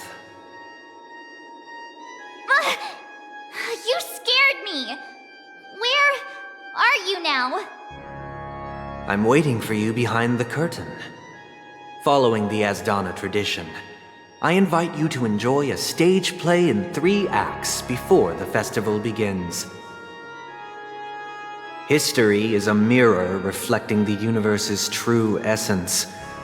Let's use this opportunity to delve into the rich history of Penacony and the eons. Within it, naturally, the future takes shape. Let us commence with the dawning of the world. After the Dusk Wars, darkness veiled the sky, and chaos consumed the earth. Enna the Order emerged, destined to restore all existence. That marked the first day.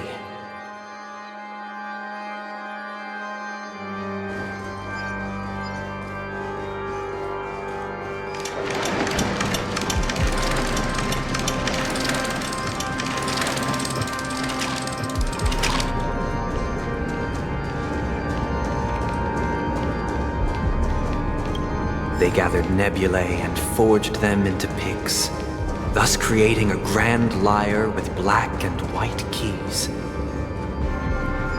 Strike the white keys, and the sun rose.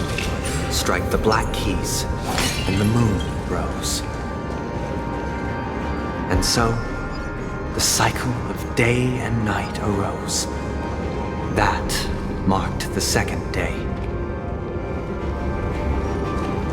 The puppets are gathering around the frame. Are they expecting us to enter it?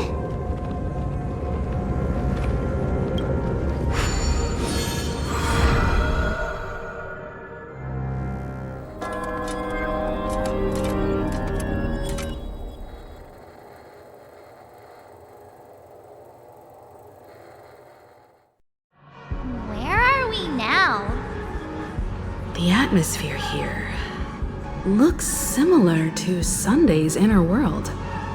Perhaps this so-called stage play is created with his abilities. This act is named Ode to Prisoner. Given the atmosphere here, I believe it's about Penacony's past. I thought things were finally looking up as I managed to dodge prison during my recent trailblazing expeditions. But now it looks like I'll be back behind bars again. I genuinely wish to avoid a violent clash with my esteemed guests from afar. Therefore, I've arranged 3 acts before the situation becomes irreparable. Where shall we start? Well, let's start with the time when Penacony was still a frontier prison.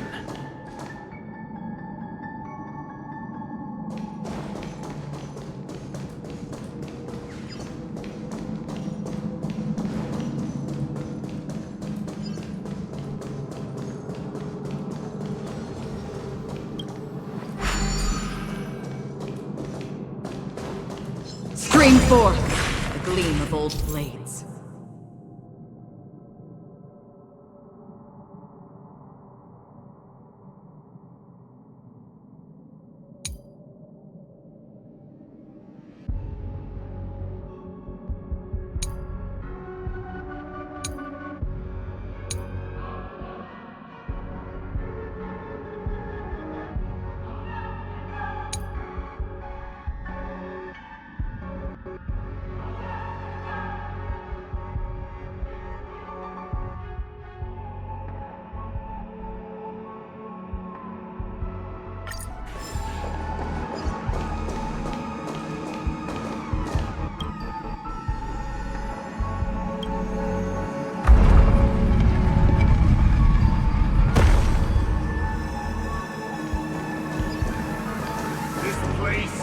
In 2147 AD, a prisoner named Hanunu ignited a struggle for liberty and emerged triumphant.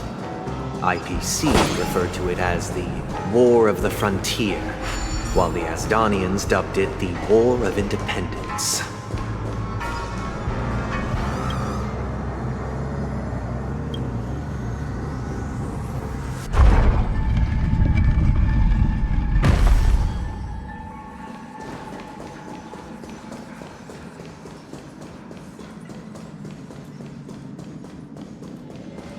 We've shattered the cages and It's true that Hanunu was a legendary hero, but it must be acknowledged that while he bestowed freedom upon the prisoners, he didn't grant them true liberation. Thank you for staying here, honorable travelers. The 3 nameless stayed on the planet, endeavoring to spread the tenets of Trailblaze throughout the frontier prison. Alas, their efforts proved futile.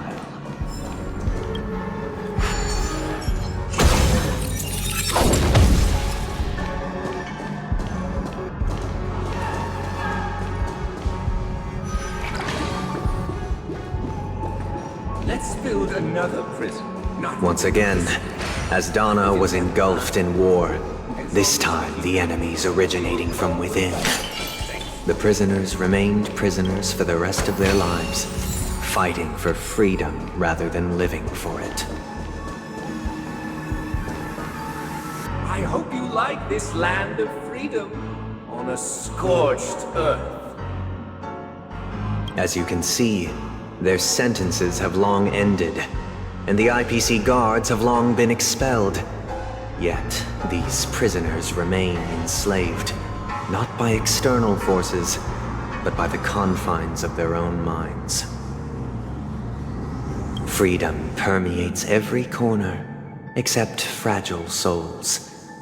It gives solace only to those who believe in its existence. Prisoners, this is my order. Learn the essence of freedom and teach your fellow prisoners to fight for their lives.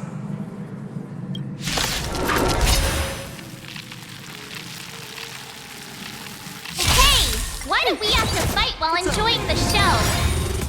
For I desire not only your enjoyment, but also your assistance in its completion.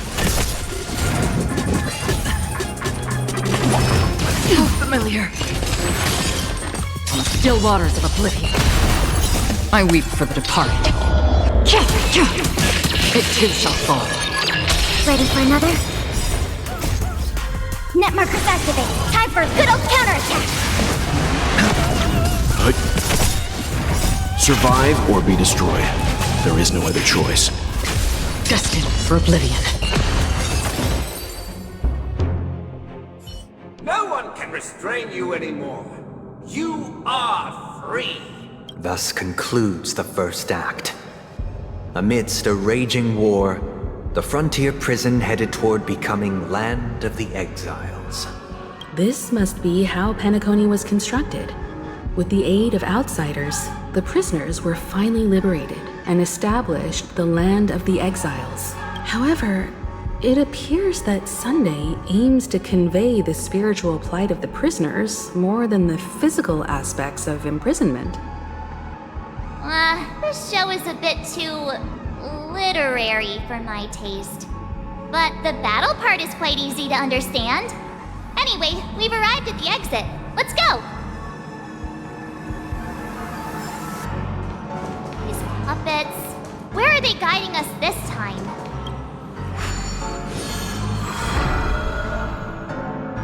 They transmuted streams of stars into inked nibs, creating symbols to be pronounced and counted. They molded stardust into flowing rivers, assigning the righteous upstream and the unjust downstream. Thus, all things were marked, and the world learned to discern between good and evil. That marked the third and fourth days.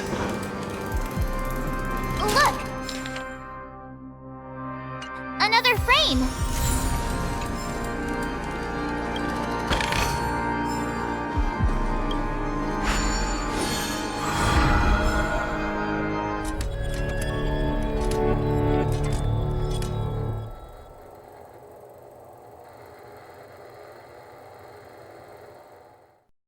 Ode to Fool. This must be the second act. The surroundings are different from before. The stage decorations look a bit tidier now. Behold the ensuing tale, a struggle for power. Penacony witnessed the ascent of the 7 major lineages: tree, grass, flower, bird, beast, fruit, and insect. Peace never truly graced Land of the Exiles. The history in this era is rich and intricate, so please allow me to present it in allegorical form.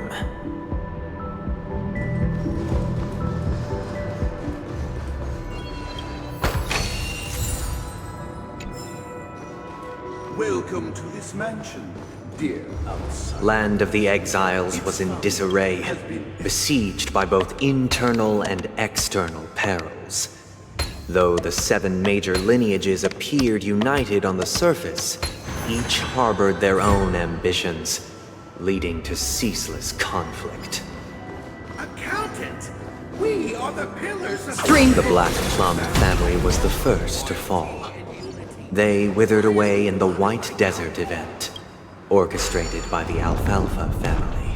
Because Master shaped you from clay, my child, you did not serve the old The leader of the Alfalfa family sought to defect to the IPC, trading freedom for survival. However, his eldest son slew him in the name of righteousness, and ascended as the new family head.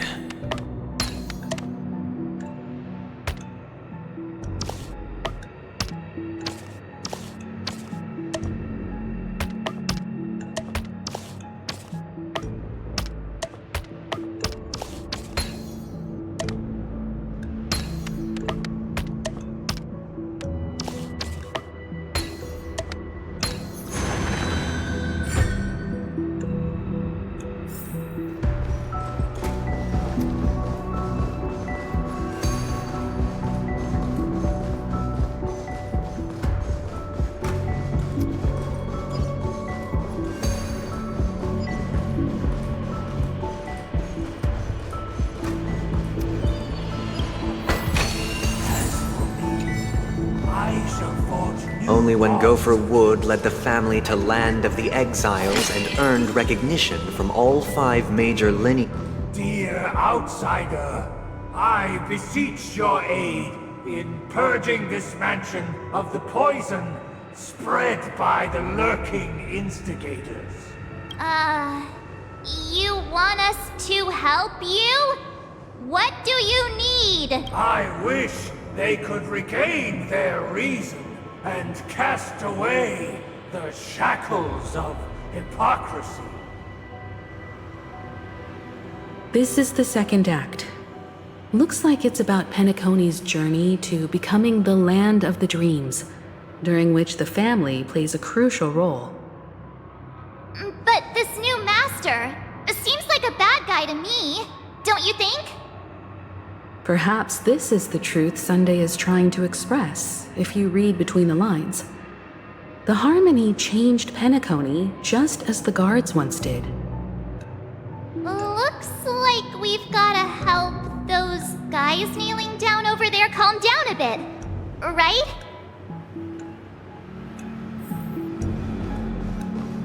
Either I shall be my own master, or I shall return to my former master. I shall not submit to a new master under any circumstances.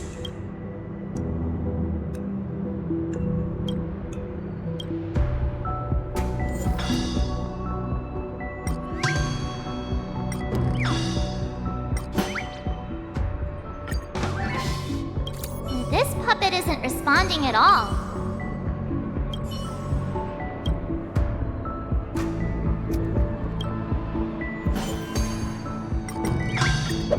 Without a master, who can grant me true freedom? Master is no longer here. I thought I'd be free, but I'm not. Now, without my master's command, I'll have to seek guidance from the blind.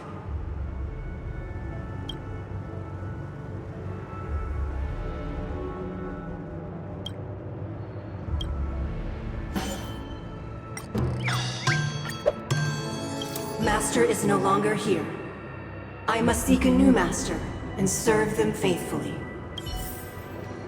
Once, I stood as the most loyal guard among all the servants. Now, with my master banished, it's my right to assume control of his dominion.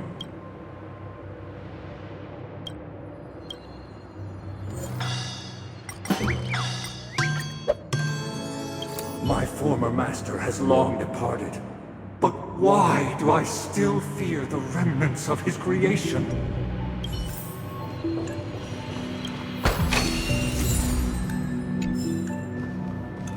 Master! Oh, you will return in due course, and I shall stand vigilant, awaiting the reward for my loyalty.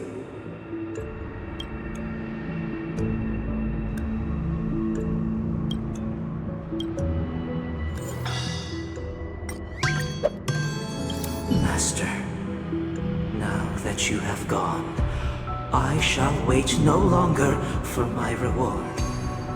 I shall seize what is rightfully mine. In the absence of my master, I am free. But without their guidance, for whom shall I sing?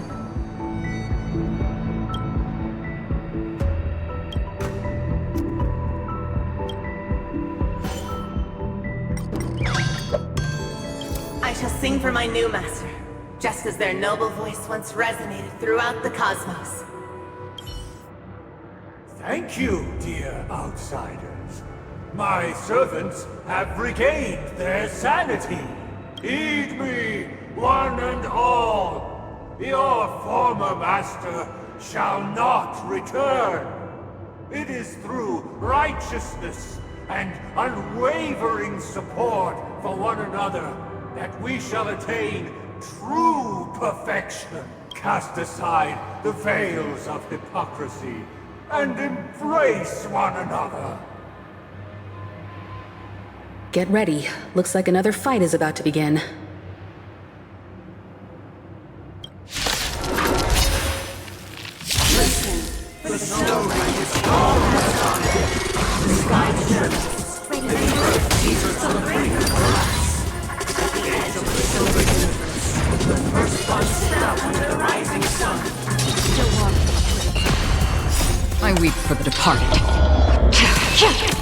It too shall fall.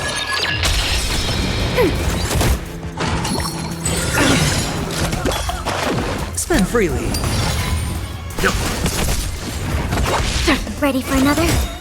Net markers activated. Time for a good old counterattack. Bust. Or maybe I'll take it all. Survive or be destroyed. There is no other choice. Destined for oblivion. Alas, they remain but slaves till the very end, with the illusion of freedom. Thus concludes the second act. Amidst an illusory harmony, Land of the Exiles charted its course toward becoming the planet of festivities. This is how Penacony fell under the family's control. Since the arrival of the Harmony, the Land of the Exiles has undergone dramatic changes, not all of which have proven beneficial. This guy really loves dramatic scenes. Bet he comes from a whole lineage of stage performers.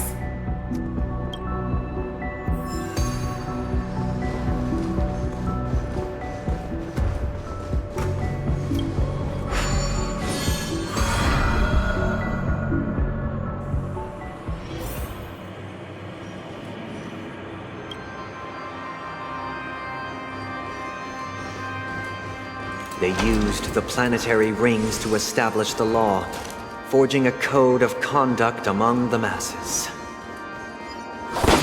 A grand lyre with black and white keys served as an instrument, while symbols of articulation and numerical notation took the form of musical notes. The downward flowing river became a melody, and the canon of law dictated the form. Thus, all mortals found their unique place within this symphony. That marked the 5th and 6th days. This guy is really into these puppets.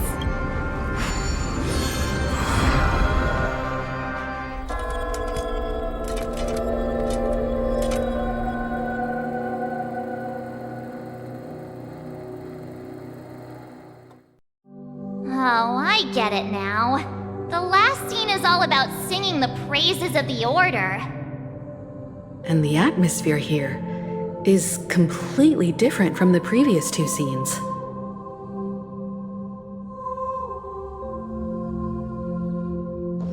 This is the concluding act of this play.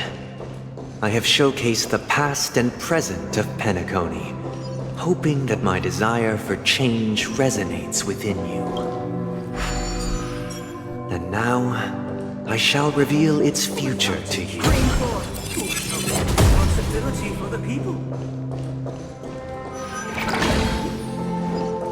If the people matter, we will make choices on their behalf and bear the responsibility. Protect the weak and stand against the We mighty. shall support one another, protecting the weak and standing against the mighty.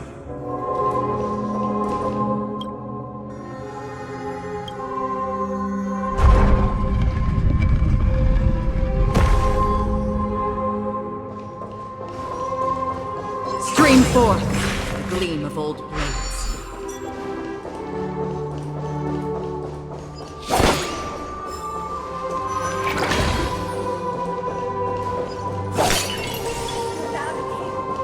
Who shall govern the movement of stars?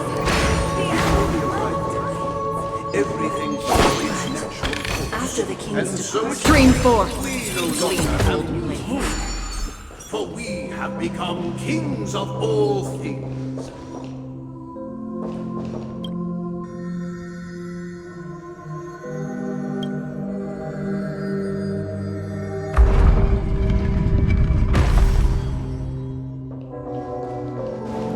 Stream forth, the gleam of old blades.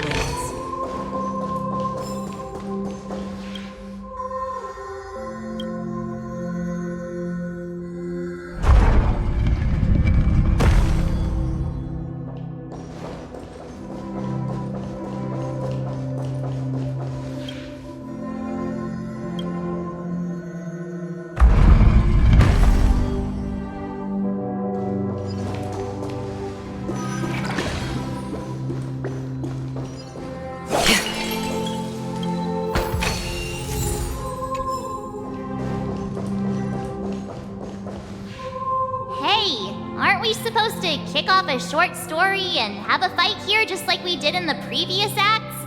Why aren't any of these puppets saying anything? Perhaps we'll need to complete the story ourselves, just like we did before. So, do you think their mind needs tinkering or something?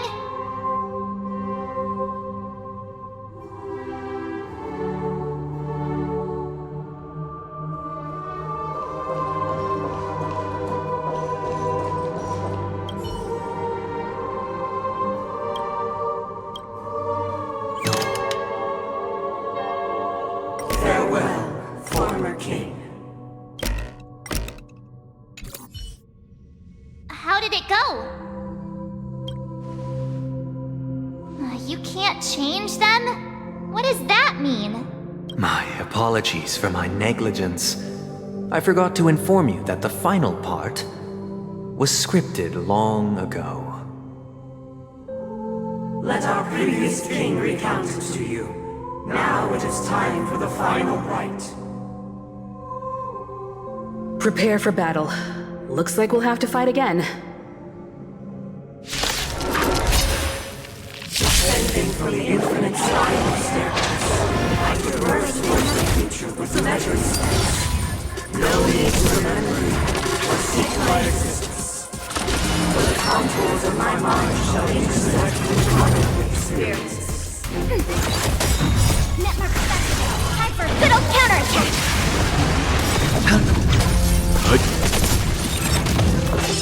Again? I weep for the departed. It too shall fall. On still waters of oblivion. Ready for another? Survive or be destroyed. There is no other choice. Destined for oblivion. Spend freely. Bust. Or maybe I'll take it all! Watch your head! I weep for the departed. It too shall fall.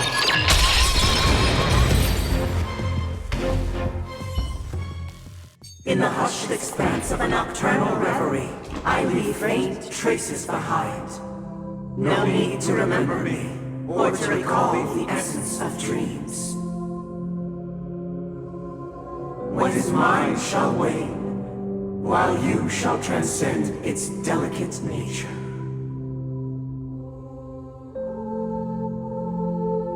This is the final scene. It's much more straightforward. He wants to expel the Harmony and establish an empire based on the Order. Let's go. Once this stage play concludes, it'll be time for the main event, the Charmony Festival.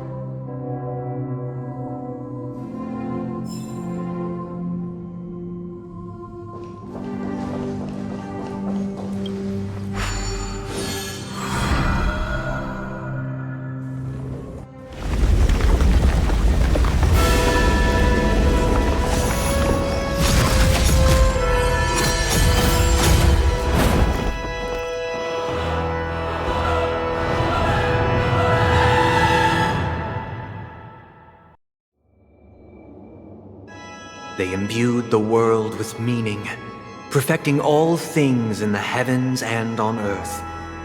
Then, they rested from the labors of creation. Yet, all beings cried out to Enna. Under the banner of the Order, you have defined all things in the cosmos. But this made us realize that we are but puppets in your hands.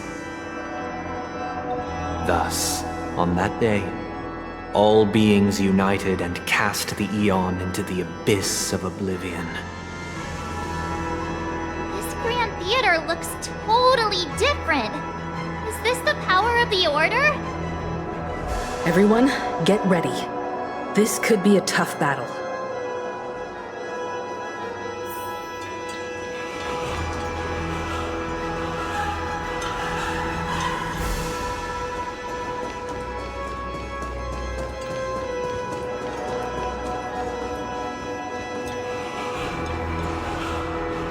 That marked the seventh day.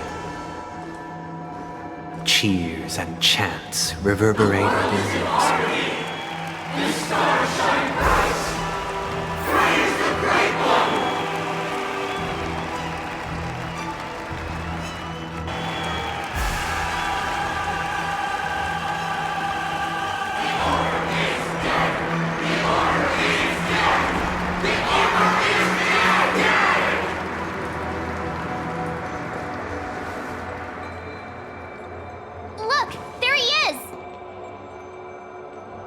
That concludes everything related to the Order. What are your reflections on this, my dear guests?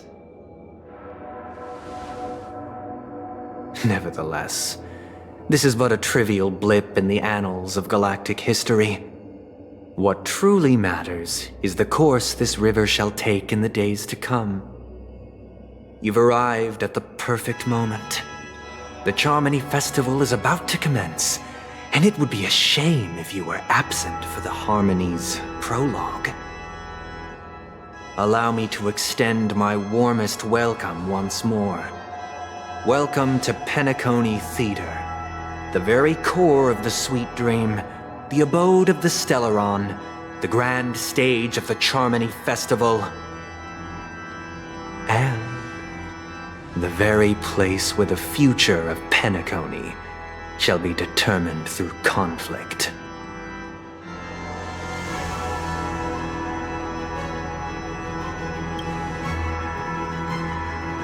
It hides behind the curtain, or rather, it is the theater itself. However, if you want to see it, you must display faith equal to its immense power. True goodness can only be achieved through faith. Allow me to point out that falling into a permanent slumber is not happiness, especially when those people are driven by someone else's will in their sleep. Do you still believe that the Order only seeks to control the universe as their puppet, Himiko? No matter how perfect your vision of paradise may be, a cage remains a cage. People will never achieve true happiness in a world like that. They would just be toys for the Eon. It seems you have misunderstood my intentions. Allow me to clarify. My desire is not to resurrect a fallen Eon, or become one myself. My sole objective is to create a paradise free from Eons, where the Order ensures the dignity and happiness of all humanity. A paradise exclusive to us human beings. That's not the case. If people are to live with dignity, there must be nothing and no one above them. In your so-called paradise, you would be the one reigning supreme. Looks like we won't be able to convince each other. Now that our conflict has been destined, let's unveil our paths and reveal to the universe the true path.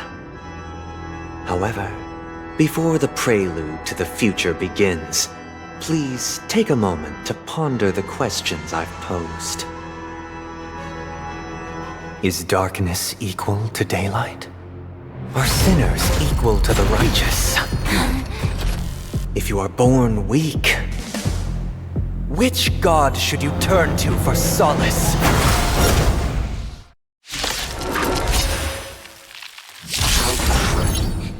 The Eon with great might.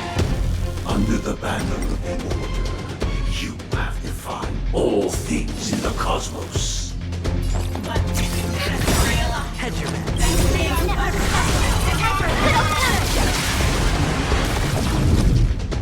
Spend freely.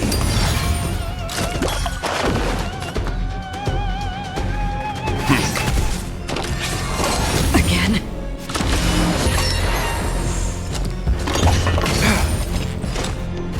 Still waters of oblivion. I weep for the departed. It too shall fall. Lending support. Sure, I'll play along. Let's begin.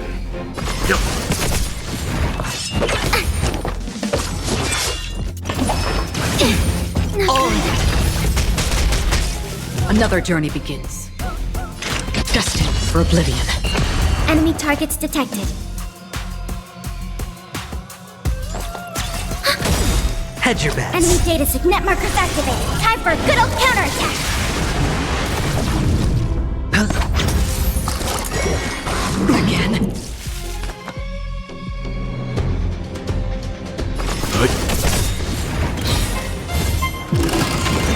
You know nothing of the weight behind survive or be destroyed. There is no other choice. We have the upper hand. Ready for another?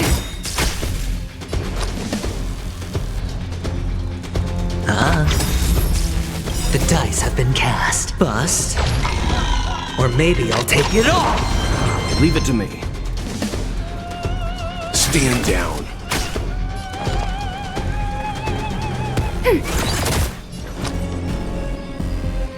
Spend freely. I weep for the departed. It too shall fall. Free will, or was it fate? From still waters of oblivion.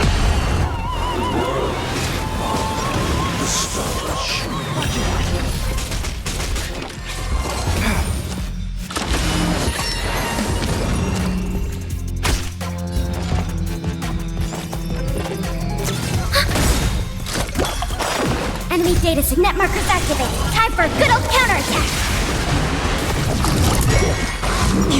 Sure, I'll play along.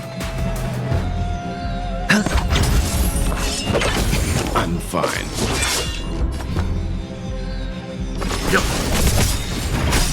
You know nothing of survive or be destroyed. There is no other choice. Destined for oblivion. I weep for the departed. It too shall fall. We have the upper hand. Ready for another? It's on me.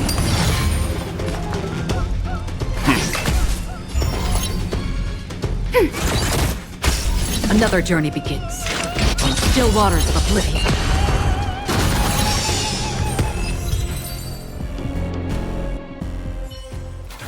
I already know your decision. I now permit you to gaze into the sun.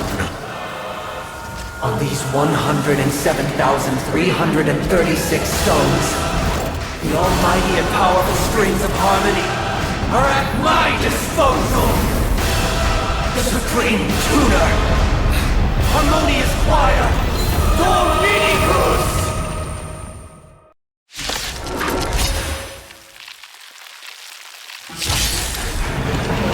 Lost souls, come and meet your master!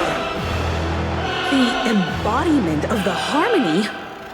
So the true purpose of the Charmony Festival is to usurp it?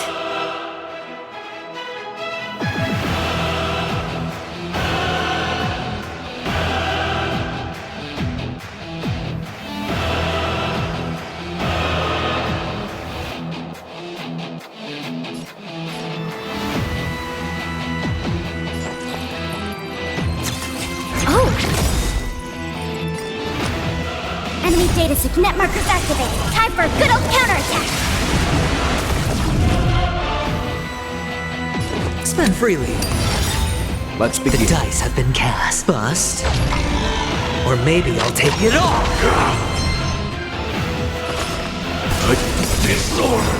I weep for the departed. It too shall fall. Feeling like there's another world in front of my eyes. It's the power of tuning. Don't let the song distract you. Why is it deceptive as you are? Answer me this. Why could a harmony and the order merge into one?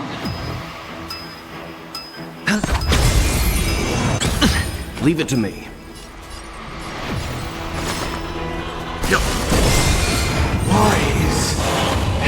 Silence! You know nothing of the weight behind this. Survive or be destroyed. There is no other choice. Noisy. All in. Another journey begins. Destined for oblivion. Disorderly noise. The time has come. Creation will be reborn from the remains of the gods. Dan Heng?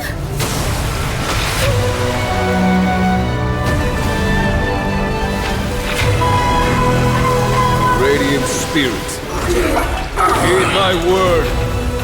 Show no mercy!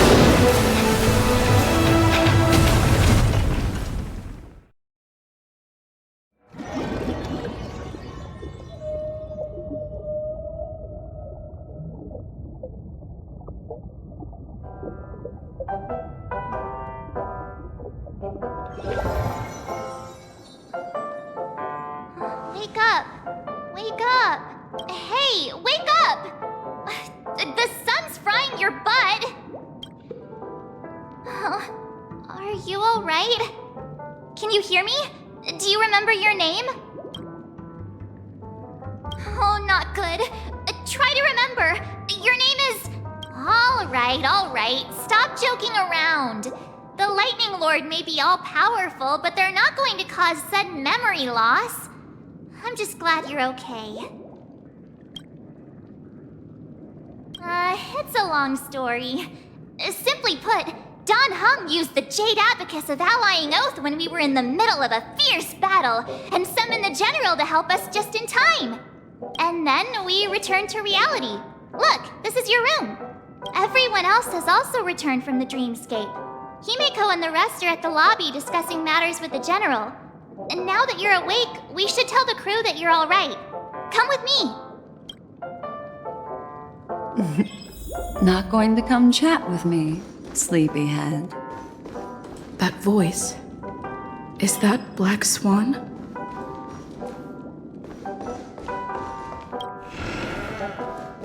Hey, where are you going? Hey, we meet again, sleepyhead. What's Miss Black Swan doing here? Nothing, Miss March. I noticed she was awake and wanted to check to see how she was doing. Though the strike from the General was timely, its destruction was also immense. When emanators collide, ordinary people inevitably suffer. But, luckily for them, the dreamscape is my home turf. Thankfully, I managed to get everyone out before the harmonious choir collapsed. Oh, so that's what happened! Thank you, Miss Black Swan! Don't mention it. After all, I wouldn't want to see such precious memories vanish. You're heading to see your friends, aren't you? Would it bother you if I walked with you for a short while? Of course not. But you're not planning on doing something like last time, are you? Why would you think that? I've never harbored any ill intentions. Well, not when you are around, anyway. Himeko and Mr. Yang are probably still busy.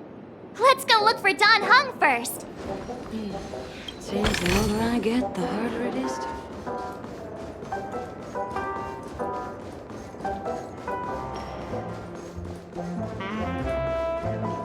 Look, he's still talking to that cowboy.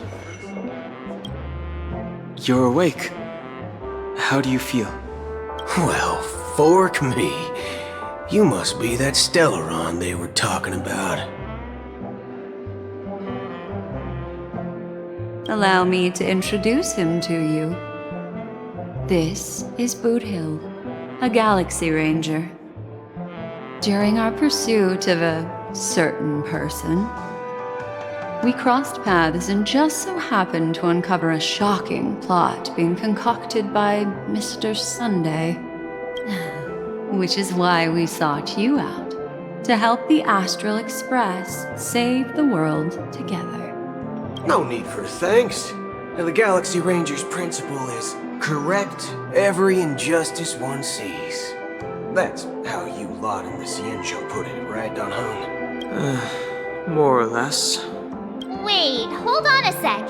This is the first time I'm hearing about this certain person. Who are you chasing? And why would that lead you to the Express? Good question. It's, who was it again? Don Hung. Do you remember? No, that ain't it. I just can't seem to recall. Weird. My neurochip hasn't registered any malfunctions. I can't seem to remember either. What's going on? Heck. Forget about it. If it slipped all our minds, reckon that person was just a minor scoundrel. Unimportant. Ain't gonna stop us from piecing together the story anyhow. Yes. When the dust settles, I'll just think of a way to recall it in the memory zone. Everyone, let's hurry up and look for Miss Himiko, shall we? She's now a minor star on Penacony, and the entire hotel's concerned about her well-being. You're right. Let's head to the lobby then.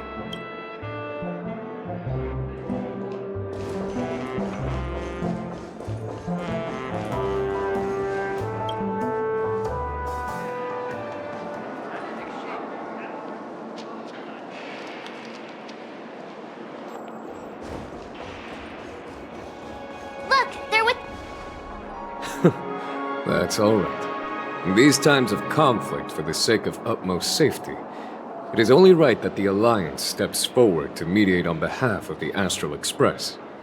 We must not allow you to take unnecessary risks. Furthermore, despite the IPC's eagerness for success, it prioritizes peace above all. And the family, trapped though it may be, professes a desire for harmony. The Alliance has always won people over with reason. I firmly believe both parties can indeed put aside their differences and come to a peaceful agreement. The General possesses a deep understanding of the greater good. With the Cienjo Alliance mediating, peace for Penacony is within reach. You flatter me. But ultimately, it's been all down to the Express. Without your efforts, this sweet dream paradise would have been claimed by the last remnants of order before there was even a shot at peace. Well, would you look at that? Here comes the big hero.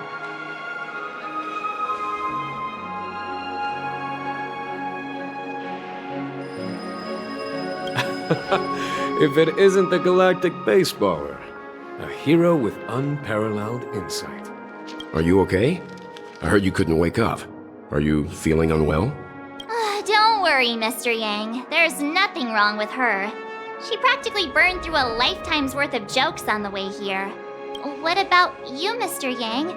I heard that even Miss Robin wasn't spared. And that guy locked you both up. It's a long story. But at least Mr. Sunday took it easy on us. He used an ability called tuning to connect our consciousnesses with his. In other words, he imprisoned us within his consciousness.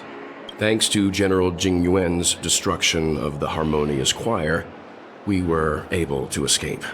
He used that tuning on us too. Does that mean that we were almost imprisoned as well? I can confidently say now, he was truly after a fair fight with us. Had he wanted, he could have easily taken us down, without so much as lifting a finger. Speaking of the Oak family head, where is he now? It's complicated, but in a nutshell, he's now the former Oak family head. The IPC has named him the key figure in the family's Penacony split, citing a threat to cosmic peace. He must represent the family and answer for the unrest caused. His trial is set to take place at Pier Point. The family quickly labeled him and the remnants of the Order as enemies, declaring the turmoil an internal rebellion. This move effectively barred the IPC from intervening in family affairs on both moral and rational grounds. Everyone really has their own agenda, after all. Then, what's going to happen to Miss Robin? She and Sunday won't be able to deny their involvement in the Charmony Festival. They're siblings, after all. Why the sigh, General? I can only say that this incident is an unexpected mess for the girl. The Alliance will try to persuade the family to consider this matter carefully during mediation. It's time, everyone. The IPC's key members and I have agreed to consult one another before the upcoming negotiation. Do any of you wish to sit in? Given the General's invitation and the matter's significance to the universe, the crew will naturally accept. However, if the IPC has any reservations... Why, of course you're welcome. They've mentioned that your team is a trusted ally of the IPC in Penacony, so there's no reason not to welcome you. Besides, if there can be reliable observers from the Astral Express present, discussions will go more smoothly. So, what do you all think? Well then, we shall oblige. I'm kind of allergic to those types of situations. I think I'll just head back to my room and start packing. Not to worry. Himiko and I will take care of things. I'm afraid I'll also have to return to the Express first. The conductor is worried about us. It's best I go and explain the situation. Thank you. What about you, Will you join Welt and me? Or have you got other plans?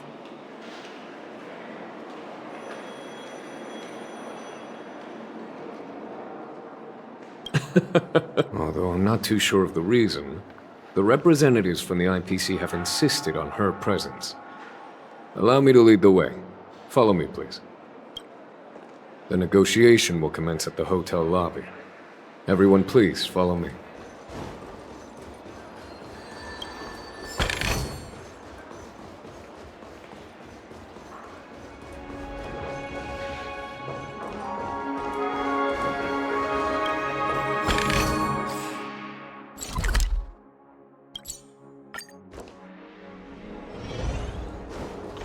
Mr. Aventurine and Miss Topaz are here too.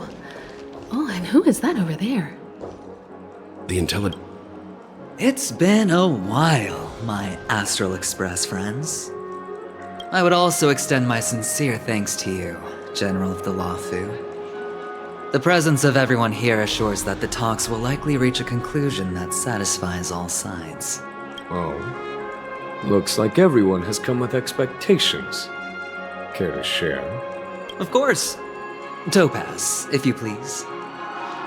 Sure, leave it to me. In summary, it's good news.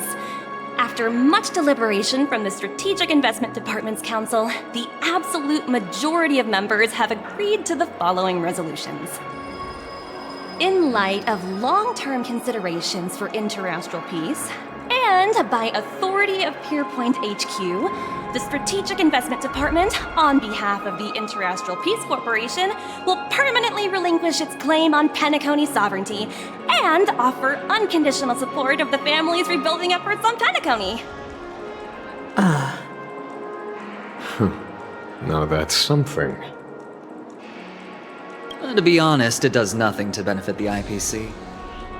But it is extremely beneficial to the long-term development of the entire universe. Has the IPC finished sharing all its thoughts? Then it's our turn. The Guild, much like the Genius Society, has taken a keen interest in the recent calamity in Penacony. Ultimately, both parties have agreed to a comprehensive collaboration, offering technical support for the reconstruction of Penacony. The floor is yours for the finer points, Mr. Screwlum. Enlighten us, please. Organic life's unrelenting search to understand the realm of inner spirituality is something I both admire and envy. Inorganic life has no mechanism to evoke dreams. But when my mechanical impulses are activated, my inspiration circuits will start to operate. and I will enter a state defined as imagination. Every time, within the realm of imagination, there emerges a fire from the shadows. It is warm, bright. I frequently ponder this flame might represent the essence of intelligence. A cluster of inspiration ignited by high temperatures. The future direction of the universe may well lie within it. Alas, they are nothing but projections of my thought system to me. Desired, but unattainable. But after learning of Penacony's accomplishments, I have come to realize that the flame is not beyond my grasp.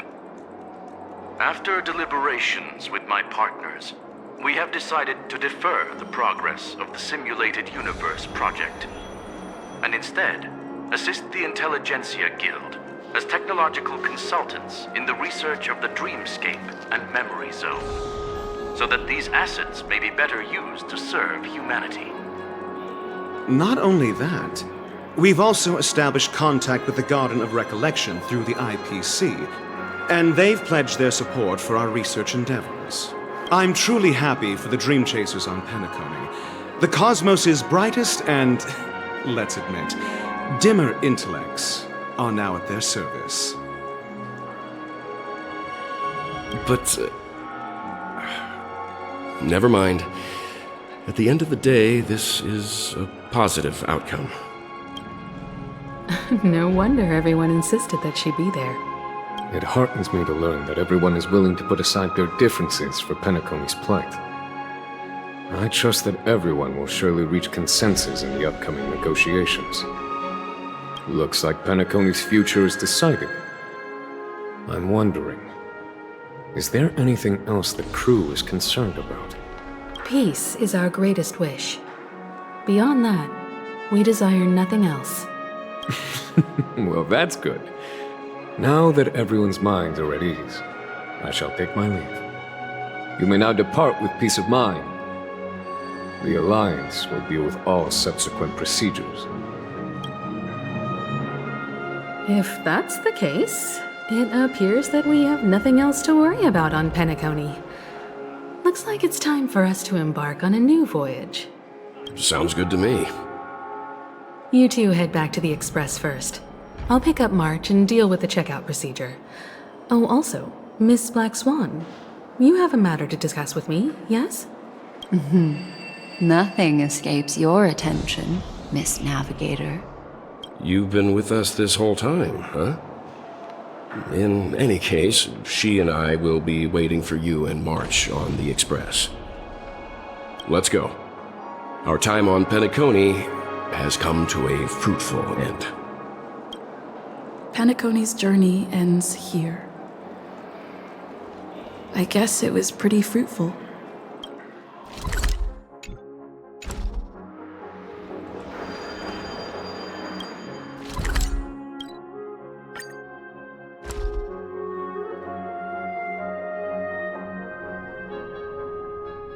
The navigation meeting is about to start. We're all waiting. Ahem. Looks like everyone's present. Let the navigation meeting commence then. This a meeting to decide our next stop? How we doing this? A show of hands. Hold your horses, cowboy. It's for those to decide.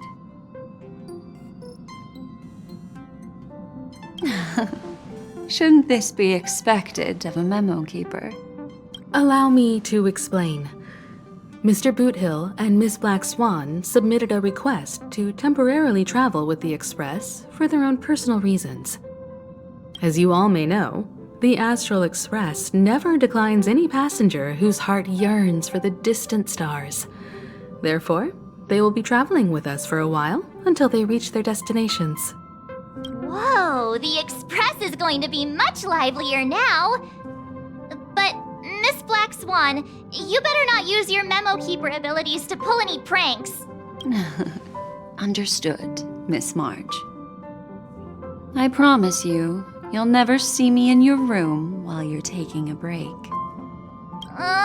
Don't! You're freaking me out. All right. Now that everyone's met everyone, we can continue our navigation meeting. Firstly, Pom-Pom wishes to thank everyone. If it weren't for you all unearthing the truth about Penacony, Pom-Pom would have never known where Mikhail and the rest had gone. What they had to go through was regrettable, but I reckon they all fulfilled their wishes. And it was thanks to all of you. Thank you, everyone. Now then, we come to the crux of this navigation meeting. We must decide on the Express's next stop. Let me introduce our current options. The first choice is from Himiko, the oceanic planet of Lushaka, a planet composed entirely of water. Many aquatic races reside there. Of course, it's also the home planet of the venerable, nameless Mikhail. The second choice is the agate world Melustanen, suggested by Welt. It's famed as one of the initial sites of the Stellaron disaster, and the place where the beauty Idrilla ascended. Today, it's celebrated as a planet of undying allure. The third choice is Edostar, a planet nestled within a vast ion storm region, currently under assault by the Antimatter Legion. However, the distress signals from there have recently ceased, prompting the IPC's wish for us to check in on the situation. The last choice, courtesy of Black Swan, is the glass belt Petravia, a massive belt of asteroids that was turned to glass by the Lord Ravager Zephyro.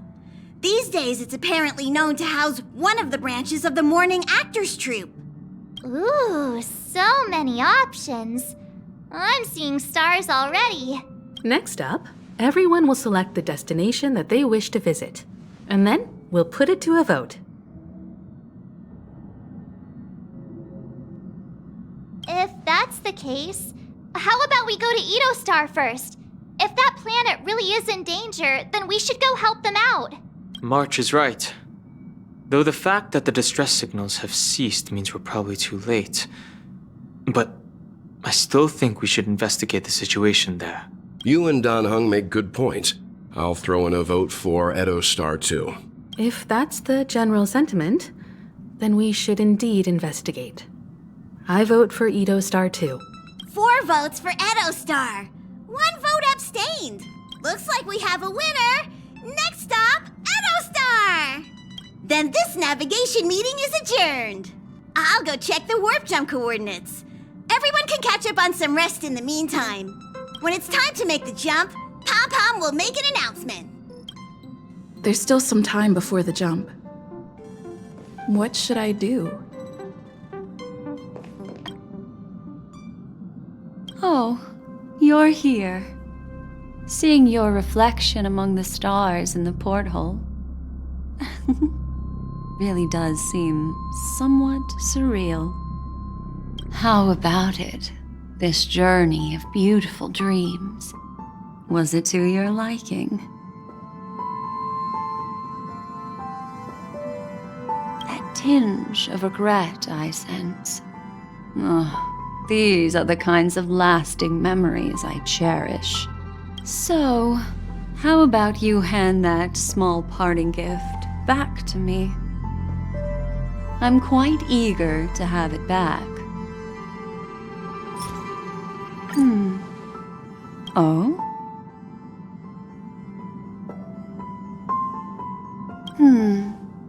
Never mind. I just stumbled upon a particularly fascinating spot in your memory. Before I explain, I would like to apologize to you. This farewell gift I gave you isn't really a compass from the memory zone, but merely an empty light cone. Remember when we entered the hotel in the dreamscape for the first time, and I procured a few trinkets from your companions? Their functions are similar. This way, I can always be attuned to your location, ready to assist immediately if you encounter any threats. But this is not its most intrinsic function. Light cones are slices of light used to encapsulate solidified phenomena. This empty light cone is the same. It can etch your memories in their most vivid form, and then allow me to admire and manipulate them, turning them into unique mementos. All the world is born from the power of mind and soul, and that power is memory. To prevent ourselves from being forgotten by the world, we must make the world remember us, or use our memories to recreate it. Life, seemingly vast, offers but a scant collection of impactful memories. Some joyful, some sorrowful, some light, some heavy. But you are different. Memory is a reflection of the future. Within that reflection, I see your unparalleled worth. You have the power to craft memories that can captivate the world. Your memory can illuminate the universe's future path. And that memory will be as scintillating as the star clusters you see in this porthole.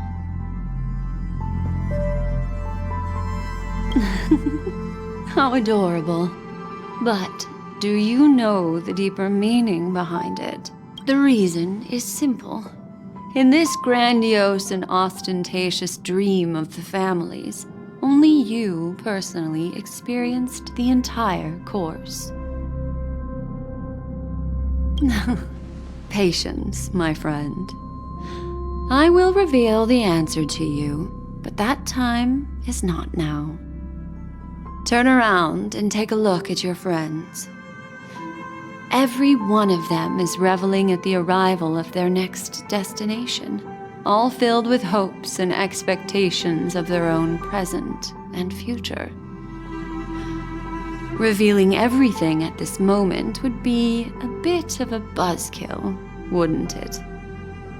I'm looking for an opportune time, a time when you're totally at ease.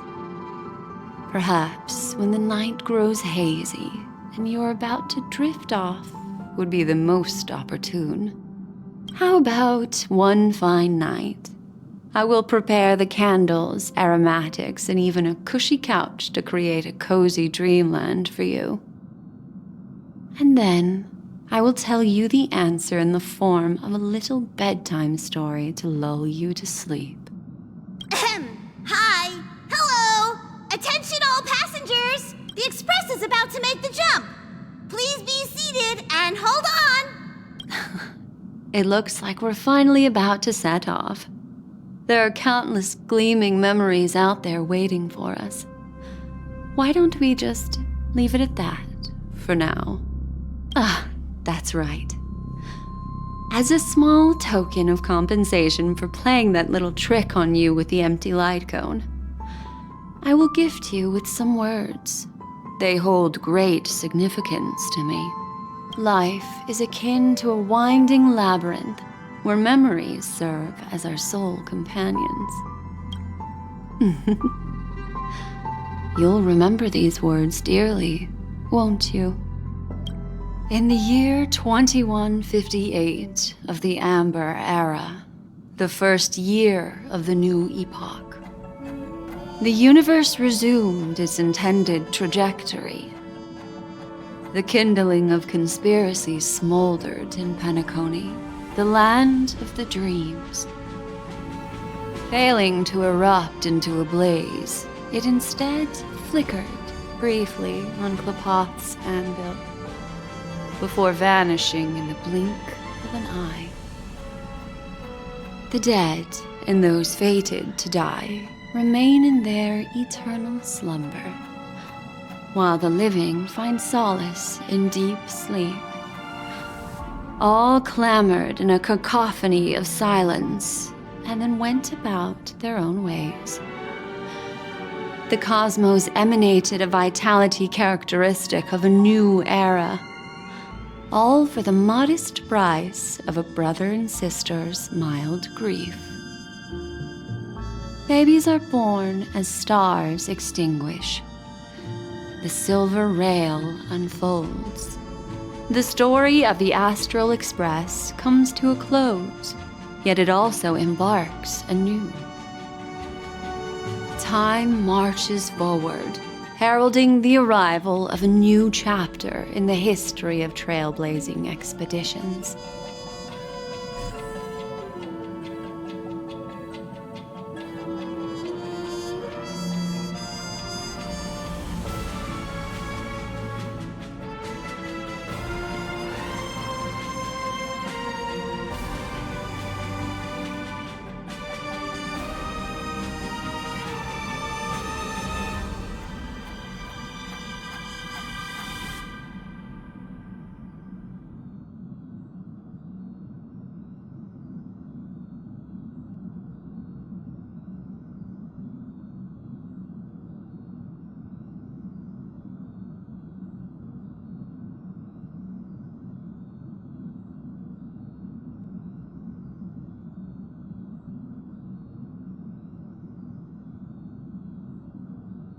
countless shooting stars streak the sky tonight.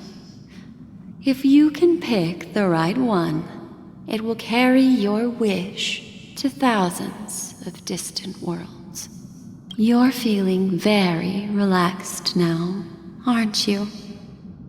So, then, it's time to tell you a little bedtime story. Well, let's start with a conclusion. The crew was defeated in the battle against Sunday. Everyone in Penacony failed, and no one survived. But don't panic. The truth, as horrifying as it may be, is not yet irreversible. There's still a glimmer of hope, and that's why I'm here. Next, I'll use this empty light cone that carries all your memories to relive everything that happened before. And when this story reaches its end, I'm sure someone as clever as you will notice that. There's a major flaw in the story you have experienced. Yet, within that flaw lies a glimmer of hope. Are you ready for it? Do you remember everything? When the clock turned back, the Express started a warp jump, sending you to a strange dream.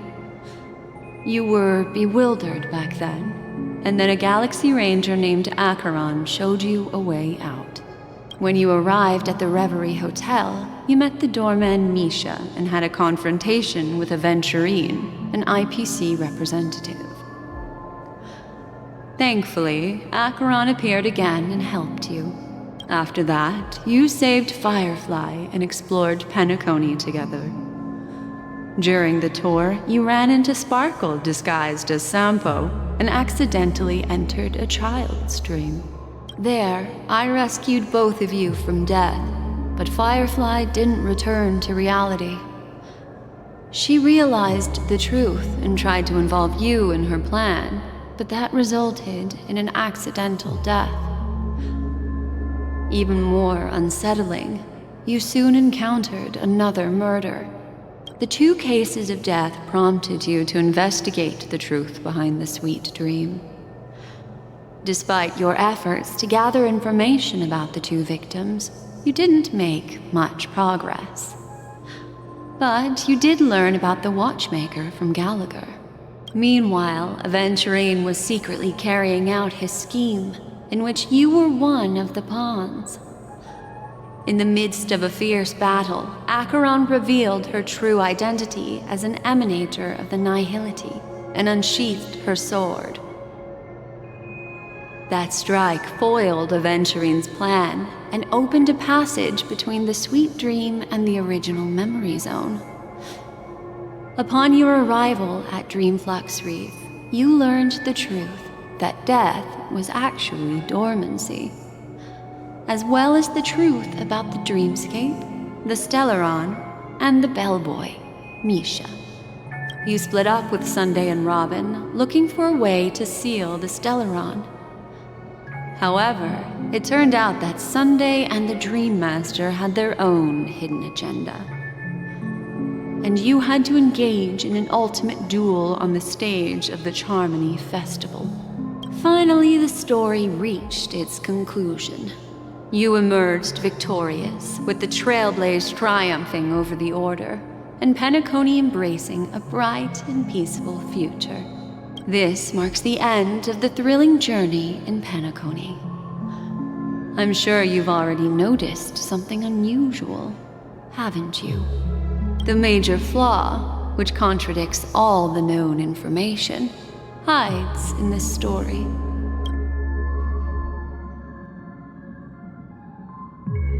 Are you suggesting that the sleeping and shapeless never bestows its gaze upon anyone, and thus no one can truly possess the power of the Nihility?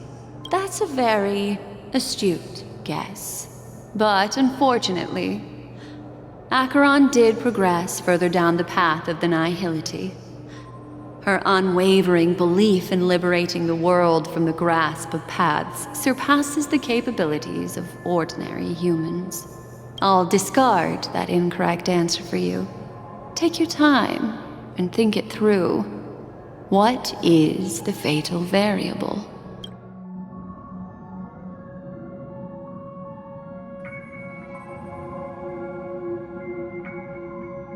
It is true that Gallagher is a history fictionologist, but he didn't lie in this matter.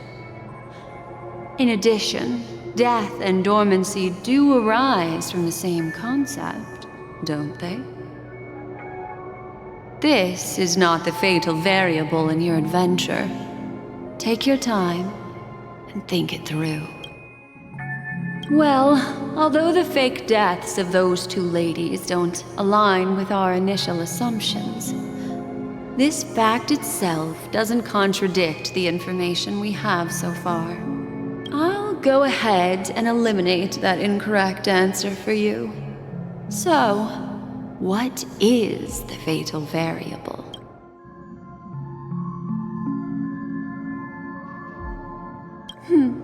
Little Misha. Or should I call him the Watchmaker? He's only a segment of memory in a dream bubble, but his ambition for the Trailblaze led him to leave the bubble and embark on a grand adventure in Penacony. While Misha is a rather special memory zone meme, and he was granted power by the Trailblaze, there's still one thing that he shouldn't be able to do. A life born in the memory zone could never manifest in reality. So, why did the answer is simple. He is the one fatal variable that contradicts all our known information. This means that you, who wholeheartedly believe in this memory, are still trapped in the dreamscape at this very moment. Wake up, sleepyhead. Break free from this eternal dream and return to the real world. We'll find our answers there. The train is about to make the jump. 5, 4, 3, 2...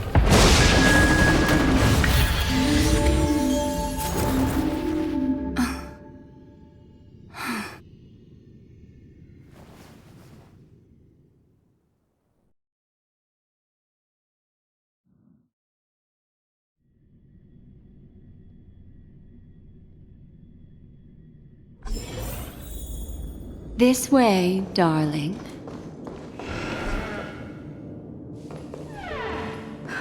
Not another one. Thank you so much, Black Swan. Finally, I can breathe a sigh of relief.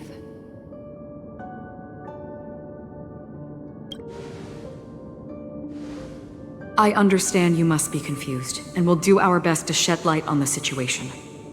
However, before that, it's essential to know that this place is the rift between dream and reality. A place reserved only for those who have awakened from Enna's dream.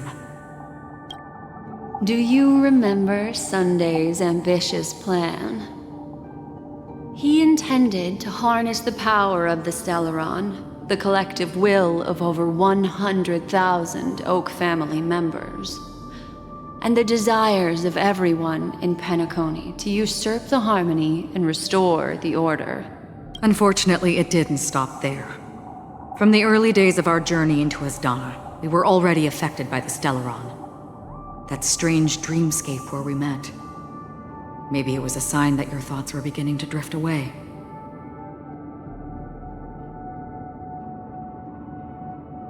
I don't think the goal of the Order was to put everyone into a deep sleep. Quite the contrary. They used the Stellaron to catalyze the leakage of Asdana's memoria into the material world, allowing the dreamscape to blend with reality. And that included a lot of memoria from the Beyond the Sky Choir. As time came and went, the dreams eventually became indistinguishable from reality, and reality became an illusion. People think They are awake, but their spirits have long since stepped into the Temple of Order. This is what makes Anna's dream so powerful. In this paradise governed by the Order, everyone indulges in their delightful dreams and lives happily ever after. I believe what you experienced in the sweet dream, except for that flaw, was real. Only in this way could you reach the destination, lifting the crisis in Penacony and embarking on your next trailblazing expedition. If it wasn't for Acheron's plan, we might have been trapped in this dream forever. Fortunately, while the path of the Order governs all things, it can't affect the Nihility. I came to realize this when the Dream Master tried to expel me at any cost. This is also why you felt a sense of peculiarity when traveling with her. Well, I'm not as fortunate as she is. Even if I'm a memo keeper, I was still influenced by the power of the Order and fell into hallucinations. However, thanks to your memories, now we still have a chance to turn the tide. For mortals, even if they possess the great power of a path, they can't create a flawless world like gods do. That's why there was a flaw in your dream. In other words, once you have realized the world is not real, you'll have a chance to break free from the dream. The flaw in your dream lies within Misha, who could have never appeared in reality. When I turned the pages of your memories, I realized that I was in an illusion too. Now Sunday has usurped the power of the Harmonious Choir through the Charmony Festival. Asdana has thus fallen into Enna's dream, transforming everyone equally into the notes of the Aeon. Failure doesn't mean weakness. Only the strong can gather the will to resist the Order and try to break free. We still have a chance, though. To make it happen, please, Black Swan, guide us to those with a strong will. All right, please come with me. These people are... They're the ones who accept Enna's dream and indulge in their happy illusions. We have no means to wake them up now. Not even your clockwork will do the trick. However, there are still other things we can do. Let's keep going. Stream forth, gleam gold blades.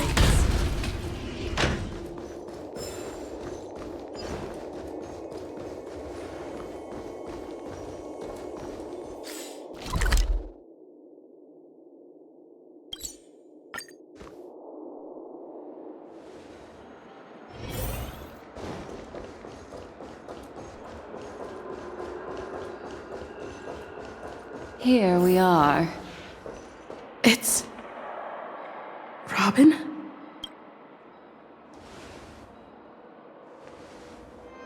Finally, you've arrived. Let me introduce you to Robin. She woke up from Anna's dream by her own will, and it's this tough lady who led us here with her song. I woke up for the same reason as all of you. In the dream, I experienced something that could never occur in reality. Are we going to lock it up in a cage? I want to see it fly freely in the sky. Without us, this bird would be too fragile to survive on its own. Do you want it to die? No, but... Then let's take care of it together until it can return to the sky. Huh? Birds have wings because they're meant to fly. Even if they may crash on the ground one day, they shouldn't be trapped in a cage. Birds belong to the sky, so we should help them return there, right? The illusion was so impossibly blissful that I realized it was just a dream. And this is our final hope. Anna's dream is founded upon the Harmonious Choir, namely everyone's shared wishes. It will only materialize once the aspirations of all beings in Penacony merge as one. At present, It has become impervious due to people's desire to remain slumbering within the dream. And in order to destroy it, we must make everyone in Penacony want to wake up. Now comes the tricky part. How do we do it?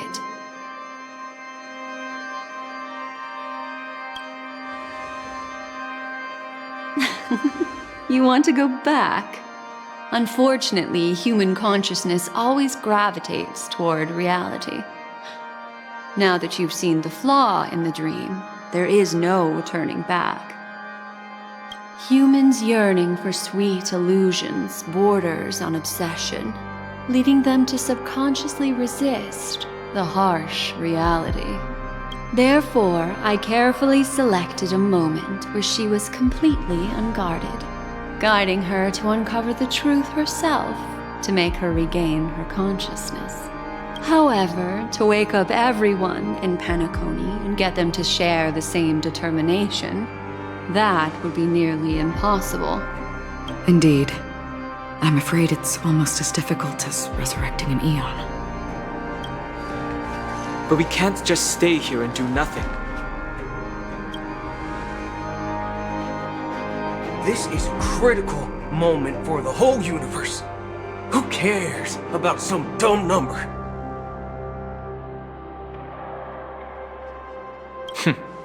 Thanks to Black Swan. You're welcome. And thanks to the memo keepers in Penacony, too. I believe your partners have also awakened from their dreams. This is the first step of our plan.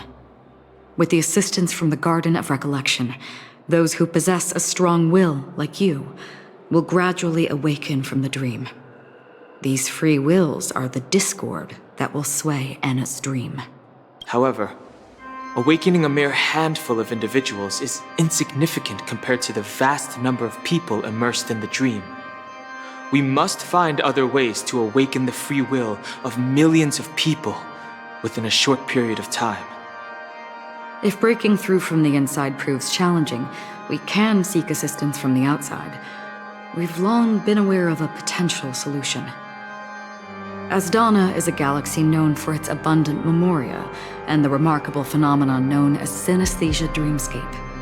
When people first enter this place, they often find themselves and others sharing a collective dream. At this very moment, there is only one dream encompassing the entire Asdana system.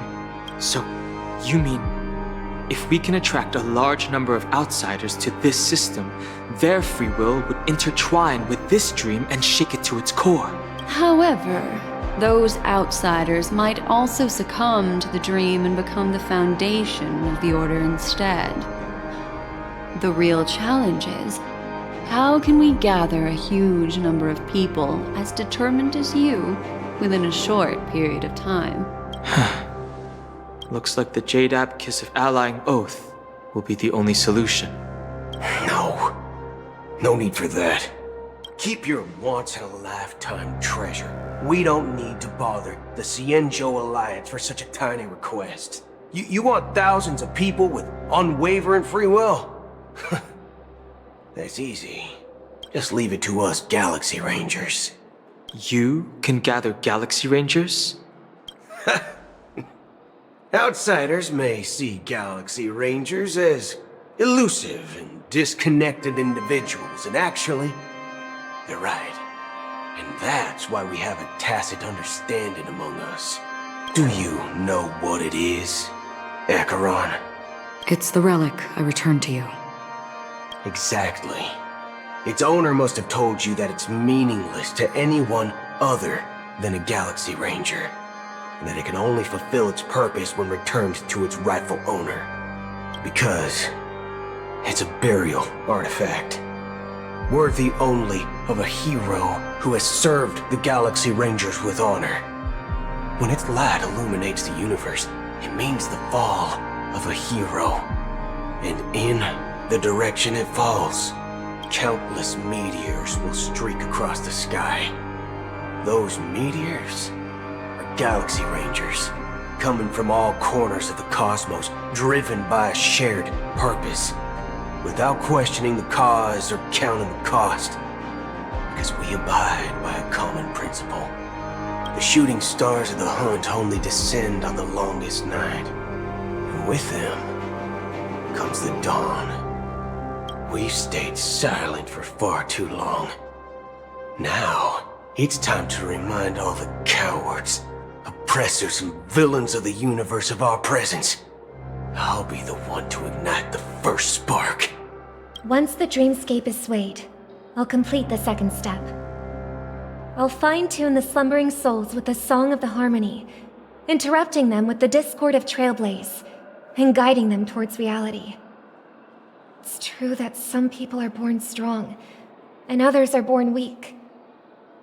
If the Trailblaze is the target of heroes, then the Harmony will guarantee that the strong help the weak. Only the people of Penacony themselves can be the saviors of their homeland. Their path of happiness should be forged by themselves. While I may not be a nameless, I'm willing to instill courage in all those who need it. This includes my brother as well. And his dream is too cruel for him and everyone else. Your plan sounds well conceived, but still, it appears somewhat idealistic and romantic. The flaws rooted in human nature can't be eradicated overnight. Do you believe these efforts alone are enough to convince everyone to choose the right path? I agree with you, Black Swan. That's why the most critical aspect of this plan is not to convince everyone to choose the right path, but to inspire them to save themselves. So, you're the key in the end, I assume? The Harmonious Choir possesses the power of an emanator. To overcome it, you'll need the same level of power. The final step in destroying the sweet dream will be my responsibility. That's a relief to hear. Now that our roles are assigned, let's get to our battlefields and pose a grand finale. May I have a moment alone with you? There's one more thing I need to explain to you. This grand festival is drawing to its close. This is the starting point for the ultimate stage of our journey, just as it marked the beginning of all the stories in Penacony.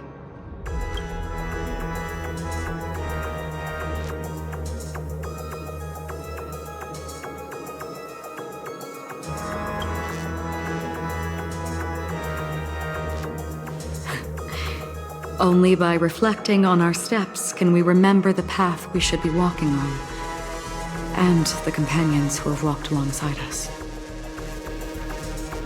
There's something you should know.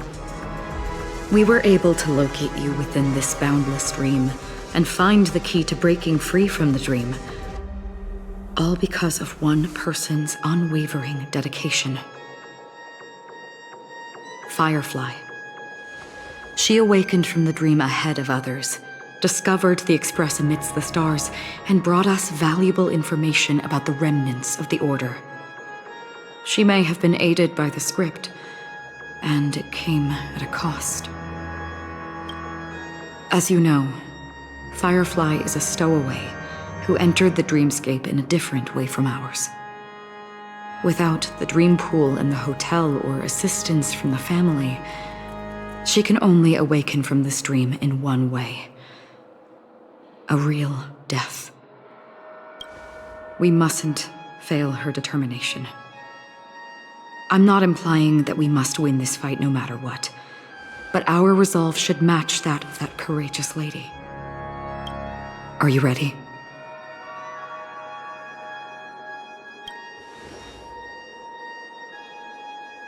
Very well. Now, please close your eyes.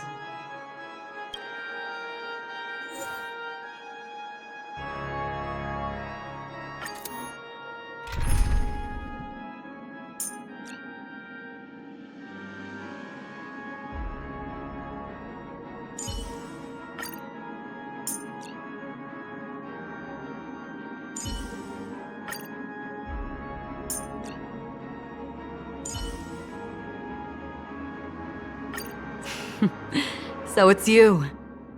Our time spent with one another is precious.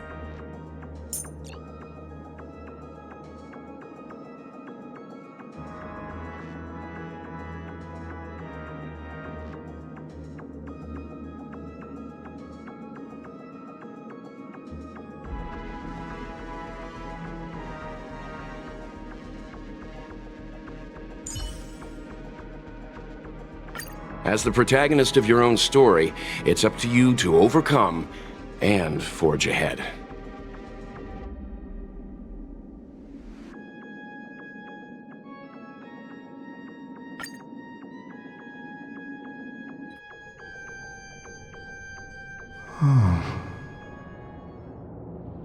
How long has this reign been ongoing? If I remember correctly, it has lasted for decades, or even centuries. The unwavering determination of the Hunt followers persists even in death. But thankfully, we've guided those lost souls to their lives beyond. They were heroes in their time. And they won't be reduced to puppets of the Nihility in their death. You see, the shadows on the sea have vanished. Do you remember? He once said that the sky would clear when the regrets of the departed had faded away. But it's still raining. I know. So, why is all this? Why did this rain choose me? Because someone's regrets haven't been fulfilled, perhaps. Mortals who walk the paths are like sailors on a vast ocean, leaving behind a trail that creates countless ripples of possibilities. These ripples last longer than the fleeting lifetimes of humans. And for some, their presence leaves such a strong mark that it's reflected in the waves. Sin-thirsters. The obsessions of the Pathstriders. They emerge from the depths of Ix, seeing themselves as masters of their own destiny, unknowingly repeating the actions of their past lives. They emerge from the Nihility and head toward it, leading purposeless lives. However, these hollow phantoms, they have journeyed with me for such a long time. Oh, so this is how it is.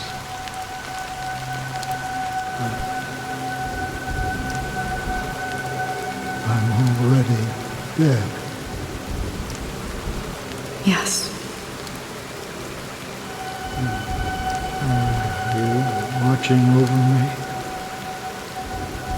This is my duty, as Acheron the Watcher. I'm guarding the path to the abyss of the Nihility, guiding every soul reluctant to become one with it. Back to this side. But if this is what the departed ones expected, should you try to change it? I don't know. But someone once told me that when the inevitable moment came, he hoped that someone would stand at his grave and place a bouquet of flowers. Even if it doesn't make sense at all. Some tasks have to be done, even if they are pointless. I have experienced that much already. Please extend your hand and then close your eyes. I'll carry your wish with me and fulfill it. Only then will I be able to put an end to the final regret by the Dead Sea. Will I ever see them again? Yes. That is certain. Because it was you who told me about the Express, your 2 former companions. The expedition cut short by the swarm, your narrow escape from death, and your encounter with the Galaxy Rangers. And Penacony, the hometown to which you could never return. Yeah, for countless times I got rejected by the family and had to pass it by. But I knew that my companion was still there.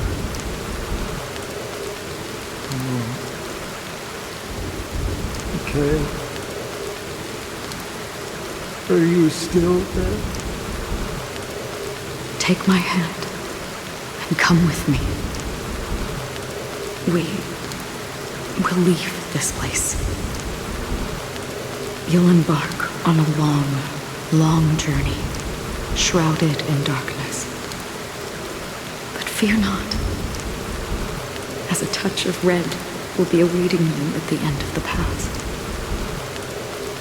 That's the color of existence. Follow it, and it'll guide you and illuminate the way out. By doing so, you'll eventually reunite in the warmth of the sunlight. Thank you. May death be the end of your boundless dream, guiding you back to the waking world. Welcome to the horizon of existence. This place is one of the thousands of manifestations belonging to the sleeping and shapeless. And it's also an exit out of the nihility for the awake ones. Let's bid our final farewells here.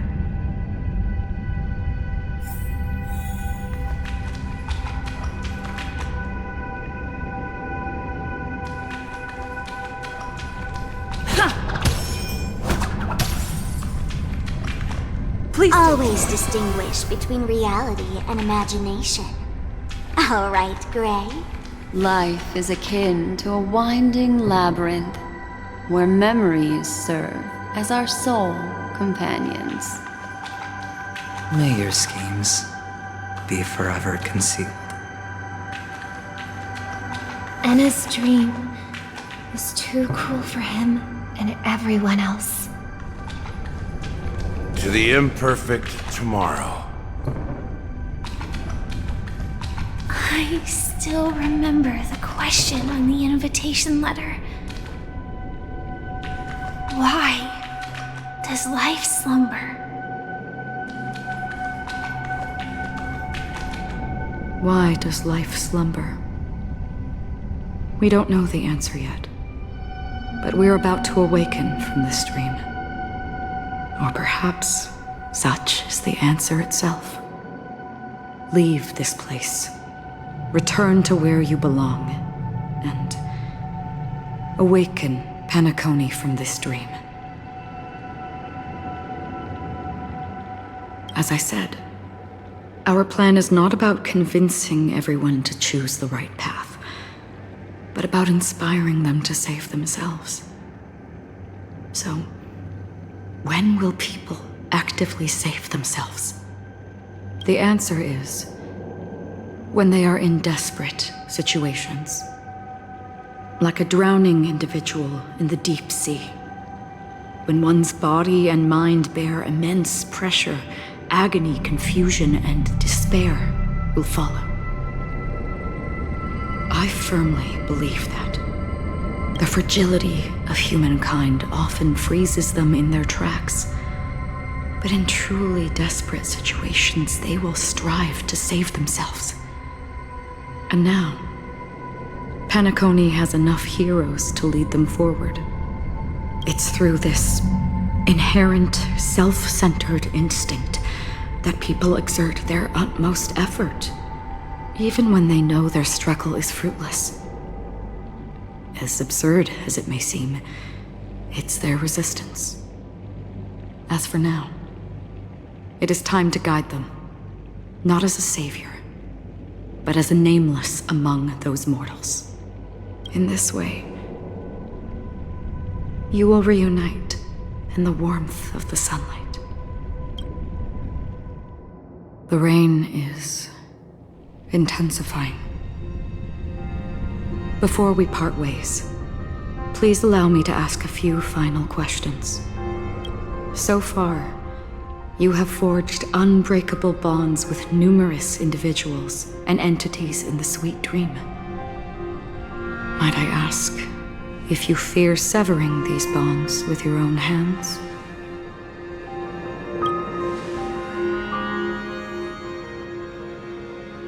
If there is a vast, lifelike dreamland that is virtually indistinguishable from reality, a realm without death, where everyone can attain the happiness and fulfillment they deserve, living blissfully ever after,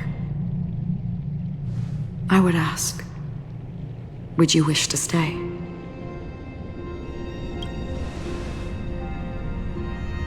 Imagine if this splendid dream were fated to fall apart. Friends, family, strangers, followed by the gentle breeze, soaring birds, the stars, and ultimately yourself. Everyone, and every face they remember. The joy and the heartaches, the vows sealed and those left hanging. All will inevitably march towards a predetermined ending.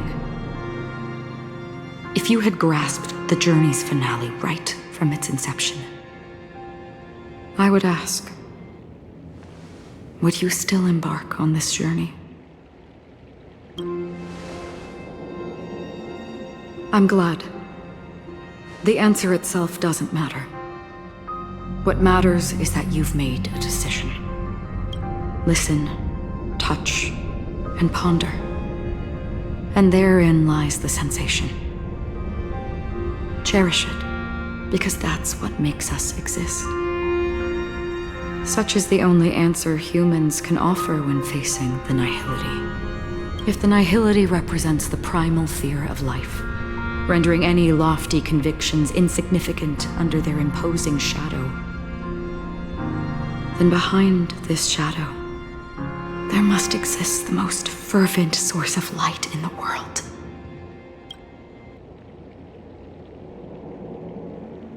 Just as every life that edges closer to death fervently approaches the end of the nihility, we must pursue that primordial light. Think you exist in the nihility, and you watch over others to depart it. Such a task is absurd and meaningless. Nevertheless, someone had to do it.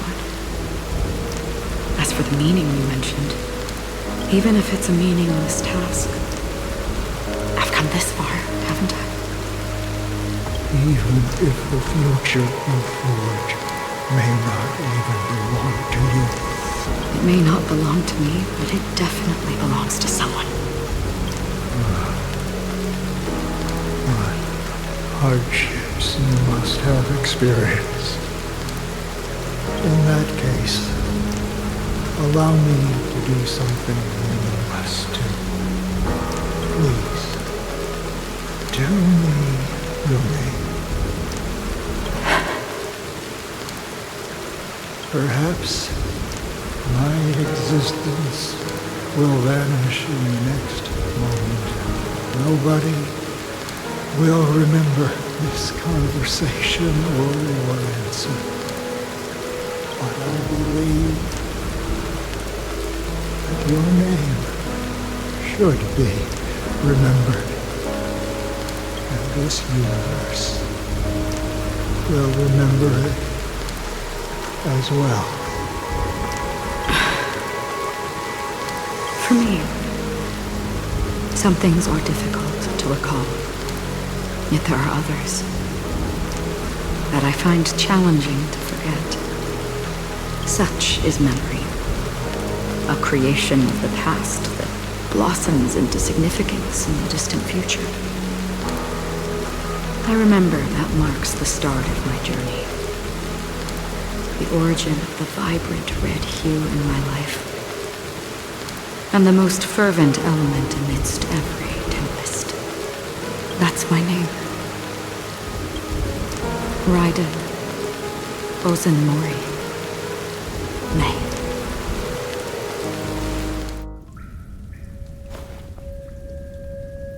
The Golden Dream is getting restless. In the coming long nights, I'm afraid you will face many setbacks and witness many tragedies. And in the end, you will only see in black and white. But please believe me, that in that monochrome world, there will be a glimpse of fleeting red. And when you make a choice, it will appear once more.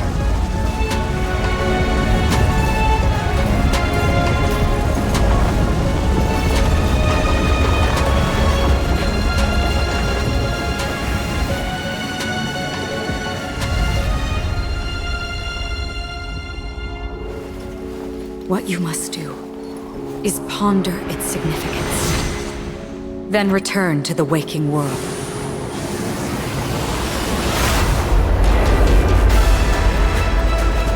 That's where we all find our answers.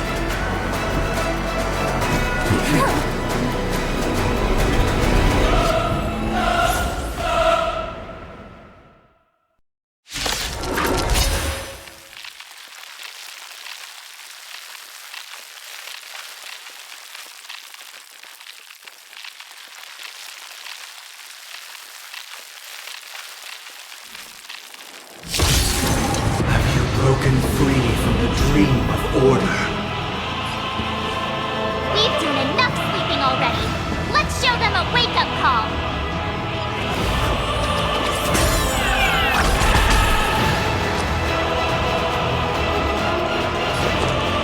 Going all in. Tabs on me.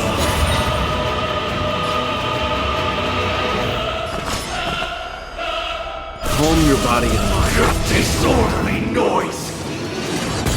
Another journey begins.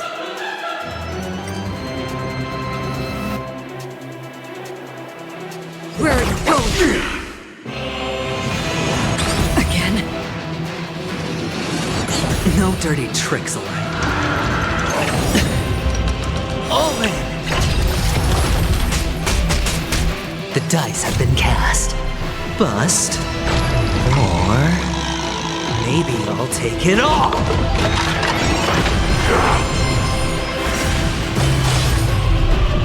Without order, how can the weak be righteous?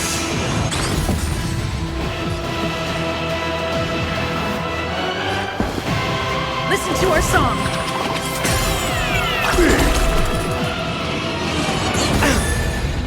Alright, I'll call your bet.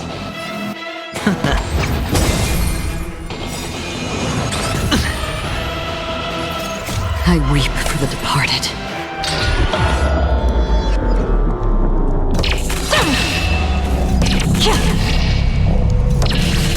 Dust rains, it too shall fall.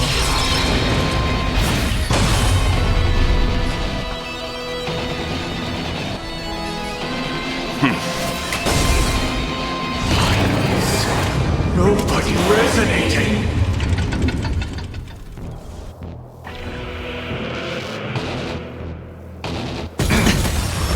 Watch your head! Another journey begins. Existence as fleeting as the dawn's dew, destined for oblivion.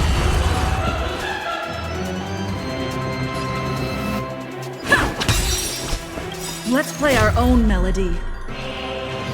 Let the show begin!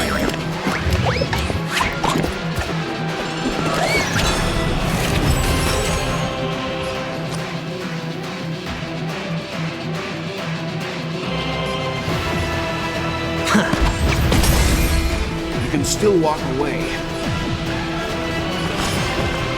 I won't go easy on you. You know nothing of the weight behind this power. Witness the stars shatter before you. Survive or be destroyed. There is no other choice. Weakness is not defined by you.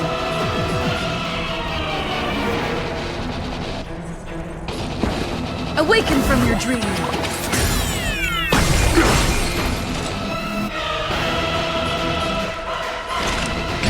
In the still waters of oblivion, I guide the wandering souls. I weep for the departed.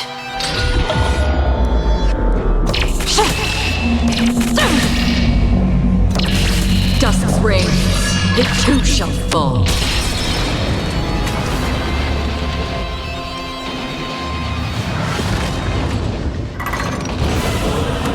7,336 notes. I solemnly invite you to join the glorious chorus and ascend to the heavens!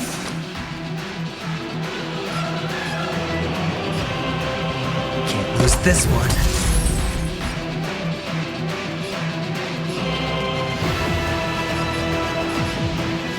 Stand down.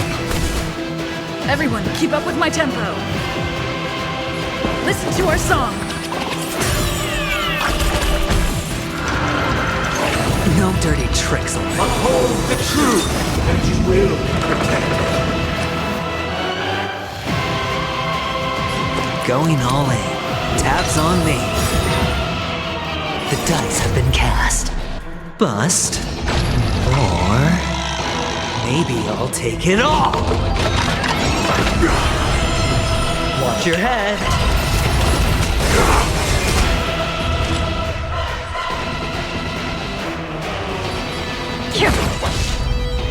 Leave the rest to me. All things are part of the melody. Let's play our own melody. Let the show begin. If the dreamscape is indistinguishable from reality, can it still be called an illusion?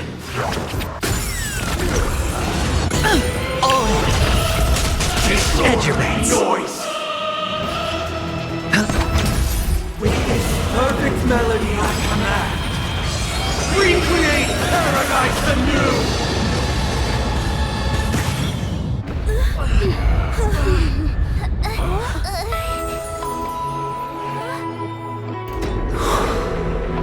Music.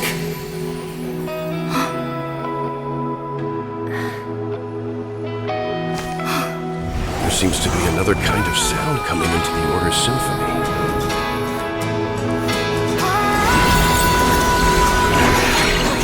Penacony's first and last disharmony.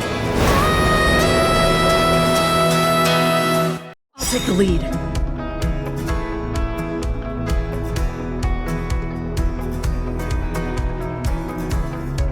Those imprisoned in their dreams are awakening for freedom. Disorderly noise! Robin, is that you singing? You have heard their cry. This is not the paradise they hoped for. Even so, they don't know where they should be heading. That's why I had to become the lone star in the sky to guide them. Even if that star must hang in a perpetual night of solitude.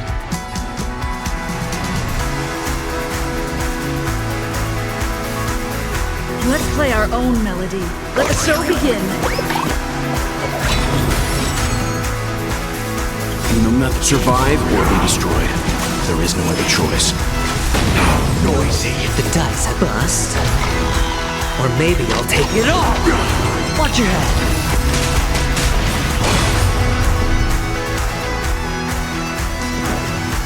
Wake up.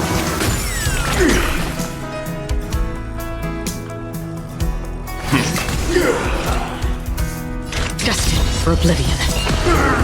I weep for the departed. It too shall fall. Hedge your bets. It's on me. No dirty tricks. Wisdom comes protection. Let's begin.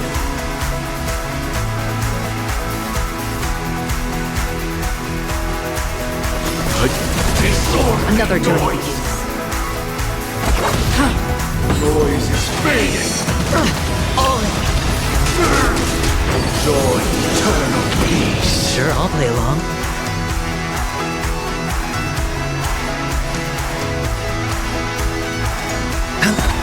Keep up. Even if the future is full of pain, we won't escape from it.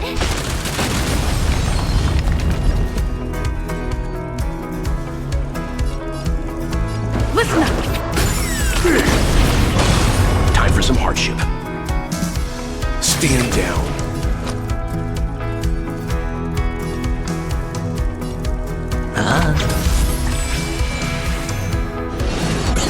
I'll take the lead. The dice have been cast. Bust. Or maybe I'll take it all. Disorderly noise. Wake up.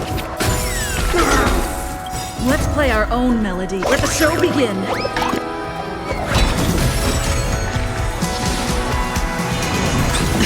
Watch your head.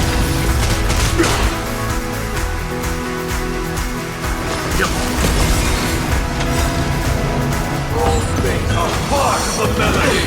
You know nothing of survive or be destroyed. There is no other choice. Wait for good tidings.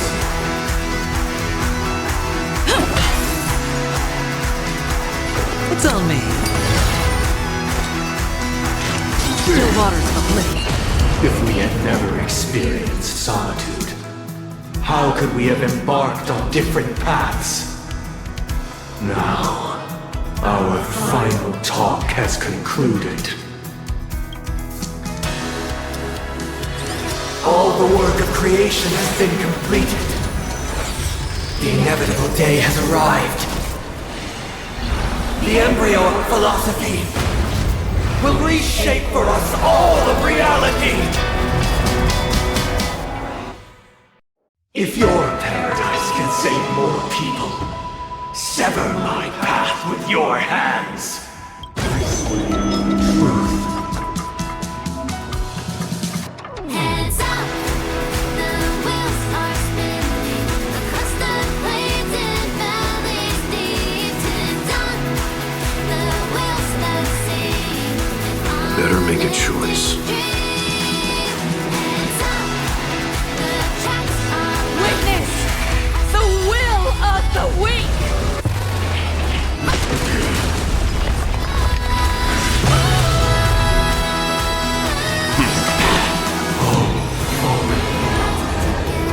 May I honor you? Hedge your bets.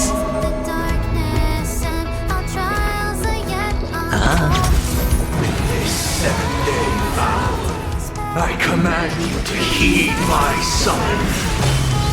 Uh-oh! I have a bad feeling about this! I weep for the departed. It too shall fall. It was not you who created all things. It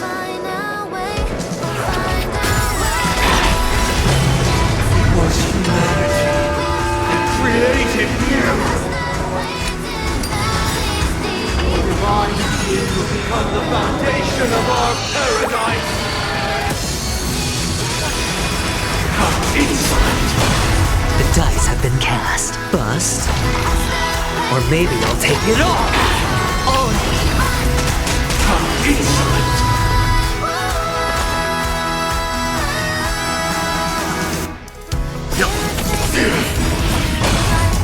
Have a noble soul!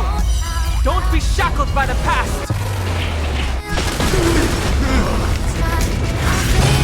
We're finally waking up from our dreams.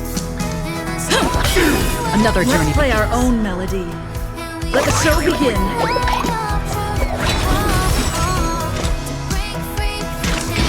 Still waters of oblivion. Blasphemous! Hands up, the wheels are spinning across the plains and valleys deep. You know nothing of the weight behind. Survive or be destroyed. There is no other choice.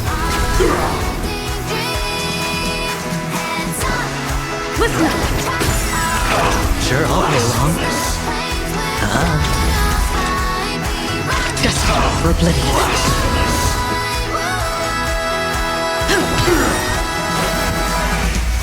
The weakness of humanity cannot be redeemed by others.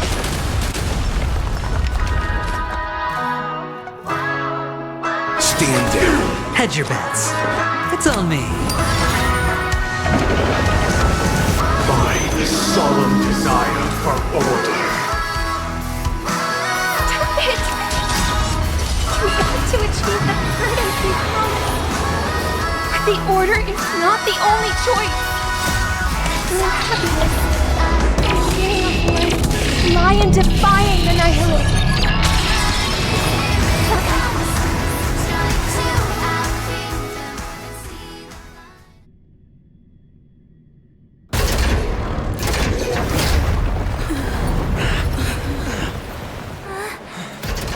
So,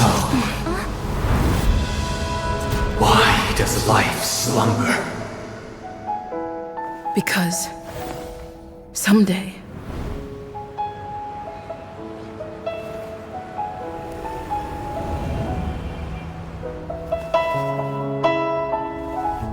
we will wake up from our dreams.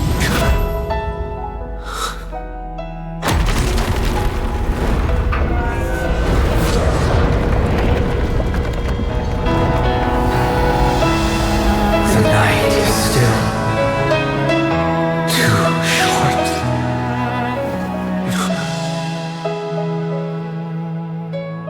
Brother, the dream is over.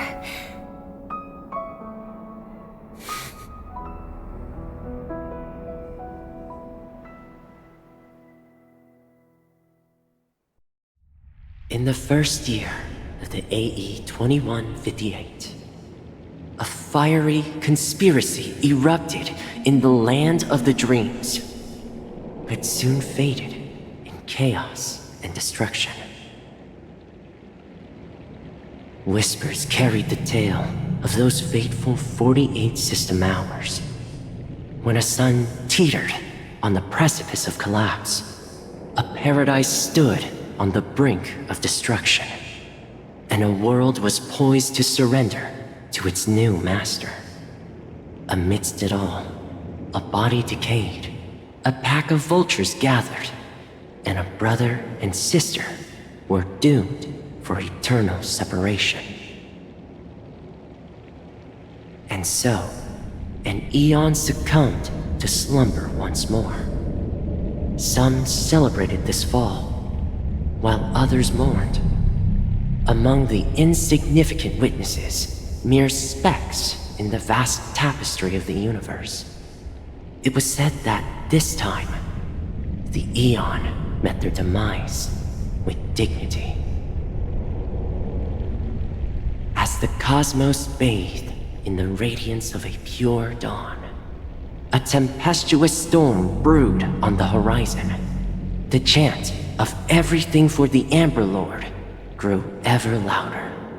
Yet, no matter how one contemplates it, time inexorably swings Klapot's colossal hammer in eternal cycles. The tale of the Astral Express reaches both its conclusion and a new beginning. Time marches forward, heralding the arrival of a new chapter in the history of trailblazing expeditions. Brother, do you think the stars will fade away? Where did that come all of a sudden? Because the constellation that looks like a bird, the Torrent Eagles, looks a bit dim lately. It's the Torment Eagles. Don't worry, it's still there.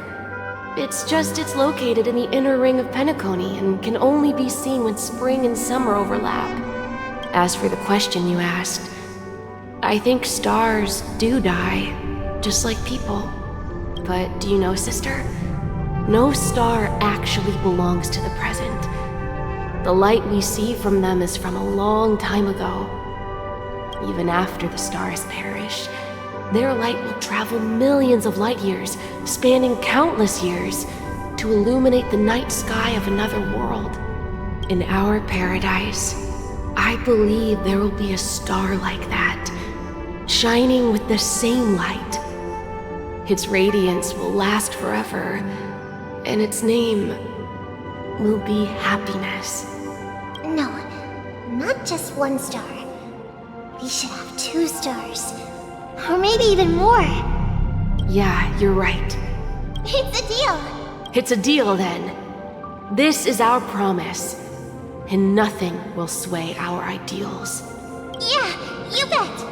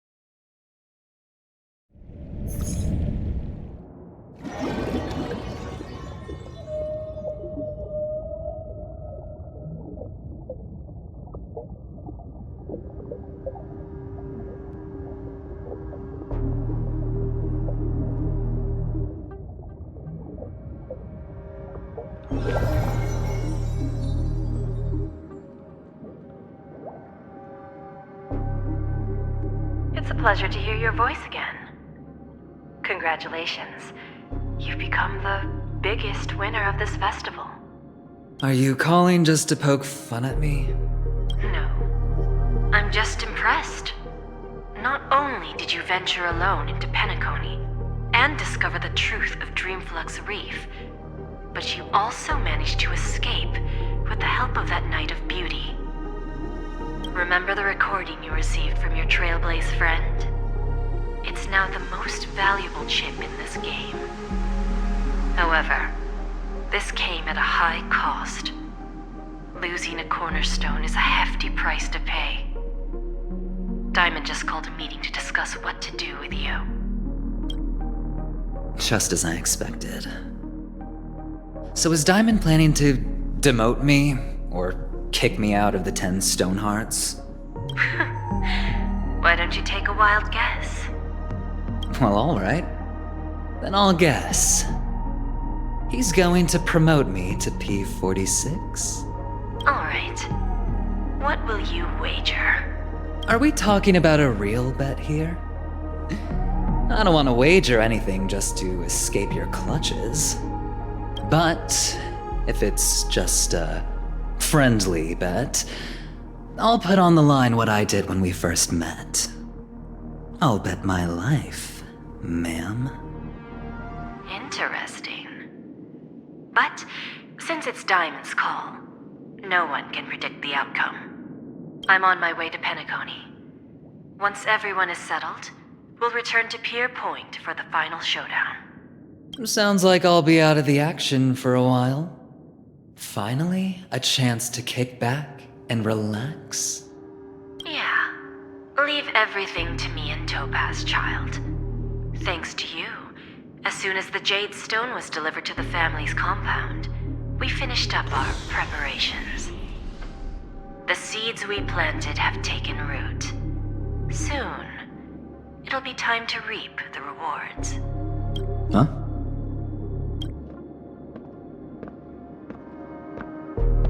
Let's wrap it up for now. Looks like I've got a visitor here.